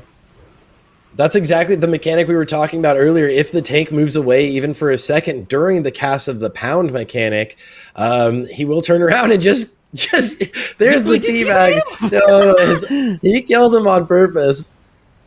He's like, we're almost done here. I'm gonna do it. That is amazing. Now he's actually stays in that time because Drekar is still in. Yeah. It is Drekar's time to shine. Look at that damage meter. I haven't noticed the shaman getting that much gear. Have you guys? No, not yet. Yeah. I haven't noticed the shaman's getting that much gear. I mean, they're there for the lust anyway, but Enhance does do extremely good damage, though. Like very, very, very, very, very high damage. So I think they're going to do good regardless. But yeah, I haven't really seen them get too much loot. I watched this back too. It doesn't look like Critias moved. I think just somebody was closer to the middle of the hitbox than he was. I think he turns to hit you if you're too close. Yeah. It does happen to me all the time as a demo lock. If you're too close, I think it targets the closest person to his center. I think at this point, maybe in Quazik's group, but I know that in Kia's group, the first group to complete was the only group I think that completed all of the heroics without having even one death. Mm-hmm. Critias just decided, you know what, we were on track for that, and never mind. This is what the last boss, isn't it? Last dungeon, last boss for them. This is the train wreck. This is the train wreck I was talking about. You got to keep it interesting. Yeah. You have to add a little bit of challenge once you get towards the end of these heroics, and like artificial difficulty. We've gotten a little bit of gear. You know what? If they don't notice me running away, that's on them, right? Really easy in these heroics, which are really easy to get, like, not pay attention to things, right? You're just sitting there pumping, blasting. I already know GX's demo. He's in meta, sat there, clapped out. Happens. Yeah, he was doing immolation aura, standing close, and you got clapped. Curse of the demo. Yeah. It's crazy because emo aura is 8 yards, right? So you can just be at 8 yards and be okay. And I think Anubarak's hitbox is very difficult. It's quite large, so you don't need to be that close, but people tend to stand very, very close. Yeah. Stand in the boss, and that is a mistake. One class that hates hitboxes like that is the hunter. Hunters will notice tomorrow every hunter should be trap weaving, actually. It is the best playstyle and a massive DPS increase, but to drop your trap in between your abilities, you actually have to get directly underneath the middle of the hitbox of whatever boss you're fighting. So you can't just drop a trap on like the left leg of the boss or anything like that. You have to move all the way in, drop the trap deep in there, and then move all the way back out so that you're at a range enough to be able to cast your actual shots again. So we'll see how that actually employs tomorrow. That can make things really interesting for trap weaving in Naxxramas. It's a different sort with one of the worst trinkets in the game. That was like pendulum. Oh, garbage trinket. You have to have the bad ones to have the good ones, right? Exactly. I don't think that you would wear that. I honestly think you just wear the ones that they give you over that. It's that bad. Especially because the boomies don't keep up both their dots anymore. They're just keeping up insect swarm, you know? So they have one less dot up, therefore proc chance on that. And Nubarak slowly going down on the side of Space Force. Drakar's Addy's Addy out of mana. Yo, shout out the I want to shout out the priests because they have been doing amazing with their mana. Holy Paladins don't really have mana issues, but these priests have been going the whole time, no drinking, holding W the entire time. He sappered to kill him. Man. We saw that priest. Nice. Okay. What else is he gonna do? He's like at 0. Yeah, a little bit of yeah, you just start wanding. That's the best thing about healers, though. The thing about healing is you should, as you guys know, when you're in a hurry, you do damage. Like, do damage. That's what people don't do. They're running a mana, you know, and they don't do anything. They just sit there. Not even a wand, no melee, no nothing. Good healers do damage often when they can. Every chance you can. Loot. Oh, Chitin Shell. Great Helm is a huge actual drop for Critias. That is actually very large. And he gets his bracers. That's actually potentially the best things that could have been dropping there. And we'll see if we get a fourth blood trinket, the hit trinket, the melee trinket on the side of progress here, because we have it dropped for all three of the other groups. Loves mace. I think those are the Holy Paladin bracers. They're spell power, so I don't think. Also, let's talk about how he got a frozen orb. Frozen orbs are abyss. Hello. Obviously, it's a frozen orb. But yeah, the other item is definitely a good upgrade for him. Yeah, Xander getting his belt, so DPS spell, and the Slayer Sabatons for Shine, so the DPS boots for Shine over there, right? Last chance, Oculus loot. We finally see some shaman loot. Come on, bro. Drop this. All right, Tetsu. They're all just waiting. Drop this staff right now. Look at the tension. Staff. Look at the tension. Staff, baby! Huge! And he did not get a weapon earlier. He's the only lock of the group to not get a weapon earlier. That's huge. And I don't think he's going to be the support demo, so that's even bigger because that has no spirit on it. It's all haste and stuff. So that is so nice for exactly him right there. Or Tetsu as well. But yeah, that is a huge drop. We'll see. Oh, decal bracers? Right? Yeah. No shot bracers drops, right? They're just like, we got the mount. It's okay. We did it. We achieved everything. So that was a huge. That was the biggest.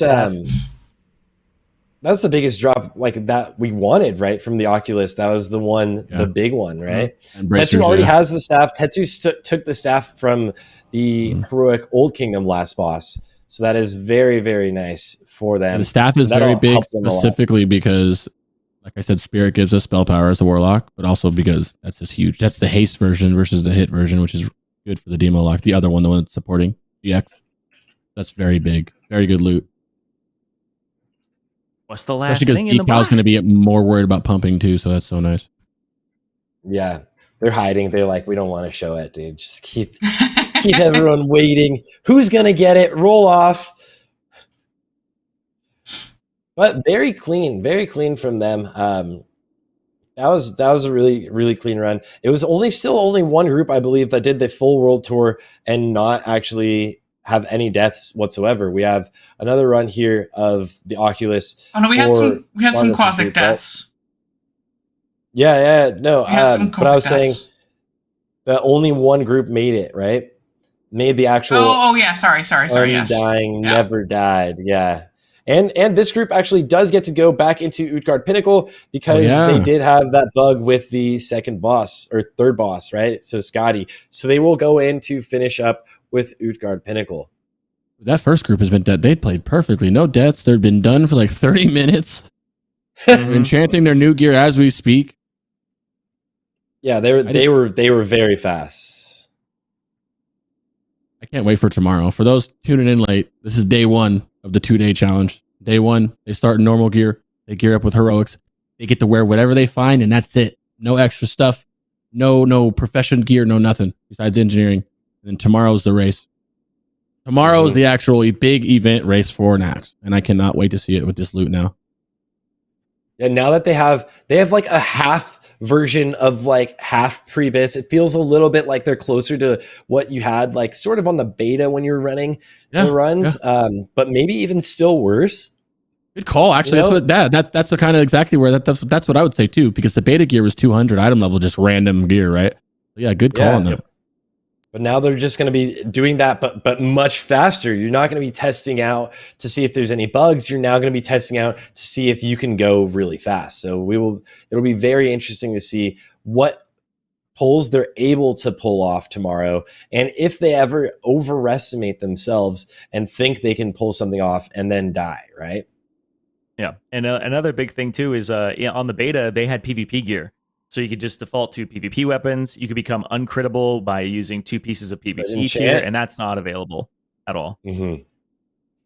So it's much harder here to put together a gear set. I was doing it yesterday, and I literally had to sacrifice everything to get uncrittable and have like 2-3% hit, like I said before. So anything you get in these heroics, any little crumb you pick up is actually an upgrade. It's really nice. Massive. All these hit pieces, these casters are getting, I'm talking 4 or 5% hit on gear when we on the realm in the gear that you start with. The hit is just so massive for everybody. That's everybody too. I didn't mean to just say for casters, but like nobody had a hit. The tanks weren't ready for that. Everybody got a good amount of gear. The healers got super kitted, which is important. I think the important people got kitted, man. There obviously could have been better loot drops for some things, but what's great about it wasn't one guild getting all those and the other guild getting scuffed and nothing. Obviously, there were some differences with some of them, but nothing with the huge pieces. I think SPACEFORCE had some really good luck with their warlocks, right? SPACEFORCE got quite a bit of good loot on their warlocks. I mean, Weasel did also get some good stuff, right? GX and Weasel both got kitted pretty. But I would say Weasel got a little bit more, but GX got kitted as well. GX came in, he's got the hit blade, he's got the important stuff too, in terms of the 2 demo locks. And then the healers, I kind of feel like Kia and Addy both got super kitted. It looked like Kia got a little bit more kitted than Addy did. Yeah, Kia definitely got a lot of loot. Yeah, I don't speak Holy Paladin, so I'm not sure. And I don't remember the shamans getting much. I do not remember the shamans getting anything. Holy flash. What? No. Yeah, I don't know anything about Holy Paladins. I just know they stand there and plate gear and they put a beacon. All I know is beacon of light and plate gear. That's all I know about Holy Paladins. And hard casting. Yes. Beacon of Light is, of course, the main, we've talked about how the Holy Paladins, we might see them solo heal some bosses. Beacon of Light is the ability that lets you do that.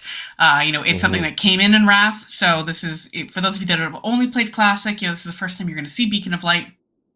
Basically what it does is you put Beacon of Light on a chosen character, typically your tank, and then all of the healing you do to other characters gets copied over to the Beacon of Light.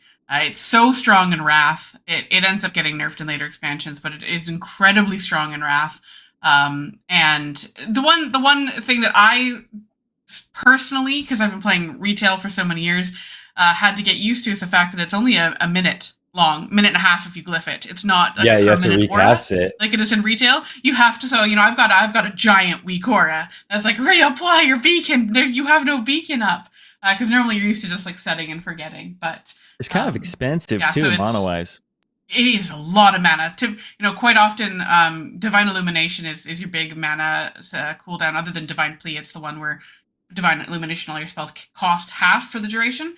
Depending on the fight, depending on your approach, various things, you'll want to DI right before you reapply your beacon, so that your beacon is 50% less, and then your remaining heals. Either that or during Bloodlust, when obviously you're just casting so much more.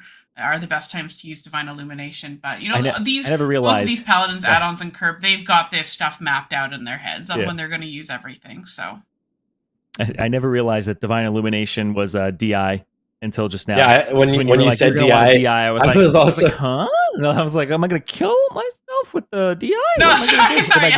There's two DIs. I was like, oh, Divine Illumination. Sorry. Yeah.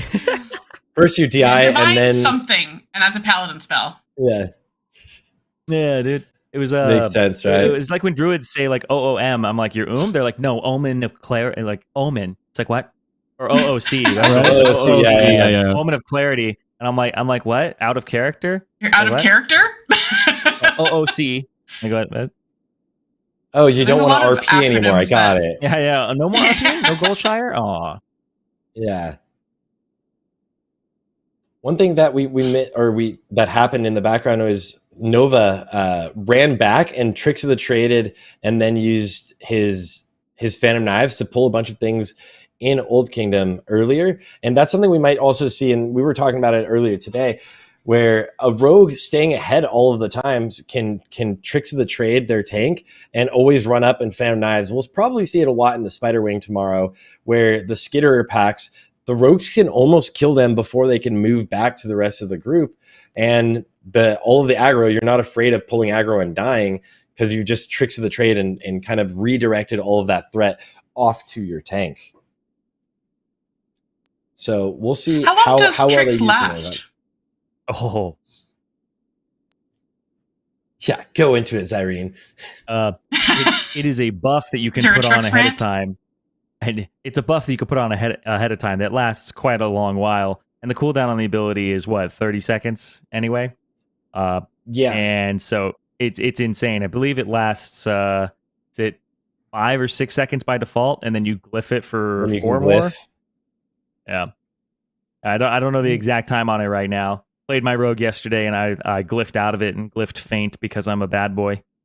And I was going to say, rogues are now glyphing out. Rogues are now glyphing out of tricks of the trade. No longer casting tricks of the trade for themselves. Yeah, it does still buff your raid group. You do get extra damage for your warlocks and stuff, but instead you could just use Glyph of Faint, which has a chance to proc your poisons, which just slightly increases your damage.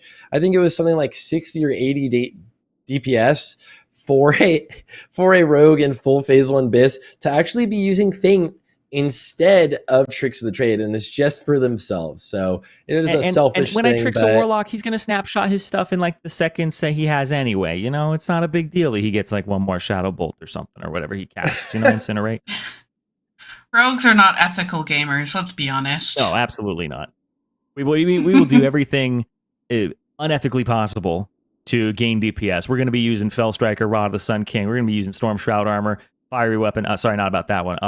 But yeah. So we'll use everything. Too soon. Oh god. Want to buy tricks? Laugh. 1,000 gold per raid. Doesn't go to your logs. Ethical. It's okay. You can. I'll sell it to you. No. Yeah, imagine though.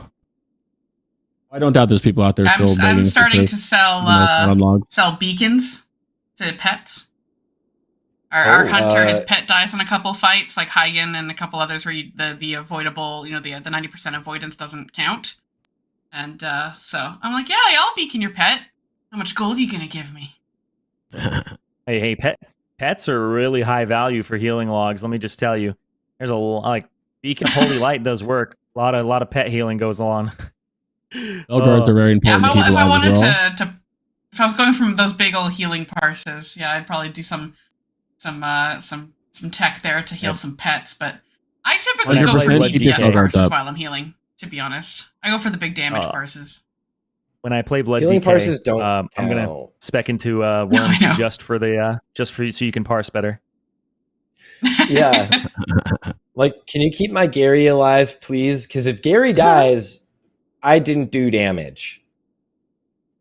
Like, Gary is every Death Knight right now is just like, if my Gargoyle dies, like if you summon Gargoyle and then on in Obsidian Sanctum and you're fighting Sarth, which that name, if you're fighting him and the flame waves come out and hit your Gargoyle, like it just is a total difference if you're trying to do like a Zerg strategy where you're doing 3 Drakes and like you just did, instead of doing like almost 200k DPS or damage just from your Gargoyle did like 40k damage and it died before it got to have a lot of fun. So like you try to time it after a wave or use it really early or hope that the wave is in a good spot because it will kill you. Even more important than keeping a Gary alive is keeping your Demonology Warlocks Felguards alive because they actually buff the raid. Oh, remember that, healers. Remember that, healers. Do you want your spell power, your 400 plus, 500 plus spell power? Keep them up. Granted, it's hard to kill him, but to be fair, it is hard to kill him. Move your pets out of the flame waves. I mean, you can't move your Gary. You can try. Alternatively, you can't use your Gargoyle, but you can move your Felguard. Yeah, you should absolutely, right? What? I wasn't talking about pet management. I'm talking about period. When you talk about healing pets, you should always, I'm not even kidding, prioritize healing a Felguard. Tell me how you really feel about it. I don't think you feel strongly. Oh yeah. You'll just Feldom the raid, bro. Hey, stop buff complaining. the raid. My Feldom's on cooldown almost 100% of the time. I'm pulling out Infernals. Which actually we didn't see a lot of infernals today. Now that I think about it, but No, we did not. hopefully you see some tomorrow. We are about to see our last Aragos cache of the day. The last progress group is about to. They're just swimming around on their drakes right now in the phase where he's immune. You gotta run away. Mm-hmm. Gotta And run then away. we're gonna see that last cache of loot. Hey, little girl. Yep. Oh, you guys reminded me Yeah. of when I was playing Resto Shaman on a beta to just, my guild needed a shaman and I was like, I can play Resto, whatever. That I was like, wow, my frames are really large. There's like 10 pets. Like there's so many pets. They're everywhere. There's an absurd amount of pets in Wrath of the Lich King. Like every DK, every warlock has a pet. Every hunter. Yeah. I was just like, what's going on? Yes, Yeah, I Boomkin showed Treants, pets. those show up on your pet frames too. I Shadowfiends. definitely showed pets in TBC. I did show pets on my frames in TBC. Especially because you didn't have the 90% avoidance on the pets. I would target pets. I would focus pets. I would. Too. Yeah, Steam and I Talk would. was I the would best actually make a ability point of in the healing game. them. Oh man. The amount of pets in Wrath, I've turned pet frames off. I'm sorry. I'm sorry to all of my warlocks, hunters, and DKs in my raid. No, I wouldn't be able to see a thing if I kept pet bars on. You're on your own. You're my favorite healer to heal with because then I heal the pets and I look Yeah, good. he juices it up. Yeah. That's free My real holy light estate. beacon might get them every now and then, or the glyph rather, glyph of holy light. Yeah. Pet lives matter, bro. That's all I gotta say. Yeah. It's like when Pet lives matter. Legitimately, when no one in the raid is taking damage, the pets are. So I was just like, ooh, Yeah. pet taking damage. Ooh, pet taking damage. Yeah, no matter what, a pet Extra will always be whack-a-mole somehow target. hurt. You know what I mean? Like, you'll always find a pet hurt somehow. 100%. Yeah, because you get off your mount and it has 20%. Warlocks have soul straight. linker and That is a lot of their builds Don't have even soul get me link, right? started on that. I'm leveling my warlock right now, and I've been questing, and that is the most frustrating Leg thing. plates. Ooh, big upgrade for add-ons. Those are huge. What's the next one though? What's the next? Give me Weasel. What? Bracers? No, there's Right. he didn't get the staff. Both obviously epics, he right? got the legs. No staff. They can't get- no- yeah, there's only one epic. Yeah, burnt. Yeah, only one epic. Cloak. Cloak. They could get the cloak. They could get the leggings, right? The tank leggings. Oh yes, the expertise frozen helm. orb. Big Yeah, frozen they- orb. It could also just be an item that they passed that they've finished up pretty much getting everything they needed. That's a good point. I wish So they had we will moved to see. exist like they do in retail, where you can actually, for those that didn't know, in retail you can select where you want your pet to move. A little diagram, a little circle comes up. You can place them where you want. I would. Yeah, click So amazing. Yep, Mask of the Watcher. So they did get the helm that goes to ghosting, and I'm not sure if he's gotten a better helm already. I believe he might have. If not, that is actually pretty decent. Expertise, attack power. It is agility and gives them a meta gem, of course. Just again, everyone in all of these runs really wanted to replace their helmets. And now we are seeing Space Force kind of running towards the last boss. And I believe this is also the last boss we have in today's gearing section before they go into the raids tomorrow. And we see the real race where they're really like just going head to head with whatever gear they've gotten today. And this last boss in Old Kingdom, of course, it has the mind control portion, the insanity that it casts where you have to kill your team, basically. Have you ever done this with a Resto Druid? That is the most obnoxious It's a lot of fun. person to have in your party because most of the other classes, they'll heal, but you can interrupt it, you can stun them. The Druid just hots itself right away. And it's got Life Bloom and everything like that, and it's just you have to out DPS. The healer, does that their phase hots suck? and- I just emo and then they're good to Yes. go. But it dude does. Well, I mean, as a The holy Paul, pill, it's that not bad because paladin. we have so much damage, but Yeah. for other healers, it is quite obnoxious. It was actually really funny because I did it once with my group was 3 paladins, a holy paladin, a rep paladin, and a prop paladin, and our rogue was like, I can't do this. I actually can't do this. We're like, what's going on in there? Like, what's happening? Because this is while we were leveling, right? So he doesn't have fan of knives. And he's like, I can't do this. You guys are literally just healing each other. Like the 3 paladins are all casting on each other. Just healing. I was like, oh, I guess the other specs, the game just makes them heal. This is big loot here, by the way. Big cloth loot, big wand. Do you think it's coming? Bow, big staff. I'm feeling Spirit of the Old Kingdom for a healer. For Addy. I think Addy's gonna bring it on home with the spell power 45 MP5. That or the wand. The wand would be big because I don't think GX has the good wand yet. So the wand would be big in terms of casters. I don't know how the kilt of the first. I don't know how you guys are with the Your guys' DPS, I mean, melee DPS loot. There's okay boots for a tank, okay bracers for a tank, maybe Priebus They're bracers. bits for tank. They're Priebus. Okay, yeah. So Priebus bracers for a tank.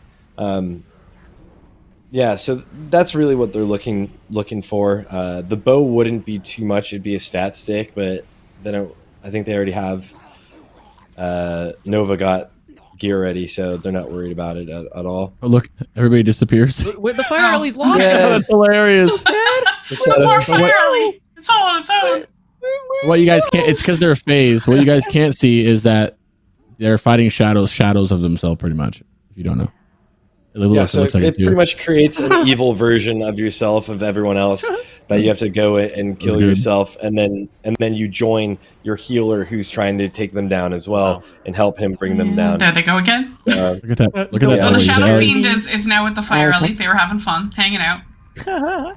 Ellie's like, Help me. Where'd everybody go? they also do Oh my God. have we do have one run after this. We will see the Utgard Pinnacle. Space Force will go in and finish off Utgard Pinnacle, and they will just switch their group a little bit so that they have their final group together to go in and see that and see what loot they can get. So let's see what they get in this second to last heroic, trying to gear up these characters.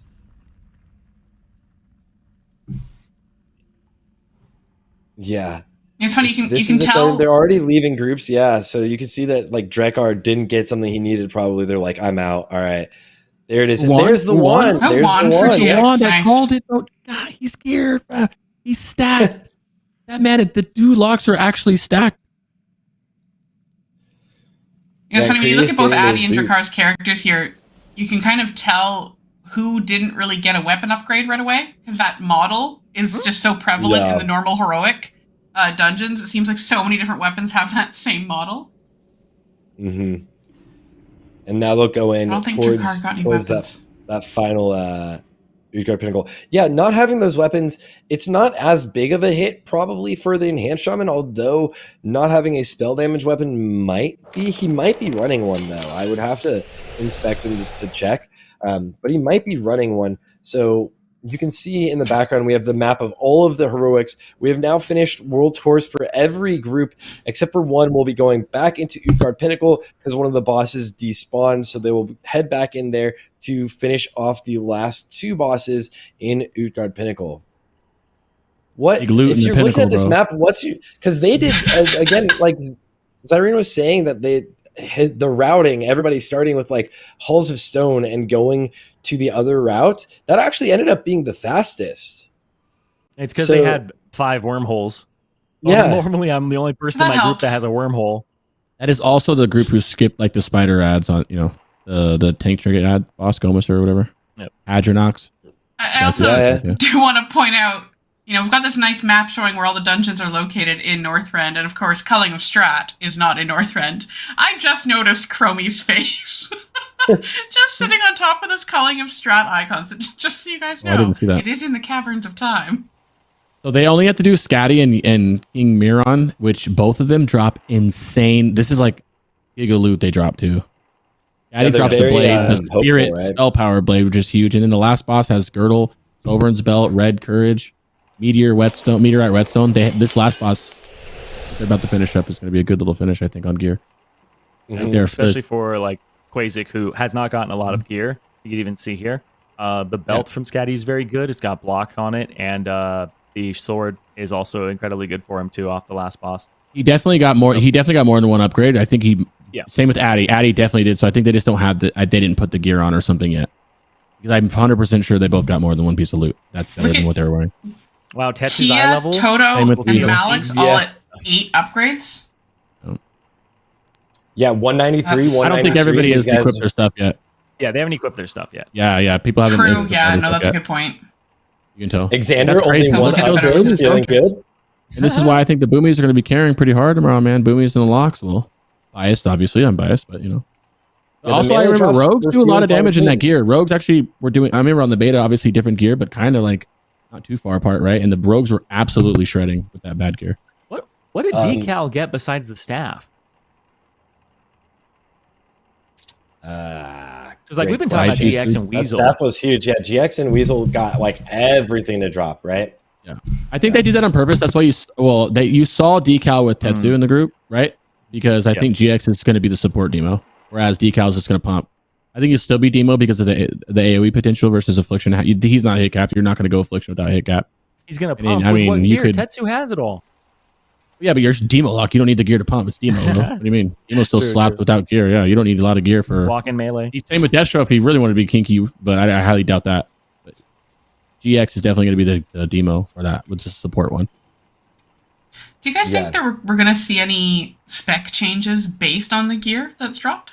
Like maybe the rogues? I think it would be the Rogues or the Death Knights. It would be the Rogues or the Death Knights, right? Julius is running Unholy. He'll probably, if he's going to be the second tank, I'm not sure if they're going to have Xander tank or Julius tank, right?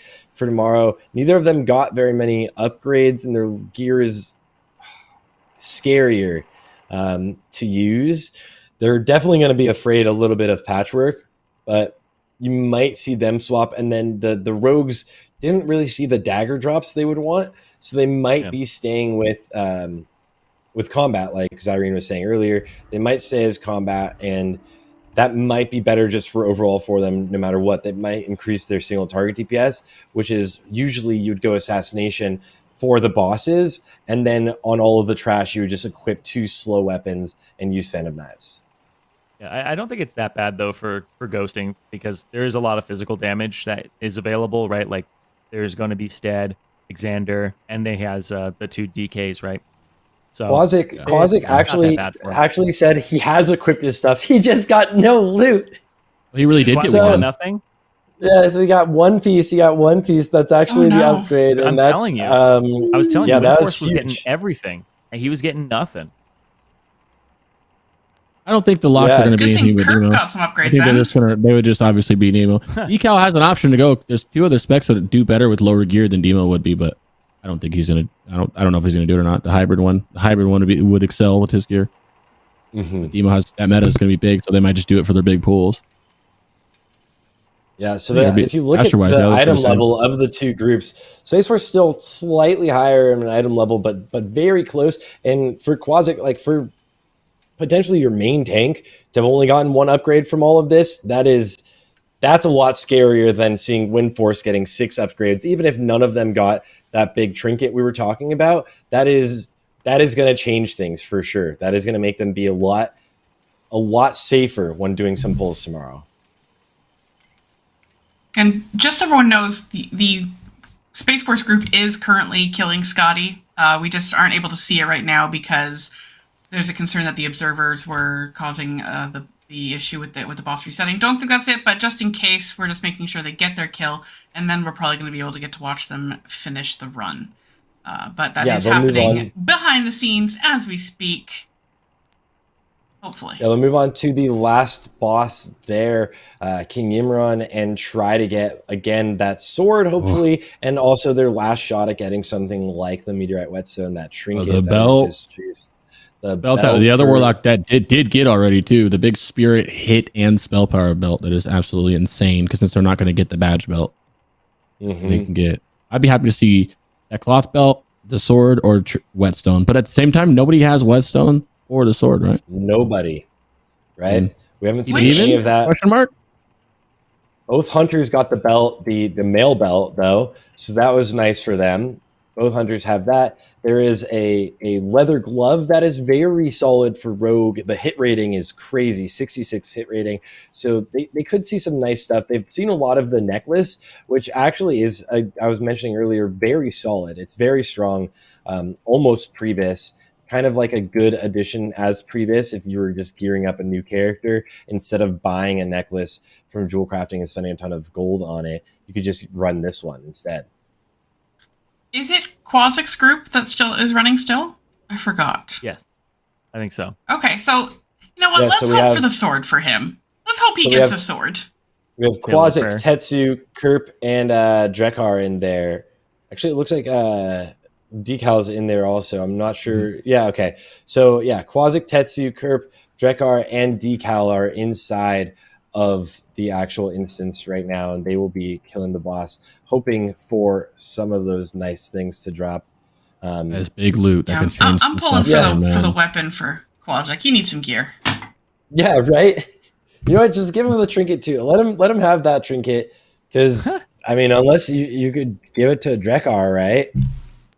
I'm pulling for the cloth belt because I'm based and I want my casters to have loot. So. Your caster's not going to be able to do any damage if your tank's on the floor, man. They're warlocks. They're not able to hit. They're not able to hit the target. The warlocks have gotten That's the enough. warrior problem. Okay. Warrior tank. That's the warrior tank problem right now. I'm here for casters. I want these casters. Stack them. Don't pin this on warriors. This is RNG. Mm-hmm. True. Yeah, see who gets lucky and whatnot. That tank weapon though, how large is it for warriors? Actually, Zyrene, I'm it's very curious big. because it is okay. So that actually, if he didn't get the axe, and hit rating. Yeah, if he didn't get the axe that has expertise on it, the one that we saw Wind Force pick up randomly, then that would pretty much be the one that he would use. It's between that and the red sword. But the red sword is very, very good. Fast weapons for you as a warrior is pretty much what you want to default to at all times. Just because it's more frequency of cleaves, even though the cleaves will be smaller, you want to dip into the base damage of cleave. And you also want to have a thing where if a new mob pops up, you can change targets and hit that one and not have it be that big of a deal. You can also dump rage faster with heroic strike and not cap as easily. So fast weapon typically for prot warrior or prot paladin. It doesn't really matter between the two, but like I said, people are able to use both and find good results. Mm-hmm. Yeah, I've seen. Does the revenge build? Because I know we're not going to see the revenge build being run tomorrow in the actual raid, but does that scale off of weapon damage, or is it just purely armor penetration? It's AP. It's AP, armor pen, stuff like that. It's gonna because it's revenge's base damage and then has an AP ratio on it, but it's not based off weapon damage. You could just use a level 1 weapon and revenge. Yeah.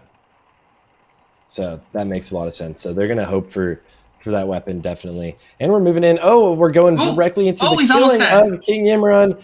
And we're going to see what drops coming soon. Look at that extra damage thrown out from Kerp. Making sure to help out the team. Come on, sword. This is the only part people care about. The loot. Show the loot. Yeah, really rooting for him here. We're going to see how this goes. That's a...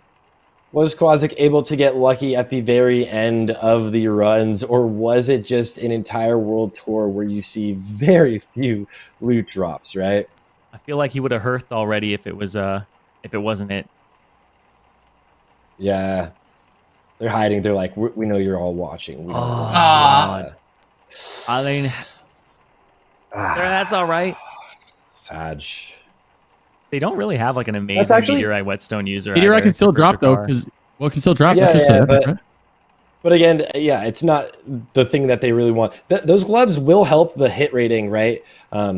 Pretty large for Drekar, so pretty big to see those gloves dropping. And I'm not sure what the other items are. If they even need the other items, they might have been items that didn't really help out the group. Passed on it. But regardless, very solid and very fast world tours we're seeing from everyone. They from Scotty, it looks like they got the leggings, the spell power leather leggings, which might have gone to Tetsu if he needed those still, which would have put Tetsu at pretty much, standard, getting 17,000 upgrades per world tour. That makes a lot of sense. And no, yeah, Quasic getting pretty much zero loot through all of these. Welcome back to the casting desk, guys. That was an one entire piece of loot. Yeah.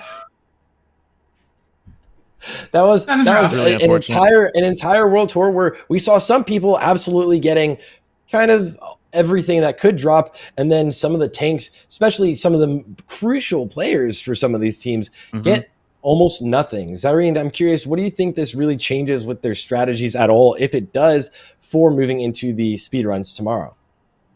I mean, for Quasic, it's just something where if you're under geared, you're just having your healers sweat a little bit more the entire time. And your DPS, I don't know. I think you really had to go heavily. And also, I'm trying to remember. I think he might have got the one upgrade was like a helm, so maybe he's able to actually get a meta gem. Have a meta. Mm-hmm. Yeah, but at the same time, can he activate that meta? Does he have sockets and other pieces of gear? So, yeah, what is the meta? Yeah, right. So, yeah, he might be in a really bad situation. Would you be worried if you were him? I think there's as one a warrior or two tank pieces that had it. What's that? Would you be as a warrior tank? Would you be worried if you were him? I would actually be worried, even though it's 10 mana and it's not like that difficult. I would be worried at just the amount of damage I'd be taking, kind of adding up over time and like straining my healers. But also warriors obviously are very gear dependent just in general, right? Being able to have more strength or block value gives you better thorns, all that stuff. So yeah, he did get the helm. Was the helm? No, he does not have a meta gem. This is not the helm upgrade we need. His upgrade was a meta gem. was the necklace, the BOE necklace. Yeah. Look at that. That is a rough situation right there. The BOE neck dropping and cloak. The cloak he's using from heroic or honored Wormrest, but that's just he's worried. That sucks. Yeah. That's the only thing I would say out of all the loot. It feels like both their demo locks got kitted, both their boomies got kitted, all their healers got kitted. All 4 healers seemed like they got kitted, and then one tank got kitted and one didn't. That's the only thing that was like it was bad about that. And we'll see if that leads to a huge advantage tomorrow, especially with one side being the alliance that got better gear versus the horde, which actually did not get those gear that they wanted. So we'll see how this all turns out tomorrow. Before we head off, Hula, what do you think is going to be the challenge for the healers tomorrow? Did they get the items they needed? Is there anything exciting you might see from the healers or changing of any specs or anything like that? I think the healers definitely got a fair amount of loot, especially the disc priests, actually. So I think we're going to see a lot of damage coming out of them. I think the Holy Paladins are going to focus, especially on, of course, healing as much as they can. Mana sustain is going to be the one issue. We did see some great haste upgrades on the Holy Paladins, which gives them a lot of throughput, but also puts them in that situation where their mana might be a concern. We're going to see the Paladins in melee quite a bit, getting those Seal of Wisdom mana return procs. You get a lot of mana back from that, so they're going to rely on that pretty heavily, I think, as well as using Divine Plea on cooldown. I think they're in a good spot in terms of healing. The one thing that Kerp and Addy are going to really have to focus on, with considering Quasic did not get a lot of gear, is really great and efficient use of their external cooldowns. So Kerp has Blessing of Sacrifice available to him on a 2-minute cooldown. Also Divine Sacrifice, which is the raid cooldown, as well as Aura Mastery with Devotion Aura. And then Addy's got the Pain Suppression. So they're going to have to be really on top of using those. Quasic's going to need them quite a lot. Other than that, I think we're going to see some pretty straightforward healing from the two of them. Patchwork is going to be something I'm keeping my eye on, especially on the Space Force side of things. I think for me, just as a warrior player, when I see this, I go, okay. The other side, like you look at Progress, they have 2 paladins, so they're going to be running kings and then might and wisdom as much as they want. On Space Force's side, they have 1 paladin, so they're getting kings, and then Quasic is pretty much sure Quasic's going to be going between Commanding Shout and Battle Shout. So when he needs more HP, it's going to take away the AP from all of the melee damage dealers in their group. So that's going to be, or I guess the physical damage dealers in their group. So that's going to be something that's actually pretty bad for them. If he's undergeared, he will probably have to lean on Commanding Shout a little bit more and take away the equivalent of Blessing of Might from his raid. Definitely worried if I'm GX in there a little bit. That's going to be a little sticky situation, a little dangerous situation. Running in there with the gear like that. I mean, you have vigilant and stuff. You have stuff that'll help, but you're really going to have to like really be careful with what you're doing in comparison to like, you know, Weasel on the other side with his geared paladin. I think. Yeah, and so that wraps up the heroics, but tomorrow we have day 2. The real race begins tomorrow, where we see the actual race within Naxxramas, and the guilds will have the chance to go into Eye of Eternity and Obsidian Sanctum and try to get a little bit of extra gear, which they will have the option of choosing how many drakes they actually try to deal with in Obsidian Sanctum. Most likely, I would anticipate we'll see 2 drakes for most of them so that they can get the extra loot from that. But the main event will be happening right after that. So what are you guys expecting them to do in Obsidian Sanctum and Eye of Eternity? Is there something they're really looking to get? Or are we looking at most of their loot they have now and going into the raids tomorrow? I think they're definitely going to be trying to get loot out of OS. There's some very good loot out of OS. In terms of the clothies, yeah, there's some game-changing stuff. Enamored Cow, meta, straight 79 spirit. It's the stats on it is bananas. Can't speak for the melee part of it. Yeah, your tier gloves, which not really going to help you much, but the tier gloves themselves, statted wise, aren't that good for warlocks. I can't imagine that, or boomies. So I can't imagine they would use that piece, but they might actually, because I forget they have pretty bad gear. So yeah, good rings. Got a couple trinkets that'll help a little bit as well. That you normally wouldn't wear, but in this occasion you would. Oh, the boomies loot is up here. Let's look at the boomies. Yeah, Tetsu and Todu, big comparison between the two of them. So it looks like Tetsu did not get a helm out of the heroics today. I think fine though, because that helm he's using right now is very, very good. You would use Wintry Doom is better than Battle Map. Yeah, and it is, I think, one of the only helms on the vendors that has a meta gem socket. So he is sticking with that. But it looks like Todu got a couple more pieces out of the dungeons overall, but they're both looking pretty good. Both very geared. Look at this. Both of them actually are going to be in a very solid position tomorrow to kind of carry a lot of the damage for their raids. Yeah, remember boomies, they're lucky because they get to wear a lot of the leather stuff that people don't want as well. And there's a lot of leather stuff that dropped today. They get to choose from leather and cloth. Yeah, and also like the double Halloween rings, right? Like he walked out of there with 2 of those. And so as a caster, that's not a luxury that a tank has. There's no tank ring. There's only one melee DPS or one physical DPS ring.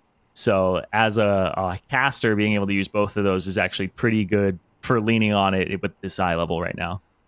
I almost want to say Totu's a little more. Totu's got the edge here a little bit. He's got the woven bracer legs. He's got the bracers as well. Band of Guile, which is a little bit better than the witches. And they're pretty even, but I would say Totu got a little bit of it. And these are both really good boomies. So this is good. And as I play a boomie as well as a warlock, I can't wait to see the damage that these casters do as a whole. I think that call me on it tomorrow, but I think the casters are going to carry these raids really hard. Oh yeah, 100%. Like really hard. Yeah, like no contest. Yeah. That's pretty. So pretty. Look at that, man. All right, guys, with that, this exciting day is coming towards a close. They have finished gearing their characters until we enter into actual 10-man raids tomorrow. So we will finally see what they can pull off in the actual race tomorrow. And I'm really excited to see what they can do. But I'm going to let everybody, my lovely casters here with me today, kind of say a farewell to everyone and get people excited to see the race in Naxxramas tomorrow. So I'll start with you, Zyrene. Take it over. Well, thank you first off for watching. Honestly, this was an amazing event so far for the first day. I know it's heroics. I know it's world tours. Everybody's kind of a little bit exhausted of them. But the gearing up, I absolutely love that part of it. And going into day 2, seeing how undergeared some of these players are, that's what's exciting for me. Like, I want to see how the Prot Warrior does under pressure and what ends up happening around it. Because we saw on the other side, Windforce, he got a lot of gear. He's ready to go. And so tomorrow, I'm excited to see how that all kicks off. But yeah, I had a really good day today. It's only getting started. Totu said that he got the badge offhand and neck. I'm interested to see what they bought for their badges too. I guess we'll figure that out tomorrow. I'm very interested. Yeah, in that. so I think a lot of people are waiting. Yeah. Hula. Yeah, just go ahead. No, Hula, give us a little sign off for the people, especially the healers. Yes, I'm really excited because, obviously I'm a healer, I'm a Holy Paladin main. My character is very creatively named Holy Hoops. But, I'm really excited, especially because of the gearing situation. Healing is the one role that it starts off really exciting when everyone's under geared, and as soon as everyone gets, full BIS in the raids, it becomes a little bit boring. You kind of focus more on damage, or you drop a healer, try to make things a little more exciting. But we're gonna see these healers are gonna be sweating tomorrow. They've got some pressure on them to keep their teams alive, especially because the groups are going in. They're probably used to a certain pace, a certain size of pulls. They're used to the DPS are probably used to being able to just blast right away and not worry about threat. These healers are gonna be on their toes, and I'm really excited to see them use. And Paladin for me is so fun because of how much utility you have. So I'm looking forward to seeing the bubble pulls, the bops, using the Holy Wrath to stun the AoE mobs on Gothic, various things like that they're going to be able to bring to really make their teams run through this Naxxramas race that much more efficient and that much faster. So I'm super excited for tomorrow. And again, thanks everyone for watching today. Make sure you tune in tomorrow to watch them really get through Nax. Crix with the casters, hit me. I'm a biased caster main, so I'll end with that. But I'm going to say my couple points first. I am so excited to see this Quasi tomorrow. I'm very excited. I know Zyrene is too. I'm very excited to see how he handles that with the lack of gear. Boomies are okay with threat. I'm obviously as a caster main, I can't wait to see these demo locks and how they're going to handle their threat as well. For the healers, I'm interested. I actually don't think that the priests are going to be sitting DPSing that much because they need their mana, and the more mana you have, the bigger pulls you can get. Yeah, exactly. And the gear, but the less you get more mana. You want more mana, pull more, less stopping, so and so. You can't drink walk anymore like you used to be able to as well, remember? So they need all their mana. And then, of course, casters, man. I'm ready to see these Demonology Warlocks and Boomies carry this raid tomorrow. Starting with, I think, Eye, right? Are we going Eye first or Starth? One of those. I think they can choose. I'm not sure. Yeah, they're allowed to choose. Yeah, okay. I'm excited for. I'm not really for Eye. Eye has amazing loot. So I'm excited for that. But it's more of like a so whatever. But Sarth, I'm ready for because I want to see if they do 1 dragon, 2 dragon for more loot, 3 dragon for the flex. I don't really know what they're going to do, and I'm super excited. More excited than I thought I was going to be honest. It's going to be dope. I just noticed my name says Sarth 2D above it. 2D. Has that been the whole time?